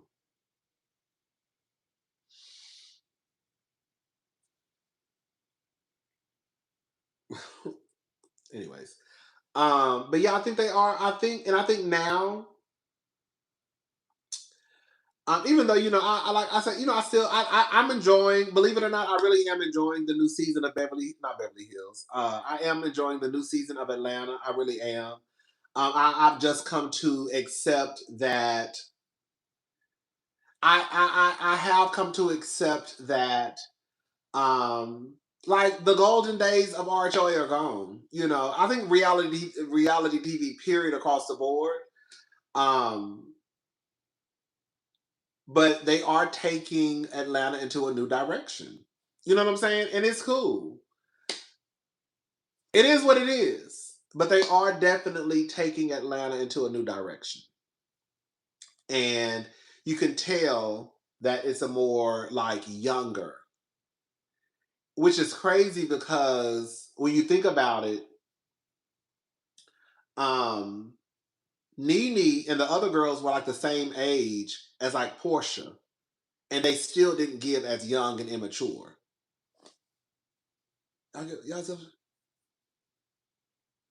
Like Nene and all the other girls, they were the same age that Portia and the other girls were when they first started. Now that they over the show, and they didn't give as young, and they just didn't give young to me like the way like Portia, they give like a young, like, you know, city girl type of feel. It's no shade, they just do. Nene, even though like they always gave to me a more like, even like with Eva. Eva was the youngest one of the youngest ones on the cast, but Eva always still gave like a mature young. Like that's what I want to see. I want to see like a mature young, if that makes sense. I want to see a girl who can still fit. Like, to me, like Quad is like the youngest one on the cast, but Quad still fits in with Married to Medicine. Like, I don't know. I just feel like it's just, you know, it is what it is. It's no use to complain because it is what it is, girl. It is what it is. Atlanta is cute. It is, you know, they clearly are changing. I mean, even there is no shade. Even with like,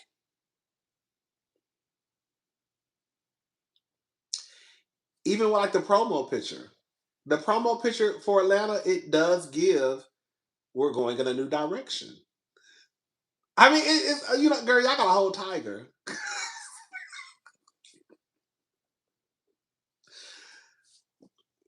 Girl, a cheetah, what was it? A cheetah. Girl, y'all got a cheetah on a cause my head hurt. It don't hurt, but girl, y'all got a cheetah on a promo picture. Was it a cheetah? A cheetah, a lion, a tiger, a bear? Oh my, I don't know, child. They had a cheetah on a promo picture. That, anyways, it don't matter. Girl.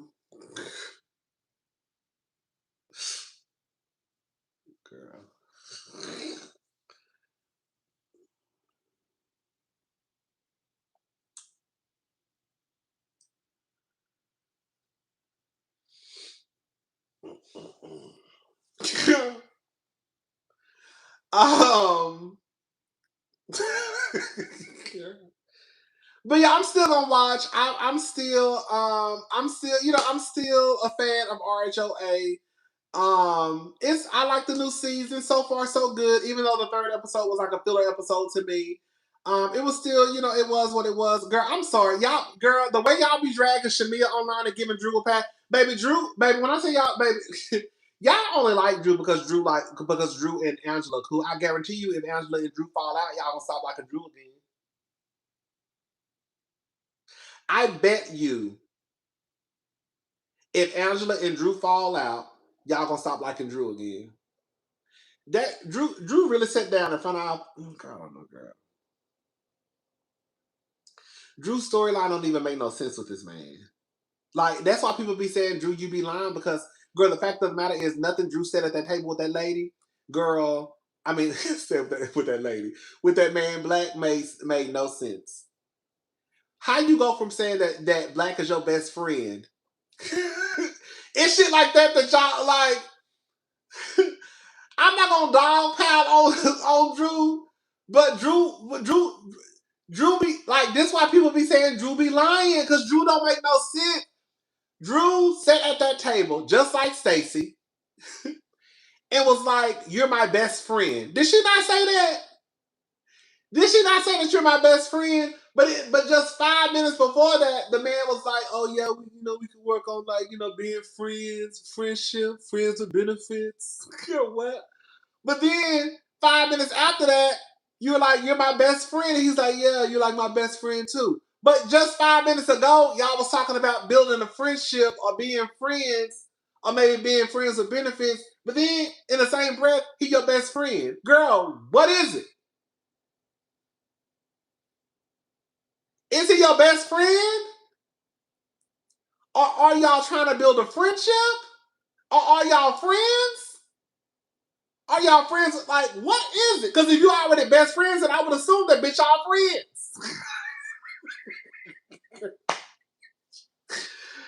Girl, it be stuff like that I don't know if people just don't care because they like Drew and they just are like, it's like, girl, you just like, Drew and that man was literally just saying shit at that table. And I was like, girl, I'm not about to play. I'm not about to play this game. I'm not about to play this game with Drew. I'm not. I think Drew, girl, quiet as it's kept. Drew's another one. Can we talk? Girl, can we talk? Girl, can we talk? We just talking, girl. Girl, I done already went over my time limit anyways. Girl, I'm gonna give y'all, I'm gone in 5 minutes. Can we talk? Quiet as it's kept. I think Drew might be a kissing lesbian too. The girls be lesbians. They don't want to admit it though. I didn't even want to recap that scene. Because it was bullshit. Because Drew and that man was sitting there playing in our faces. And y'all know they were. I don't like, that's why I was like, I'm not about, I was like, this is a bullshit episode. I mean, not bullshit episode. But I was like, girl, this is some bullshit. Drew is playing in my face. I'm not about to let Drew play in my face. I'm not. And then Shamia over there, girl, I hate to say it. Can I be honest about Shamia in this room? Like, I want to start a liquor line too. But I want to come out with my own line of tequila and vodka one day. I do. I didn't want to say it, but the diva already said it, so I'm gonna go ahead and say it. The name Rum Bum is dumb, and the bottle in shape of a butt is stupid.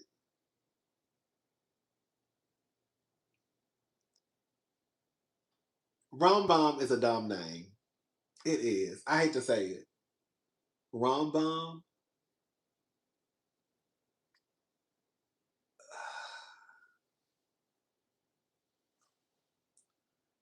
Shamil, nobody's going to a counter saying, "Can I have Rum Bum?"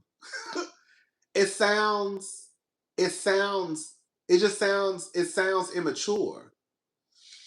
Like the girl's gonna say, I want Don Julio. Girl, give me some 1942. Give me some Casamigos. Give me some Tito's. Like, girl, the girls wanna order a drink and sound like they grown. Like that drink sounds like something that would be a drink for a child what do they call it? Without liquor. Like, what's it called, a mocktail? What grown ass person walking up to a bar saying, "Let me have a Rum Bum"? It sounds like something that might be the name of a drink. It sounds like something that might be the name of a drink, but not the name of like a liquor, You know what I'm saying? Like, Rum Bum sounds like a well drink. Like, I don't know. I hate that. I hate that name. I do. And I did not like when she said that the bottle is gonna have an imprint of her ass to be shaped like an ass. Shamia, nobody's about to, I'm sorry. No grown ass man or woman is about to go to the liquor store buy a Rum Bum. I don't know. I don't like it. Maybe I don't know. I don't know. I just feel like, Shamia, just give your liquor a name that it makes sense. Like Rum Bum. Like Rum Bum. Genius. No. Shamia. And I like Shamia. I like Shamia, but I was like, girl, she really getting excited. It's like Rum Bum. Genius. No.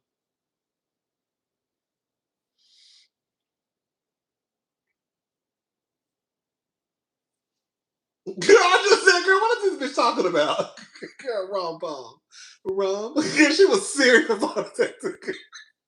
She was serious about, hopefully she's stashing money because Gerald doesn't seem interested in this show. Girl, like Taka. Girl, you about to get Rum Bomb sound like Taka Baka. Rum Bomb literally sounds like Taka Baka. And for the girls who don't know, Taka Baka was a drink we used to drink back in the day. Taka Baka is like the bottom of the bottom of the bottom of the bottom of the bottom of the bottom of the bottom of vodkas. That's what you drink when you in college. You ain't got no money, girl. That the girls know. Some of y'all don't know about Taka Baka, girl. Taka Baka is a power bottom of the shelf. Okay, baby, Taka Baka is rubbing alcohol, y'all. Girl, we used to pour back a bottle of Taka Baka in a heartbeat. I don't even know how we still alive, bitch. I don't even know how we made it. They said we wouldn't make it. Girl, they said we wouldn't make it. Girl, we made it through, girl. We used to drink Taka Baka, girl. Taka Baka used to be Taka Baka used to be $6.99, and you could get a bottle. Girl, you could get a bottle of Taka Baka this big for $6.99.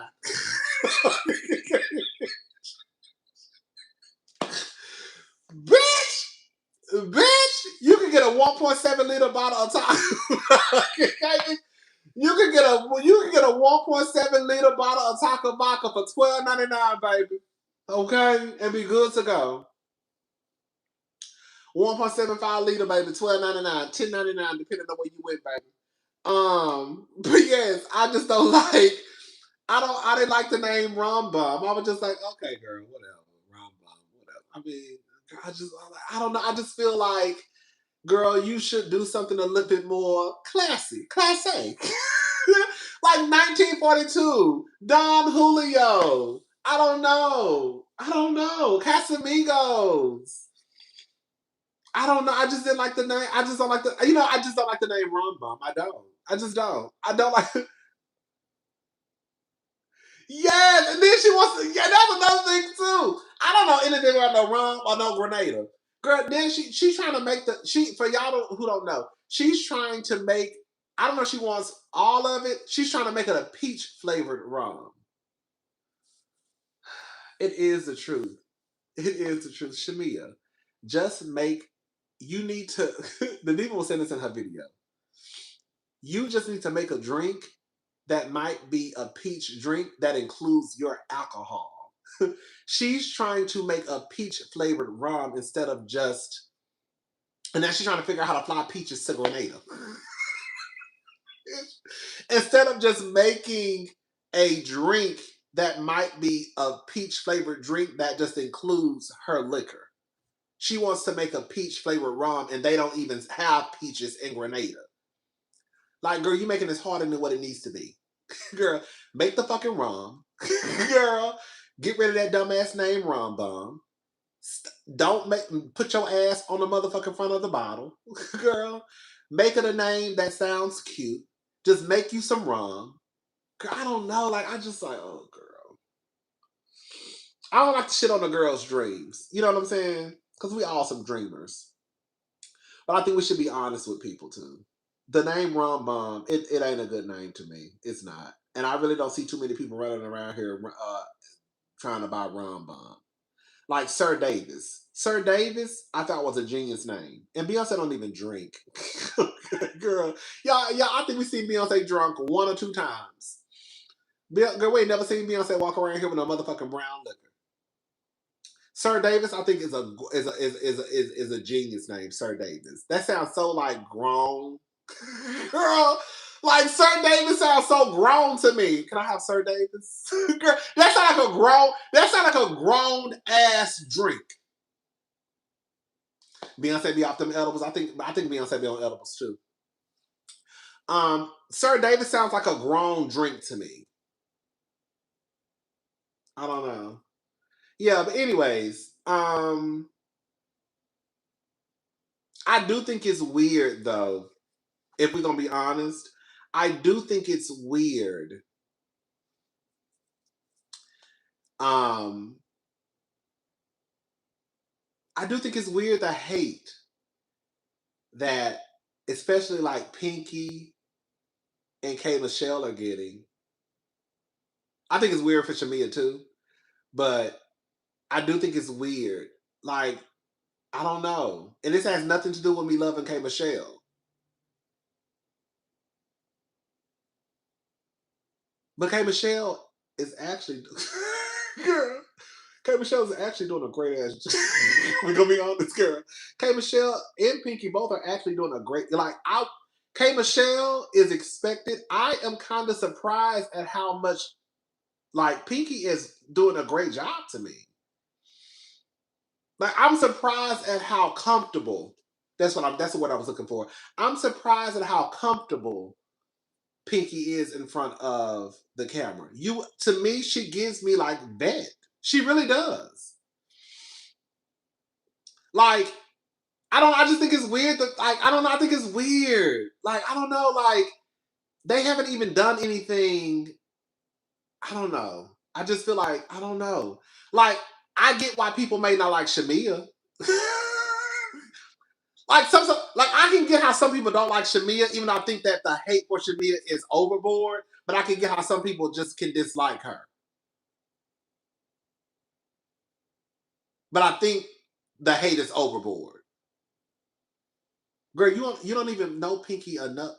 In real life, you don't even know Pinky enough to even come to the conclusion that you already hate Pinky. You see what I'm saying? Like, I can see how you can hate K Michelle, because you might already have these thoughts about K Michelle or how she was on Love and Hip Hop. You see what I'm saying? So I can see how you might not like K Michelle, especially if you've already seen Love and Hip Hop, and you might just didn't like her on Love and Hip Hop. But how do you not like Pinky? Pinky been on the motherfucking show 3 episodes. The lady ain't even did shit for you to say if you like her or not. Like, it be shit like that. I be like, girl, what? The girl ain't even did shit. She ain't even did shit for you to be like, oh, I can see. Okay, I think she's done enough for you to say you like her, but I don't think she's done enough for you for people to hate Pinky. Like, y'all already hated Pinky before she even came into the show. We're gonna be honest.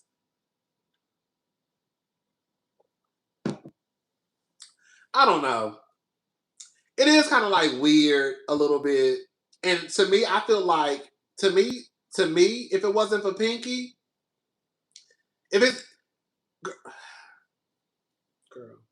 I don't want to say it because the girl's going to say, you only saying that because you don't like them. No, I'm saying it because it's the truth. But the fact of the matter is, girl, the OGs, the vet, they're not giving us shit. The fact of the matter is, all Phaedra do is sit around and giggle. Portia, literally, the first episode brought a man onto the show, and nobody thought that she was really with that man. And now she just beefing with whoever she can beef with.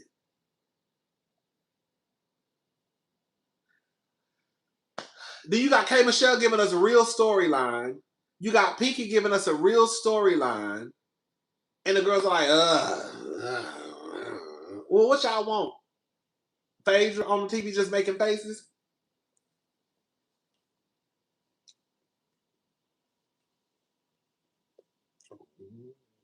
Like, that's all y'all want? Like, I mean, that's all y'all want, then I guess. Even Shamia giving us something to talk about. Even though that rum bum shit is stupid as fuck. Even Shamia giving us something to talk about.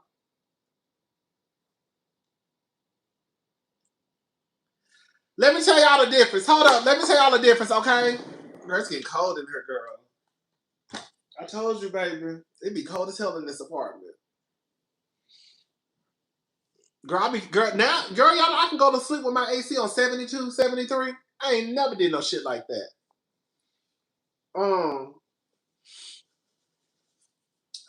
Girl, when I say that I can talk, but one thing about it, 2 things for sure, I can run my motherfucker. If I can't do nothing else, bitch, I can run my mouth. Girl, this is sad. I said 5 minutes and I'm still on this motherfucker. What was I about to say? Damn, I forgot what I was about to say.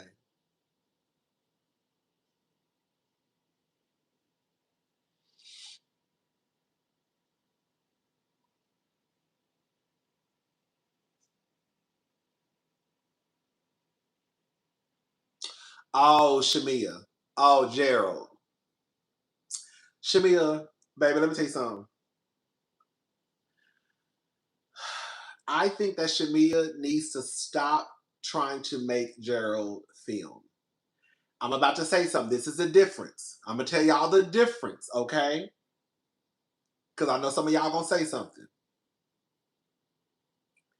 If y'all have heard me, I have told y'all I don't think the men just necessarily need to be involved. I think it is a difference when you have men who are not afraid of the camera.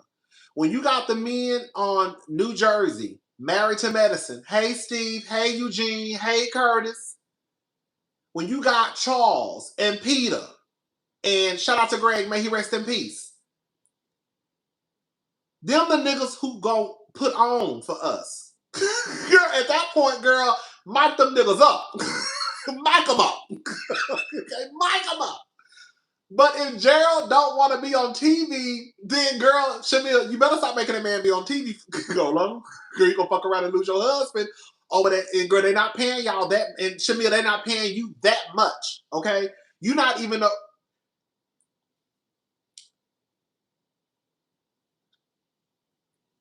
The difference between one, let me give y'all an example. Juan, yes, Juan should have been filming. Let me give y'all some examples, okay? The difference between Mary and Robert Sr. is Mary don't have to have Robert Sr. film. He not gonna bring shit anyways. The reason why it's a tad bit different for Juan and Robin is because Robin lost her job right after that season.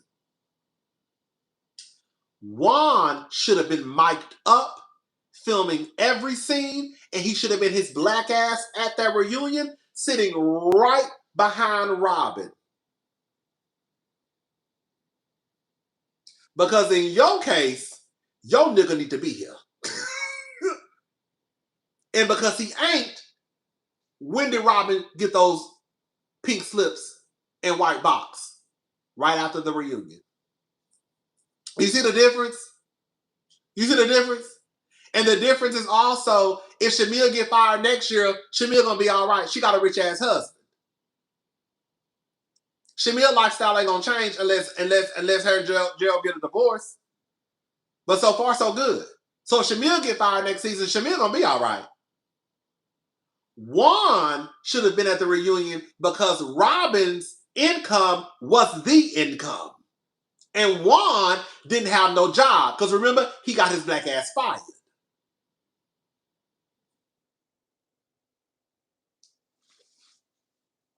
Y'all see the difference of why in one scenario, it might be important for that man to show up to help you save your motherfucking peach, Robin Dixon?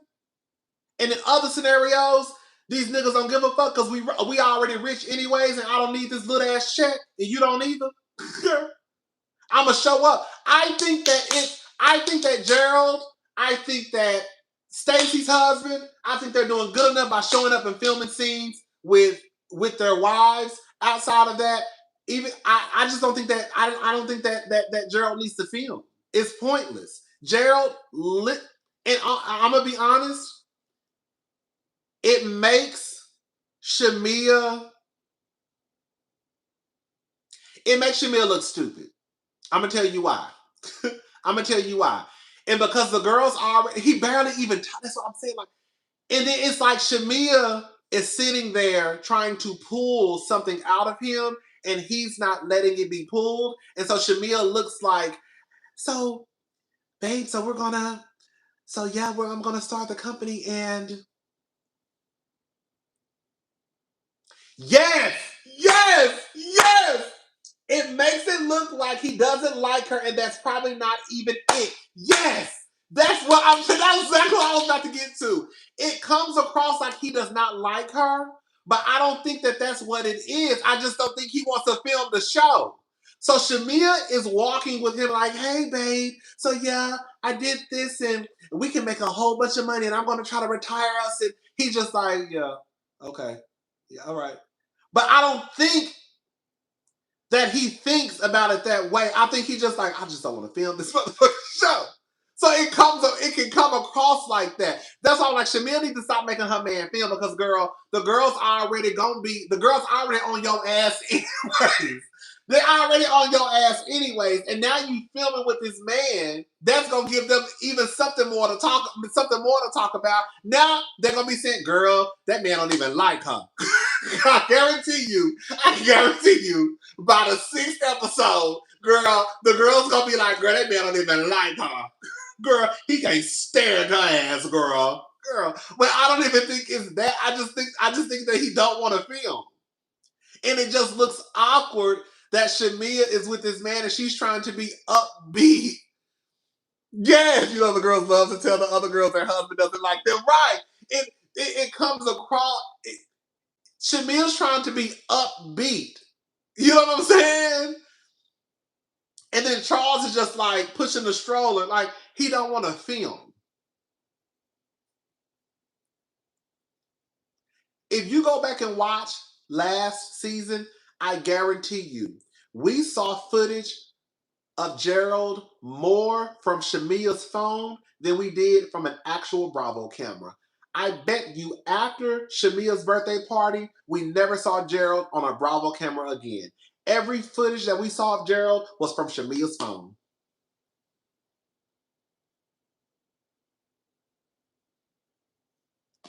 Gerald don't want to be on this show. I think that he's trying to support his wife the best way he can by, okay, girl, we can do the show, but I just don't think that they should. I get it. Like, I know it's also hard too, right? Because on one breath, we do the other girls who might be forced to show their personal lives. Then you have the other girls where their husbands don't want to film. So I get how, like, that's where I do start to become a tad bit conflicted because it's like, girl, it is unfair to the girls who might be going through something with their nigga and they are kind of like forced to show their lives.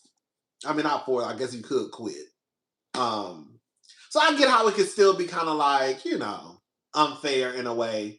But girl, up until then, girl, I would not have I'm sorry. I would not be making my husband film. I wouldn't. I would be just like, girl, and eventually it's going to get to a point where they're not going to they're going to be like, girl, don't even mic Gerald up, which really should be the case. Like, at some point, like, girl, we could just do like scenes at the house. But even, like I said, even the scenes with just Gerald and Shamia was still like, it was like literally like pulling teeth. I will say, girl, you know, I don't like to shut nobody's business down, but I was with Gerald, though. Gerald was telling the truth. Girl, Shamia, you so caught up in him trying to shut it down, girl, quiet as it's kept. It sounded like he was asking the right motherfucking questions. Because now you done got your ass down to the scene talking about, ooh, $30. I thought I was trying to make a profit.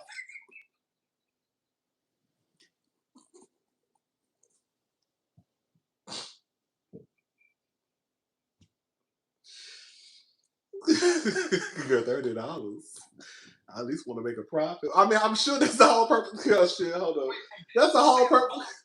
That's the whole purpose of business, to make a profit. I would hope so. So now you over here, girl. The people told you. So I don't know. I don't know if they were trying to tell her it would be $30 a bottle. I don't know, but whatever it was, whatever number they were putting out, it wasn't what Shamia wanted to pay. So, right. And then Shamia trying to do it with her own money.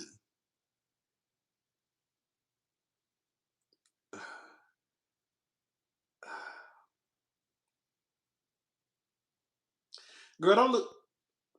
Girl, listen. Business. There are people out there. There are people out there who have started businesses and they hit it out the ballpark, right? And then, you know, sometimes business doesn't work out. That does not make you a failure.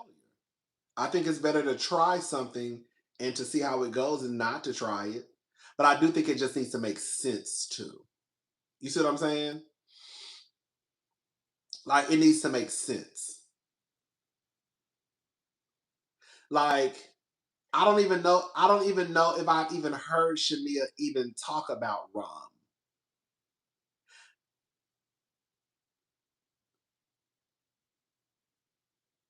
I was surprised when she said she wanted to come out with a rum line. I was like, rum?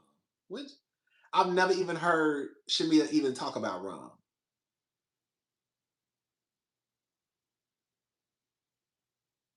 Like if I can't, like when I come out with my liquor, I want to have tequila and vodka, and I might do brown because I do drink brown sometimes. She says she's passionate about it.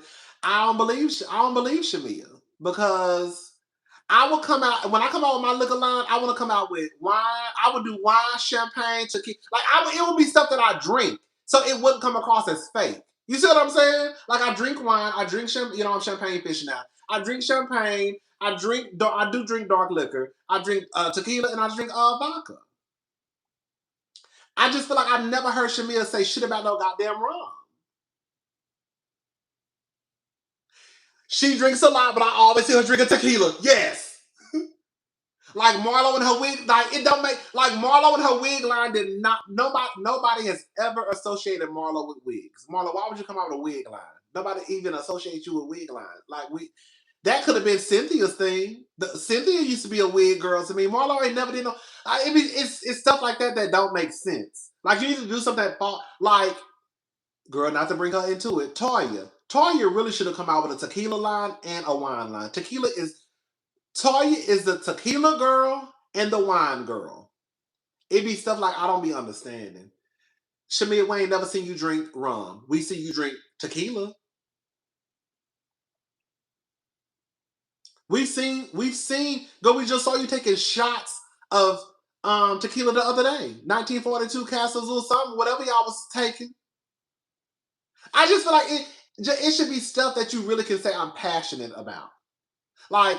Again, like I drink tequila, I drink vodka, I drink brown, I drink wine, I drink champagne.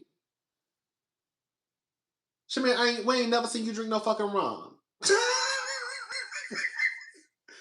I even say this: we never seen Beyonce drink whiskey, but Beyonce don't have to because Beyonce is Beyonce, and Beyonce can put her name on something to just sell it. You see the difference? I ain't never seen Beyonce drink no fucking whiskey.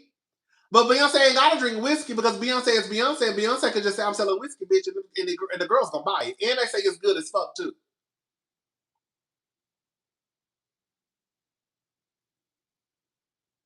Beyonce already has the following to do what the fuck she wanna do. Well, not all the time, because y'all showed it by House of Darion. Girl. Y'all said Beyonce not so much. Y'all said Beyonce not so much. We like you. Y'all showed it by House of Darion. And y'all let Ivy Park go out of business. I said, oh, girl. Y'all let Ivy Park go out of business. Y'all said Beyonce not so much. When it come to clothes, that's really not your lane. Girl. Y'all said, damn. I said, damn. Y'all didn't. Baby, Ivy Park was around for a couple of years, and y'all said Ivy Park can get ghosts. Girl, House of Darion was around for about 2 seasons. And then y'all said, y'all can get ghost. Girl, a mess.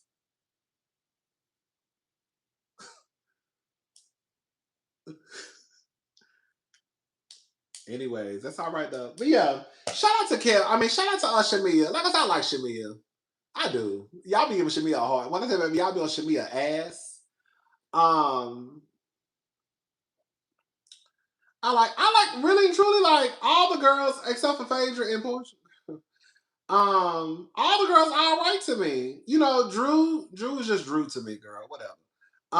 Drew is Drew. I like Kelly. I don't understand the Kelly hate. I don't. It's weird to me. I don't understand the Kelly hate. I don't understand the K Michelle hate. Well, a little bit, but not really. I don't understand the Pinky hate. I don't understand the Shamia hate. I don't get it. Drew is. Drew, I don't know, girl. Drew be lying, girl. I just wish, like, Drew's storyline reminds me of Stacey. It just be all 1 minute he your best friend, the next minute y'all dating, but the next minute y'all, I don't know, girl. It's been like.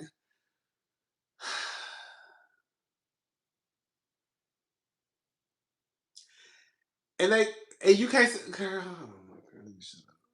They only girl. I mean, girl, shout out to Portia and Phaedra. They have a solidified fan base. They do. They do. They have a solidified fan base, and come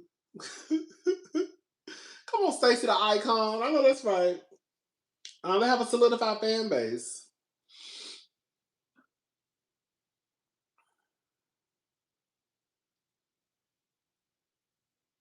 I just think it's unfair when you can see the girls are giving us a real storyline, and then like you complain about that, but then the girls who not giving us nothing, you go up for them. I think that's weird. I don't think that's right. Because Kay is on TV giving us a real legitimate, like bona fide storyline. Like her ass, like the bitch ass is leaking. Hello? You have Pinky over there going through bankruptcy.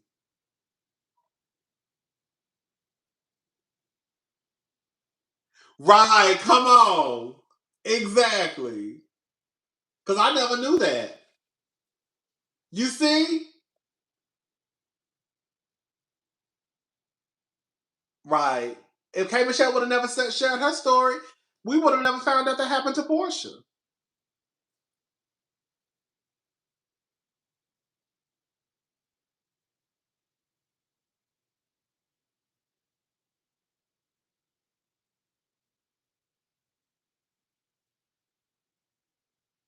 Ooh. Okay. Baby, y'all better start. Y'all like a lot of y'all, baby. Y'all not listening to Pinky. Did y'all catch that tea when Pinky said? See. Y'all better go back and watch the episode. Bitch, y'all know I heard everything. Girl, you know I'm nosy, bitch. I'm gonna hear everything. But did y'all hear when Pinky said that her and Derek almost called it quits a year after they got married? Baby. Did y'all catch that tea? Y'all gotta go. Some of y'all probably didn't hear it. Some of y'all probably didn't hear it because it was she kind of threw it in there. She threw it in there real quick, like it was real quick. She threw it in there real quick. But I called. I said, "What the fuck she just said?" I said, "Hold up." I said, "What the fuck she just said?" Rewind that.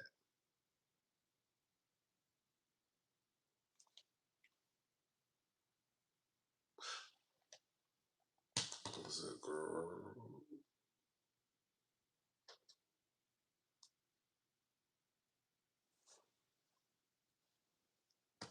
Girl. Not you about to already get a divorce a year into your marriage.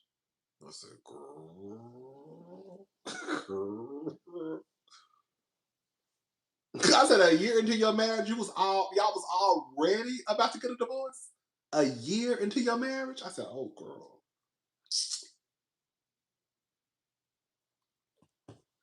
I said, all right.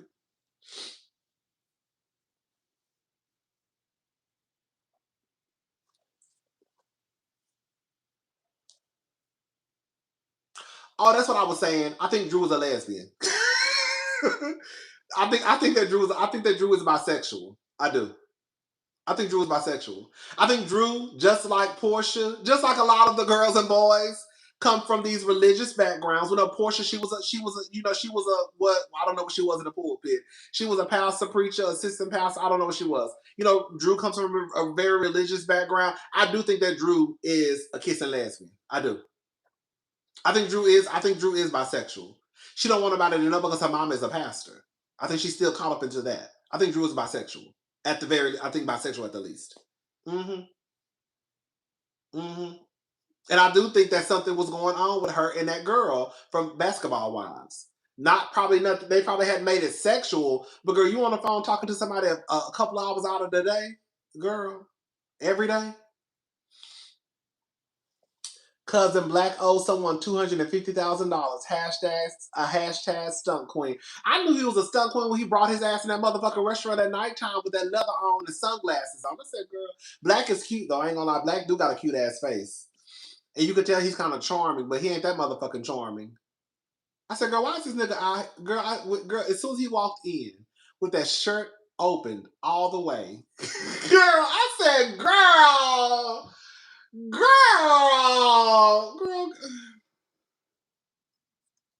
Girl, he want to be on TV. Drew, you got another one. Girl, he's so hyped to be on TV. Girl, Drew, you got another one. Drew, he want to be on TV.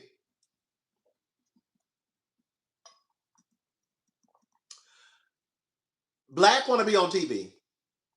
I knew Drew was a goddamn fool last year when she brought her stupid ass down to the girl. Now I'm about to start reading the girls. Let me shut up.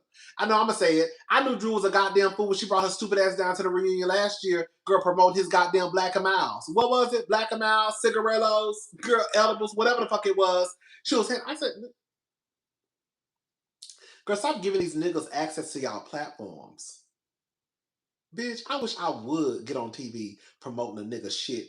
And I'm talking, girl, please. Bitch, it's gonna be because it's my business. We in business together. Girl, you think I'm about to be on TV promoting another nigga shit? Girl, please. And then this nigga come meet me out for dinner with his shirt wide open, sunglasses on. Nigga, if you don't button your goddamn shirt up, where the fuck is you going? Girl, we at the motherfucking, we out trying to have dinner, and you coming up here with your shirt button, with your shirt wide open. Girl! Drew about to get got again. Watch. Drew about to get got again. Another nigga who want to be on TV. Girl, the best person, girl, if you and your husband are not in on it, like, I don't know. I feel like Charles and Angela is okay. I don't think Charles want to be on TV. I think Charles just being himself. You see what I'm saying? Like, I don't look at Charles like that. I don't. I didn't look at Peter that way. I didn't. I didn't look at Greg that way. I didn't. I don't look at the New Jersey man that way either. I don't look at the Married to Medicine man like that. I don't. I don't look at them as trying to use their wives or girlfriends or a girl they're dating just like because I want to be on TV. Charles Oakley is used to right, and Charles is already famous. Exactly. Charles is come on. Charles is used to like to me when I look at Black, I think Black wants to be on TV, and that's why he would not be on TV. Okay, not on my motherfucking watch. I think Black wants to be on TV, and that will make me press pause. Mm-mm. Mm-mm. Mm-mm. Mm-mm. Mm-mm. Mm-mm. Mm-mm.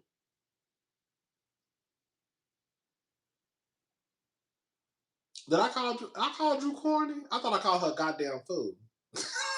Remember I did say she was corny. Well, I said I meant she was a goddamn fool. She is a fool. You don't think it's foolish to bring a man, girl, business onto your platform and it ain't even your business? These men be using these girls for like. The truth of the matter is, Drew is a veteran on the show. Drew is a fifth-year housewife. Regardless if we like it or not, or people don't want to accept it, Drew is, when it comes to seniority, Drew is third in line. Drew has built a nice, cute little platform on the Real Housewives of Atlanta. Girl, you thought she would have learned her lesson with Ralph.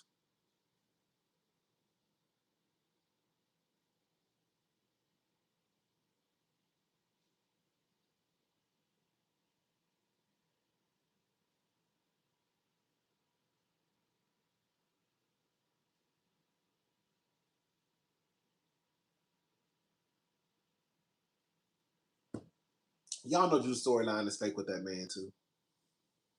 I think it's fake, but I also think she's foolish for promoting that man's business and it's not hers. Mm-mm. No. No. Right. Besides Kenya and Portia, Drew is the only one to surpass 5 or more seasons since joining.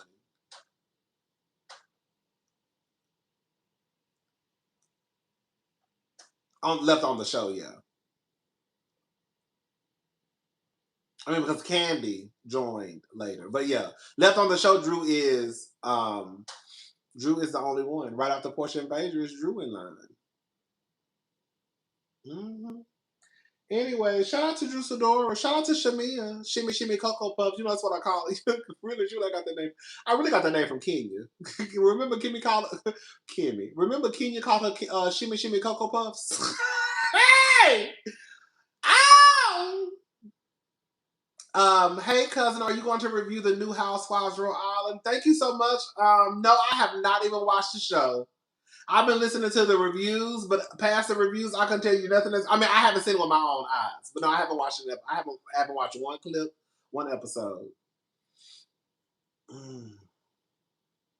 Yes. I don't know. Girl, I was gonna talk about Big Papa and Hot Topics. Big Papa, I didn't know Big Papa looked like he was nice looking. I did not know Big Papa looked like that. I thought Big Papa was an old, white, bad built man. I said Big Papa looked like his name is Antonio. Big Papa looked like he was a nice looking man. From what I can see from the pictures. Big Papa looked like he was a nice looking man once upon a time. I said, oh. Big Papa is not. I don't know why I thought Big Papa was. I don't know. In my head, I had that Big Papa was a short, white, bad built man. That's what I always thought about. I thought Big Papa was a white man who was bad built. That's what I thought. That's exactly what I thought. Oh, that's exactly what I thought.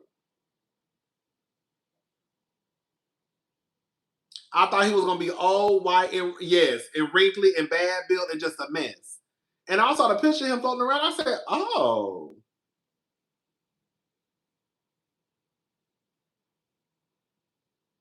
I said from the neck up. I said Big Papa was nice looking.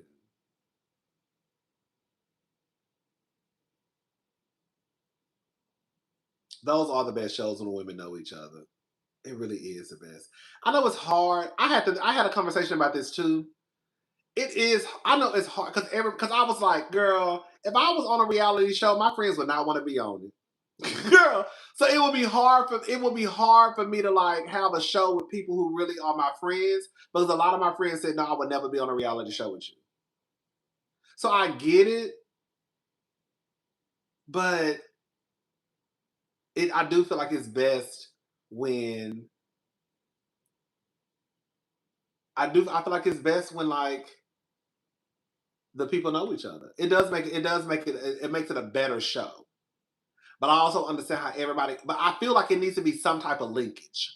Girl, I do. Like, even if it's like, oh, I know her, even if it's not like a bona fide friendship, like, I don't know. Even if it's not even if it's not like a Portia in Kenya. I'm not Portia in Kenya, girl. Even if it's not like a Portia and Shamia, where they already knew each other before the show, like, I get it, but it needs to be, y'all need to know each other some way, somehow. Like, I feel like that does make the best cast. Like, even if it's like, oh, I've been around her a few times. I know her through Rachel. Like, I met her through Rachel a couple of years ago. Yeah, she cool. I've been at the same table with her at brunch a couple of times. Like, I think it needs to be, you need to know somebody at least by association. I feel like that makes the best shows. I need to have known that y'all have at least had one or two conversations. You know what I'm saying? Like, because it does it's easier for them to fall out and dispose of each other when they're not friends. That's why when the girls don't like each other, know each other, they're like, I don't give a fuck, because I would feel the same way.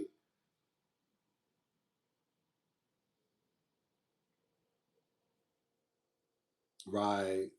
Okay. Like, I would feel the same. If I had just met somebody and then we fell out, I'm like, I don't give a fuck. I don't know that punk anyways. I don't know. Bitch, I just met her the other day. Girl, I don't know that bitch. Go fuck her. Okay? But like, when you friends with somebody, it's harder in some cases to let the friendship go, girl. Not all the time, but in some cases, it is harder to let the friendship go because you know each other. It really does. It is true. I do believe that. It does. It just makes the reality shows, when the people are linked together, always make the best shows because they know each other and they know each other's business. Okay. and they know each other business. Okay, bitch, you better watch it because bitch, you know I know your business. Okay, that's what it's giving, bitch. You know I know your business, bitch. Okay, so bitch, you better watch it on. And then the girls get mad, they start telling each other business a little bit, and you be like, bitch, you sure what she said? But you know they've been knowing each other. I believe, girl, they've been knowing each other since I was in middle school, girl. Like I used to always say about Portia and Shamia. Girl, quiet as this kept. I don't know why Portia wanted to tell all her business, because as far as I'm concerned, girl, y'all friends, girl, y'all hold together. Bitch, whatever happened with Shamia happened with Portia. What happened with Portia happened to Shamia. That's how I looked at it. I know it's not the same. I know it's not the same in every scenario, but girl, when the girls know each other, it makes the shows. Yes, Salt Lake City. All those girls were linked to each other somehow. Whether I knew her in college, right? Whether I knew her through the church, whether I knew her through, like they were linked to each other some way, somehow. It's about the linkage. It's about the link up. You know what I'm saying? But I mean, you start to put these girls on these shows and they really don't know each other. That's why, like last year, girl, I clocked the tea. I was telling y'all from the get-go. I said, Kelly and Bang Bang are not friends like that. I said, I can guarantee you that they did not become friends until they probably started auditioning for this show.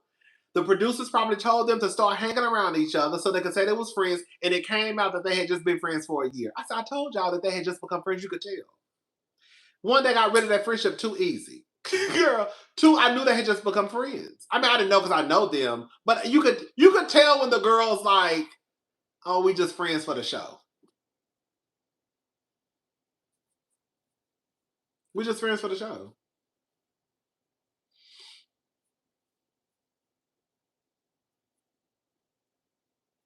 You could tell. Now, I don't know, Shamia and Portia, girl. I mean, but Shamia and Portia friendship has been like on a decline for a minute. Right, like Shamia and Kelly. Like, I do not think Shamia and Kelly, like Shamia. Okay. Girl. Girl, can I say something? I'm gonna say I'm about to call out two things. Girl, my phone about to die. Girl, y'all got me running my mouth too much.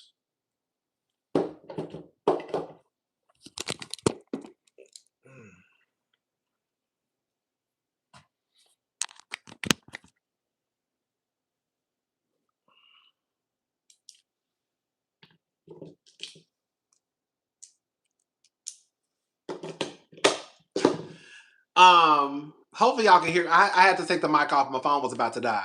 So I'm gonna tell y'all one friendship that is not gonna work out. I know for a fact it's K Michelle and Portia. I'm just gonna be honest with y'all. K Michelle don't even look like she would like a girl like Portia. Portia was told to introduce K Michelle, in my opinion. I think so too. I don't think, based off of the person I've seen on Love and Hip Hop, K Michelle don't even look like she would even vibe with a girl like Portia. They gonna fall out eventually. And you see how it's already going by the third episode. Baby, K Michelle already calling her bimbos and hey! Girl, by the third episode, K Michelle already calling the girl bimbos and dingbats. That fast.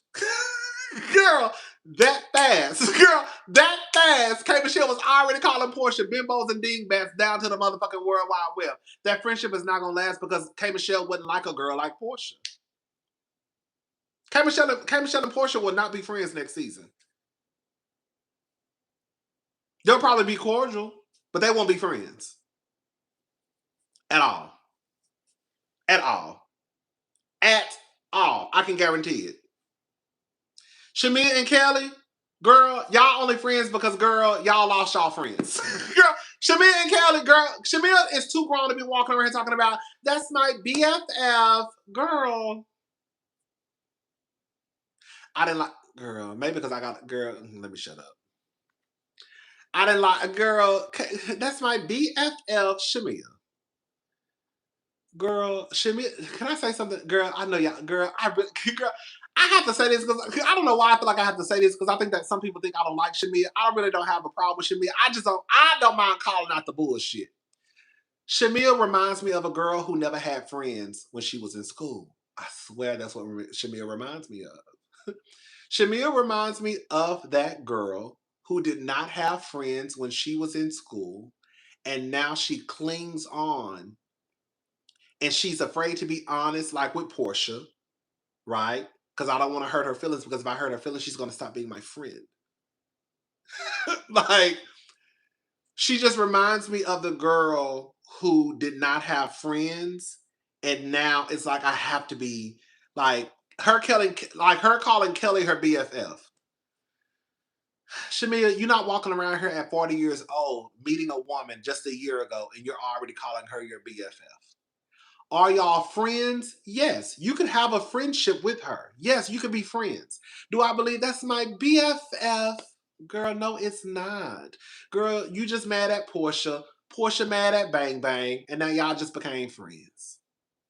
That's it. Girl, that's it, baby. Baby, that's it. That lady ain't your best friend. You and your best friend done fell out. And I can almost guarantee you that if Shamia and Portia make up, Shamia is going to dump everybody. Be very clear. Girl.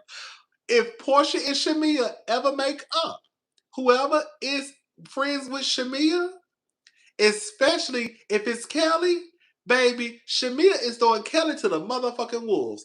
Let me tell you something. If Shamia and Portia make up, and Portia and Shamia and Kelly are still beefing, baby, Shamia ain't fucking with Kelly no more. Baby, I got my sister back. I got my sister back, bitch. You can go. Girl, my sister back. Bye. Watch.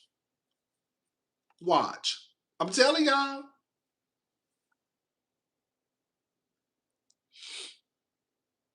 Mm-hmm.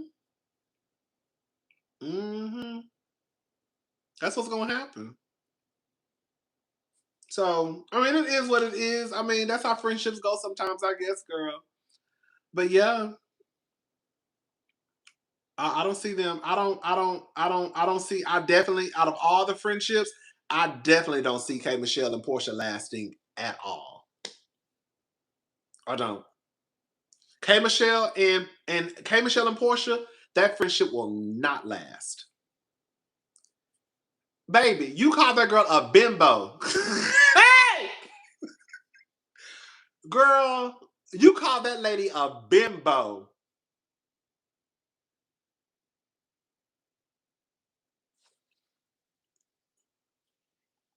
You call that lady a bimbo. 3 weeks into filming. Girl, you call that lady a bimbo 3 weeks into filming.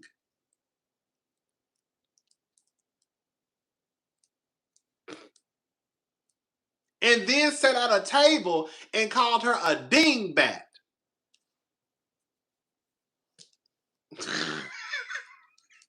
Portia and K Michelle not gonna make it. Right now, Portia and K Michelle, they not gonna make it at all.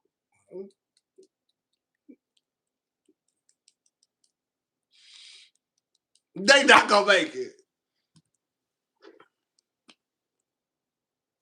And based off of what I saw on the internet the other day, I saw a clip of K Michelle and Kelly hanging out.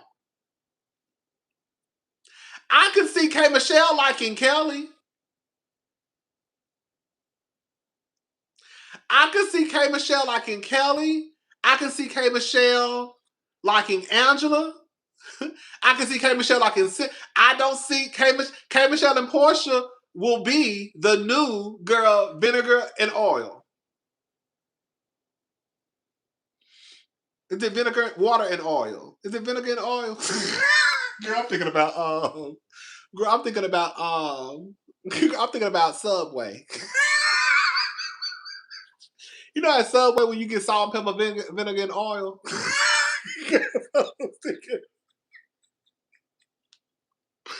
Bitch, I was thinking about a Subway sandwich. Bitch, I'm hungry as hell. I was thinking about Subway. Girl, I said vinegar and oil. Girl, I'm thinking about Subway when I always get salt and pepper, vinegar and oil. Girl, I want salt and pepper, vinegar and oil. Yes. Yeah, K Michelle, and Portia not gonna last, baby. I hate to say it, but they not. They're not. And that's another thing too I don't like about these shows. I know I'm jumping to conclusions because we really don't know for a fact. But I'm just gonna go ahead and say one thing I don't like about these shows is when they have people introduce each other as friends and we know they're not friends. That's exactly why when Portia fucked around and married girl, no shade, when she walked into her friend's house / co-worker and girl walked out with her husband and her hand, like, because girl, y'all not friends. That's one thing I do not like when Bravo does that. Girl, y'all need to stop just linking these girls up to link them up. Because you don't even know if their personalities are going to clash. They're not friends. They're not friends. That's why it's important, brings me back to that's why it's important to just have a friend group that already know each other. Y'all have these random people introducing these random people. They don't even know each other. They ain't never hung out. That's why the friendships be so quick to kind of fall to the wayside. Kelly and Bang Bang, Fallon and Portia, K Michelle and Portia, I'm betting. Baby, I'm about to get pissed off. I know I'm hot. Girl, I literally said I wasn't gonna be there that long because I really got some shit to do. And I still got to do the. I took some notes. I already took the notes. I got to do the Bell Collective review tonight too, and I got to watch Love and Marriage Huntsville. But yeah, I don't know. It is what it is. They do what they want to do on reality TV, and at this point, I mean, they pretty much showing us they're gonna do what they want to do. You know what I'm saying? Like, I'm gonna do what I want to do. I have not watched Bell Collective Birmingham at all. Child been so busy, believe it or not. A lot been going on. I'll tell y'all one day. A lot been going on, child.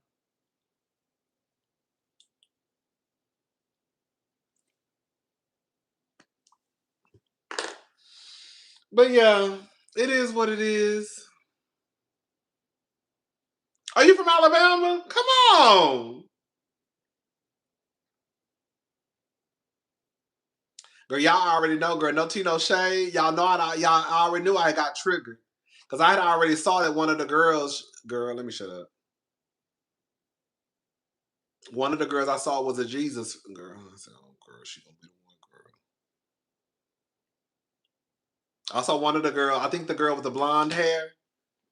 I think that was her tagline, something about Jesus or something. You know, we love Jesus. We love God. But y'all already know how I get about stuff. We already talked about this earlier. The girls who are here already know. Instantly when I saw that, I said, oh girl.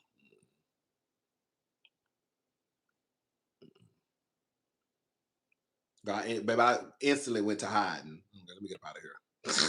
Okay.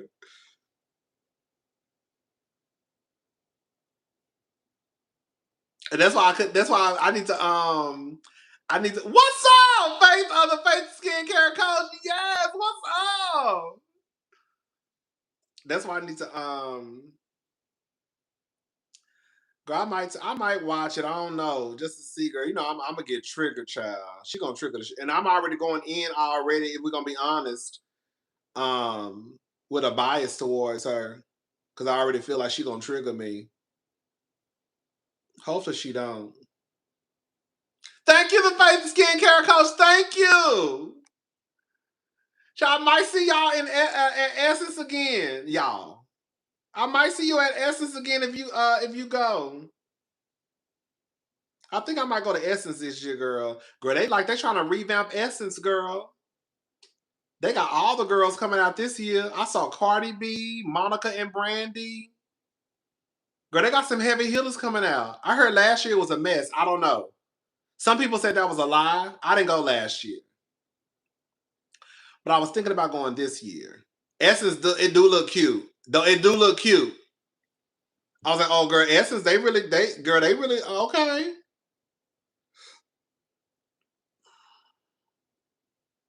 I think I might go. I don't know. It just depends. But I'm definitely thinking about it. Baby, they got some heavy hitters, baby. They got some heavy hitters. I told her, they ain't playing no games this year, baby. They said, bring them out, bring them out, bring them out. Go get Cardi. I said, the budget is budgeting, baby. I said, ain't nothing like a nice, nasty budget. Okay? Because I know y'all ain't got Monica, Brandy, and Cardi B for cheap. Okay? I know y'all ain't got them for too cheap, baby. And Brandy and Monica and Cardi all just came off a successful tour. Brandy and Monica had a successful tour. Cardi had a very successful tour. So I know y'all ain't got the girls for cheap. I said, oh, baby, they got a little nasty budget over there at Miss Essence. I know that's right. Bitch. Ain't nothing like having a coin to buy with girl. How much is the budget? Girl, don't worry about it, girl. We ain't got no budget, baby. Just book them. Book them and send the check. I said, I know that's right. Period. Mm-hmm. I mean, I might go to Essence this year. I'm thinking about it. I'm thinking about it. Mm-hmm. Oh, baby, they got money, baby. That's what I said. They got some coin. I saw a few people that I was surprised to see. I was like, oh. But I heard bad things about Essence last year. I don't know what was going on. You know, Essence is not really my thing. I've only been one time. I went, I think the year before last.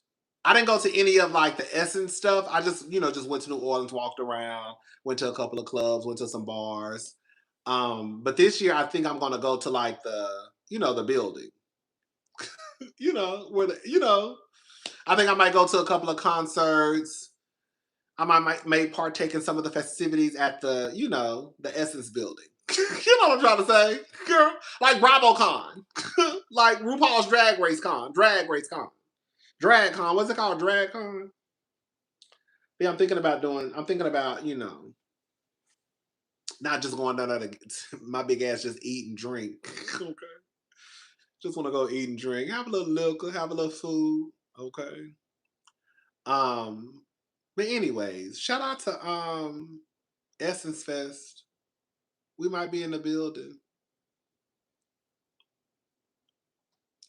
And shout out to Real Housewives of Atlanta. Mother. And shout out to KevOnStage. And shout out to who else? Oh, fuck Russell Brand. Nasty ass. Shamia is a weirdo who weighs not. I don't think that's fair. I don't think that's fair to say about Shamia because I don't remember it happening like that. From what I remember, Shamia and Drew and Angela went out for drinks and they were asking Shamia about her friendship with Portia. This was off camera. This is what I remember. Shamia, Drew, and Portia. Girl, we just talking. Girl, y'all gonna have me on her all night. Girl, ain't got nothing else to do. Girl, I really do. Shamia, Portia. No, okay, I told a lie. Let me start over. Shamia, Angela. Oh, girl. I saw that, but some people were saying that they never followed each other. Some people were saying online that Wendy and Giselle never followed each other. So I don't know. Let me just say, I really don't care about Shamia or Portia. Waiting to hear your review on Bell Collective Birmingham. Child, I have not even watched it, child. I can tell you the first thing that's going on. Thank you, the Faith of Skincare Coach.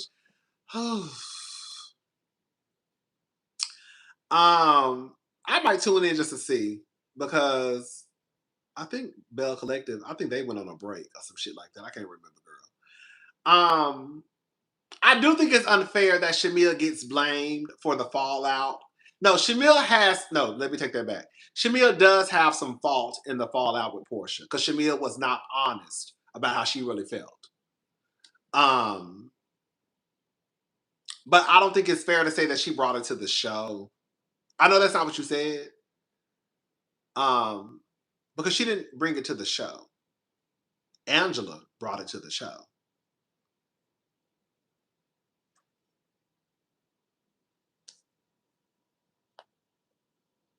Angela actually brought an off-camera conversation to the show.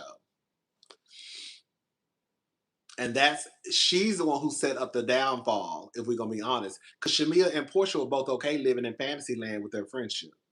Portia was okay with being an ain't shit friend, and Shamia was okay pretending that Shamia was the best friend she never had.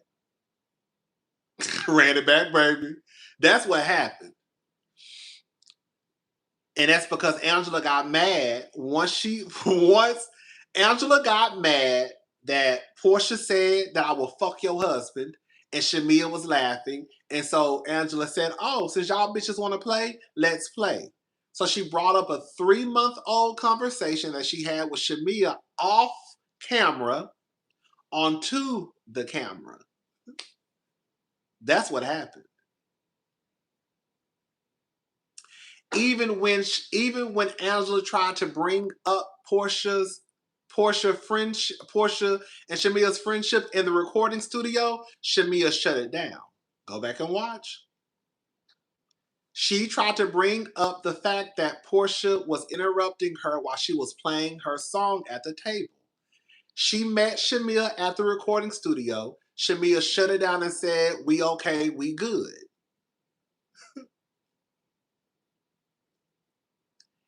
That was her first time trying to bring up Shamia and Portia's friendship.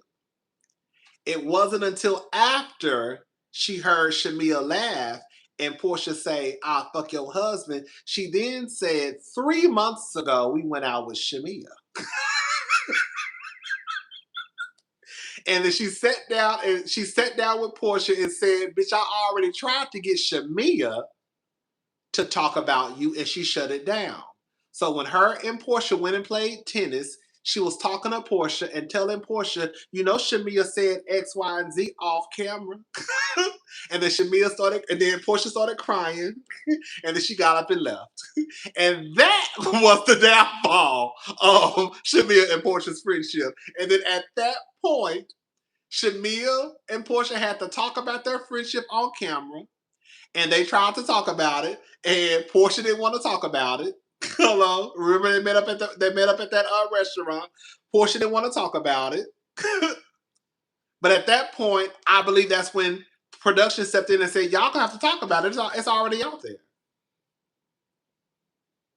Like that's what happened. But people will blame Shamia for coming onto the show. Come on, RHOA historian, I remember that. Come on, baby. You better remember, baby. Hello? But people will say that Shamia ruined their friendship with Portia when that wasn't true. Shamia was okay with pretending that Portia was a good friend. And Portia was okay with her friendship with Shamia. They were both okay with each other.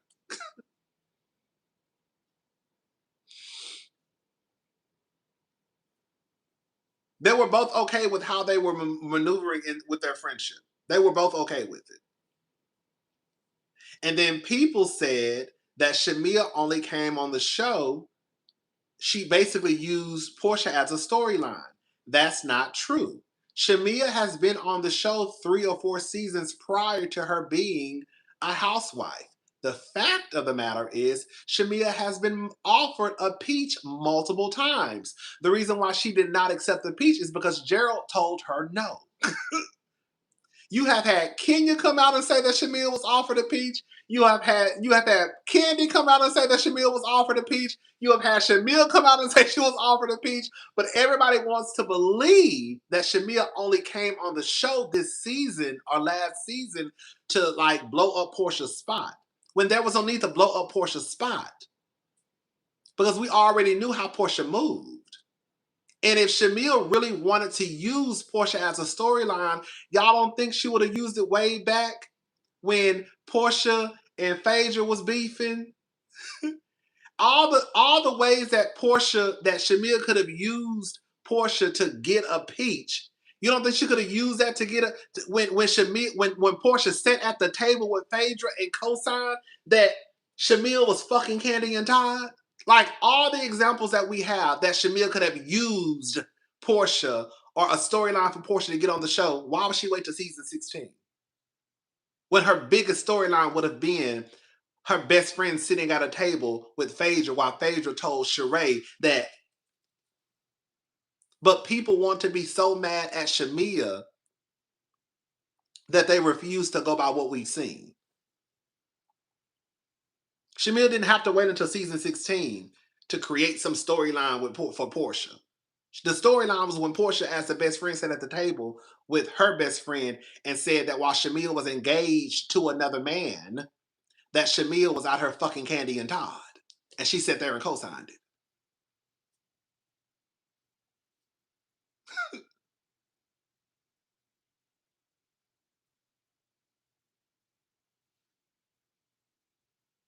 Am I making this up? But again, I said this the other day. It's easier to be mad at Shamia than it is to be mad at Portia. Because it's like, who the fuck is Shamia? Shamia was a friend of the show.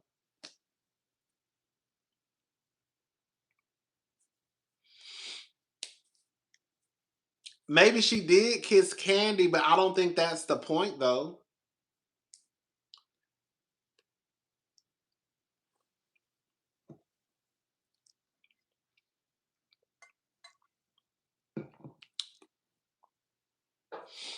Maybe, listen, I wouldn't put it past that Shamia and Candy had sex. I wouldn't put it past that Shamia and Portia fucked around on a drunken night. I've said that.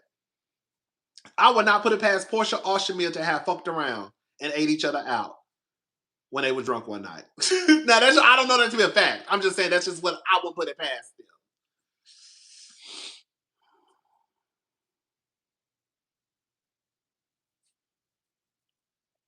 So I feel like when it comes to Portia and Shamia is in a lose-lose. Shamia ain't gonna never win when it comes to Portia because Portia is a fan favorite. Portia can do what the fuck she wants to do. And the people are gonna say that, Shamia, you just hating. You came on Portia's platform. You use your friendship. You threw your friendship away with Portia when that's just not the truth.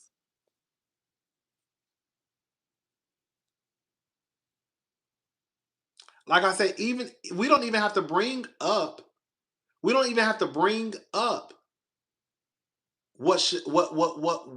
Portia did at that table. You can literally just go back and watch season 16 and see the way that Portia acted towards Shamia. Portia did not want Shamia on the show. This is your best friend. Girl, y'all are both born and raised in Atlanta. The fact that you are late to your best friend's birthday party and you know that this is her first year as a housewife and you know she's excited to have a peach and you show up in the middle of her receiving her gift and then walk in the frame and then say, well, you know, in Atlanta, you got to leave at some magical hour. Then, bitch, why don't you leave at some magical hour? Because you really didn't want Shamia on the show. Portia sat at the table, and while Shamia was playing her song for everybody, she was sitting there talking like, are you sure you on the song? That sounds like Drew. But the girls were swarping down that Portia ain't did nothing wrong. The stuff I just said was factual. And you could tell Drew was pissed off because when they went in the room for Shamia to change clothes, you heard Portia through the door apologizing to Shamia. And Shamia was like, girl, it's okay.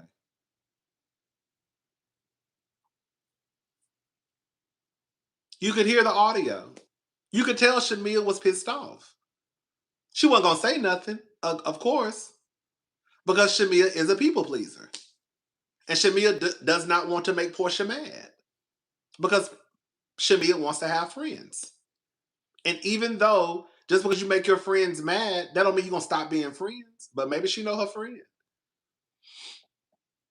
Like, I really do feel like people, when it comes to Portia and Shamia's friendship, I'm not saying that Shamia is innocent. Shamia, I felt like Shamia, one of the biggest mistakes that Shamia made was not being honest with her friend about how she really felt.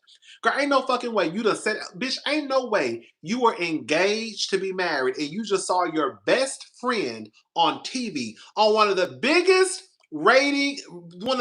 shows on Bravo, if not the biggest show on Bravo. Millions of people watch this show, and you just saw your best friend co-sign another woman saying that you be fucking Candy and Todd. Ain't no way you ain't pissed off about that, girl. Yes, you were pissed. And yes, Gerald was upset. But Shamia's just like, okay, well, it was, I was upset, but we okay. No, you're not okay. You still mad about it. You still mad.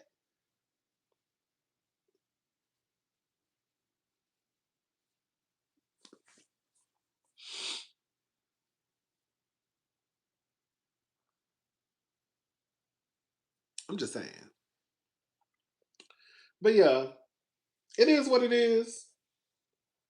But the girls did blame but girl, no tea, no shade. A lot of y'all did try to blame Shamia last year for that for her and Portia falling out when that was really all Angela's fault. I mean, it was Portia. Okay, it was Portia and Shamia's fault because they clearly fell out, girl. But what I'm saying is, girl, Angela was the ringleader to the fallout. She was she was the one who got the ball rolling with the Shamia and Portia fallout. She was. That was all, baby. That was all Angela, baby. And Angela did that to retaliate because she was pissed off that Portia had just said, "I will fuck Charles," and Shamia sat there and laughed. Now I'm not mad at Angela. Don't get it twisted, because I would have did the same thing. Oh, okay, bitch. I got your number, bitch. You know what, Portia? The other day I went out to eat with motherfucking Shamia, and she said she's still pissed off at you for not coming to her motherfucking wedding. That's what she said. And I'm gonna say it on camera. So I know y'all, I'm gonna say it on camera and make sure y'all gotta talk about it. Matter of fact, I'm gonna ask you to meet me at the house and I'm gonna sit down and talk to you and say, hey girl, is this microphone? I'm mic'd up? The microphone? Okay. Hey girl, how you been? Girl, you know, I went out to eat with Shamia about 3 months ago, me and Drew. I would have did the same thing. The same thing. Fuck y'all. So you want to fuck my husband and you want to laugh about it? Yeah, I'm gonna tell. Yeah, I'm gonna do it. Girl. So I wasn't mad at Angela at all. But the people put it on Shamia though.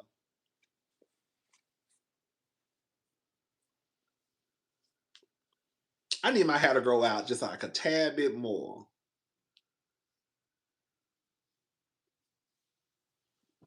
I like my hair like this. I just want to be a little bit darker. I'm gonna keep it real low though. I like the low look. It's giving bald headed scallywag. Ain't got no hair in the back. Shut up, it's giving bald head. It's giving bald headed hoe shit. Yes, I live. It's giving girl. If you don't want to cut it out, cut it my goddamn self. Shout out to Bernadine and Gloria. Okay. And girl, the other night, I ain't gonna lie, girl, my hair ain't never been long. But the other night when I went out, it was kind of cold here a little bit. Girl, I was like, oh my God, girl, this how a bald headed bitch be feeling when the wind just hit their head. Girl, I was feeling, girl, I don't know, girl, I just felt the hair hitting my head and it felt so good. Like, I was like, oh, girl, this is how the bald headed girls be feeling, girl. Oh, it feels so wonderful. I was like, oh, this is so lovely. Girl, I loved it. I loved it. I did. I just felt the hair, the air, the cold breeze just hit my scalp. It felt lovely to me. I loved it. Yes. Anyways. But yeah, I like it though. So I'm giving y'all an old nasty alopecia fish. Come on, alopecia fish. I'm giving y'all an old nasty Tawanda. Tawanda alopecia. Yes. Me and Tawanda girl, we sisters. Whew. Anyways, shout out to Tawanda. I kind of look like Tamar. Remember Tamar when Tamar cut all her hair off, girl? Tamar hair was just like this too, girl. Okay. Anyway, let me shut up. Stop talking about people. Anyway, so yeah, shout out to Shamia. Shout out to Portia. I'm gonna be on Shamia ass though. I'm gonna be on Portia ass. I'm gonna be on all their ass.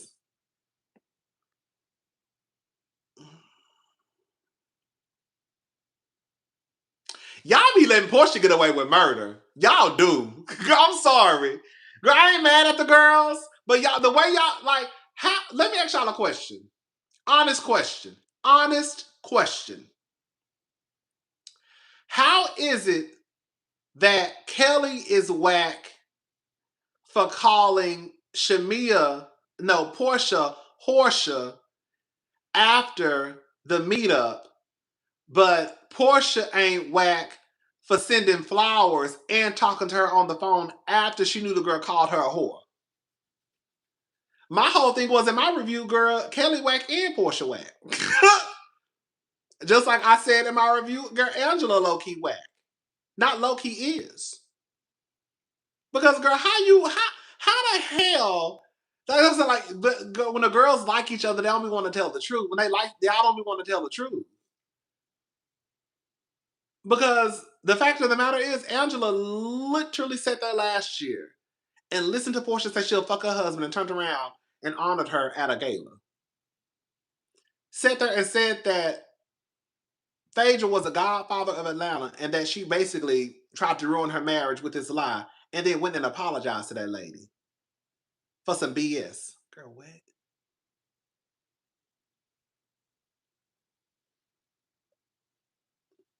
what? What? Wait, what? But the only person that y'all gonna call out is Kelly? No. Call them out. Call all of them out.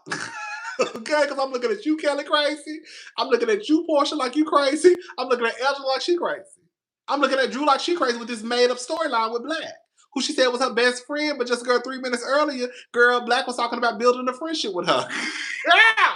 That's what I'm saying. Like, the girls don't want to call, the girls not going to call out Drew because they like Drew. They're not going to call out Angela because they like Angela, so they're going to call out Shamia. They're going to call out Kelly. They're going to call out K. Michelle. They're going to call out Pinky.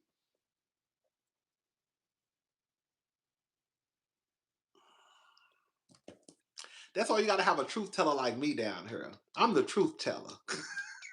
Okay? I'm the truth teller. I'm the truth teller. I'm going to tell you. No.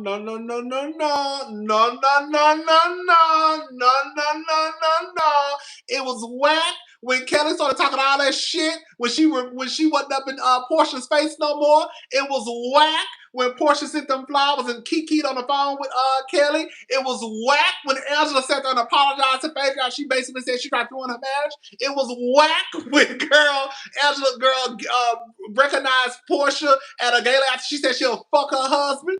Girl. But the girls ain't gonna say that though. They're gonna say Kelly was whack and Shamia was whack. What about the other ones? Oh, okay. I'll call it out. Y'all ain't got to, I will. Girl. Oh, this is cute. Y'all know I'm so disappointed that I did not get invited to the double. Girl, don't laugh at what I'm about to say. Do not laugh at what I'm about to say. I'm about to say something that's gonna be funny. Girl, I am so girl, bitch. I'm about to say something that's gonna be funny, bitch. I am so disappointed I did not get invited to the Devil Wears Prada. I am livid. Do you hear me? I am livid that them hoes did not invite me to the Devil Wears Prada premiere. I am pissed. Girl, out of everybody, bitch, I should have been number one on the motherfucking invite list. Bitch, I was already over here, girl, ready to put some shit on my credit card. Ready to put some shit on the firm. Cause baby, I was gonna hit the red carpet. Girl, I was gonna be on the motherfucking red carpet. I was gonna be down to the Devil Wears Prada premiere. Yes, I was. I was already over here, girl, looking at you, girl. I done already paid my Saks credit card off. I was gonna put her right back. Girl, I was gonna swipe her one more again. I was, baby. Girl, I was about to get me a whole nasty outfit. Bitch. But they didn't invite me, girl. I said, all right, girl. I said, maybe no.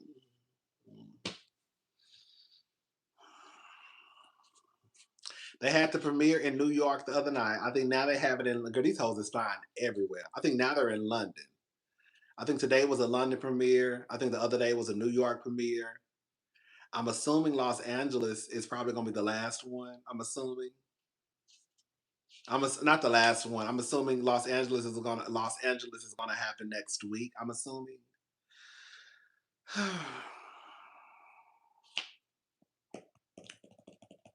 Good girl.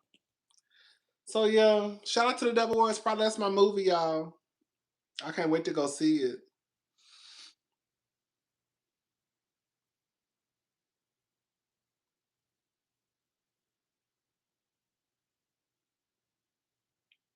Hello? All right, y'all, I'm gone. Y'all stop talking. All right, I don't see no comments floating up, girl. That means it's over. All right, y'all. Y'all have a good night.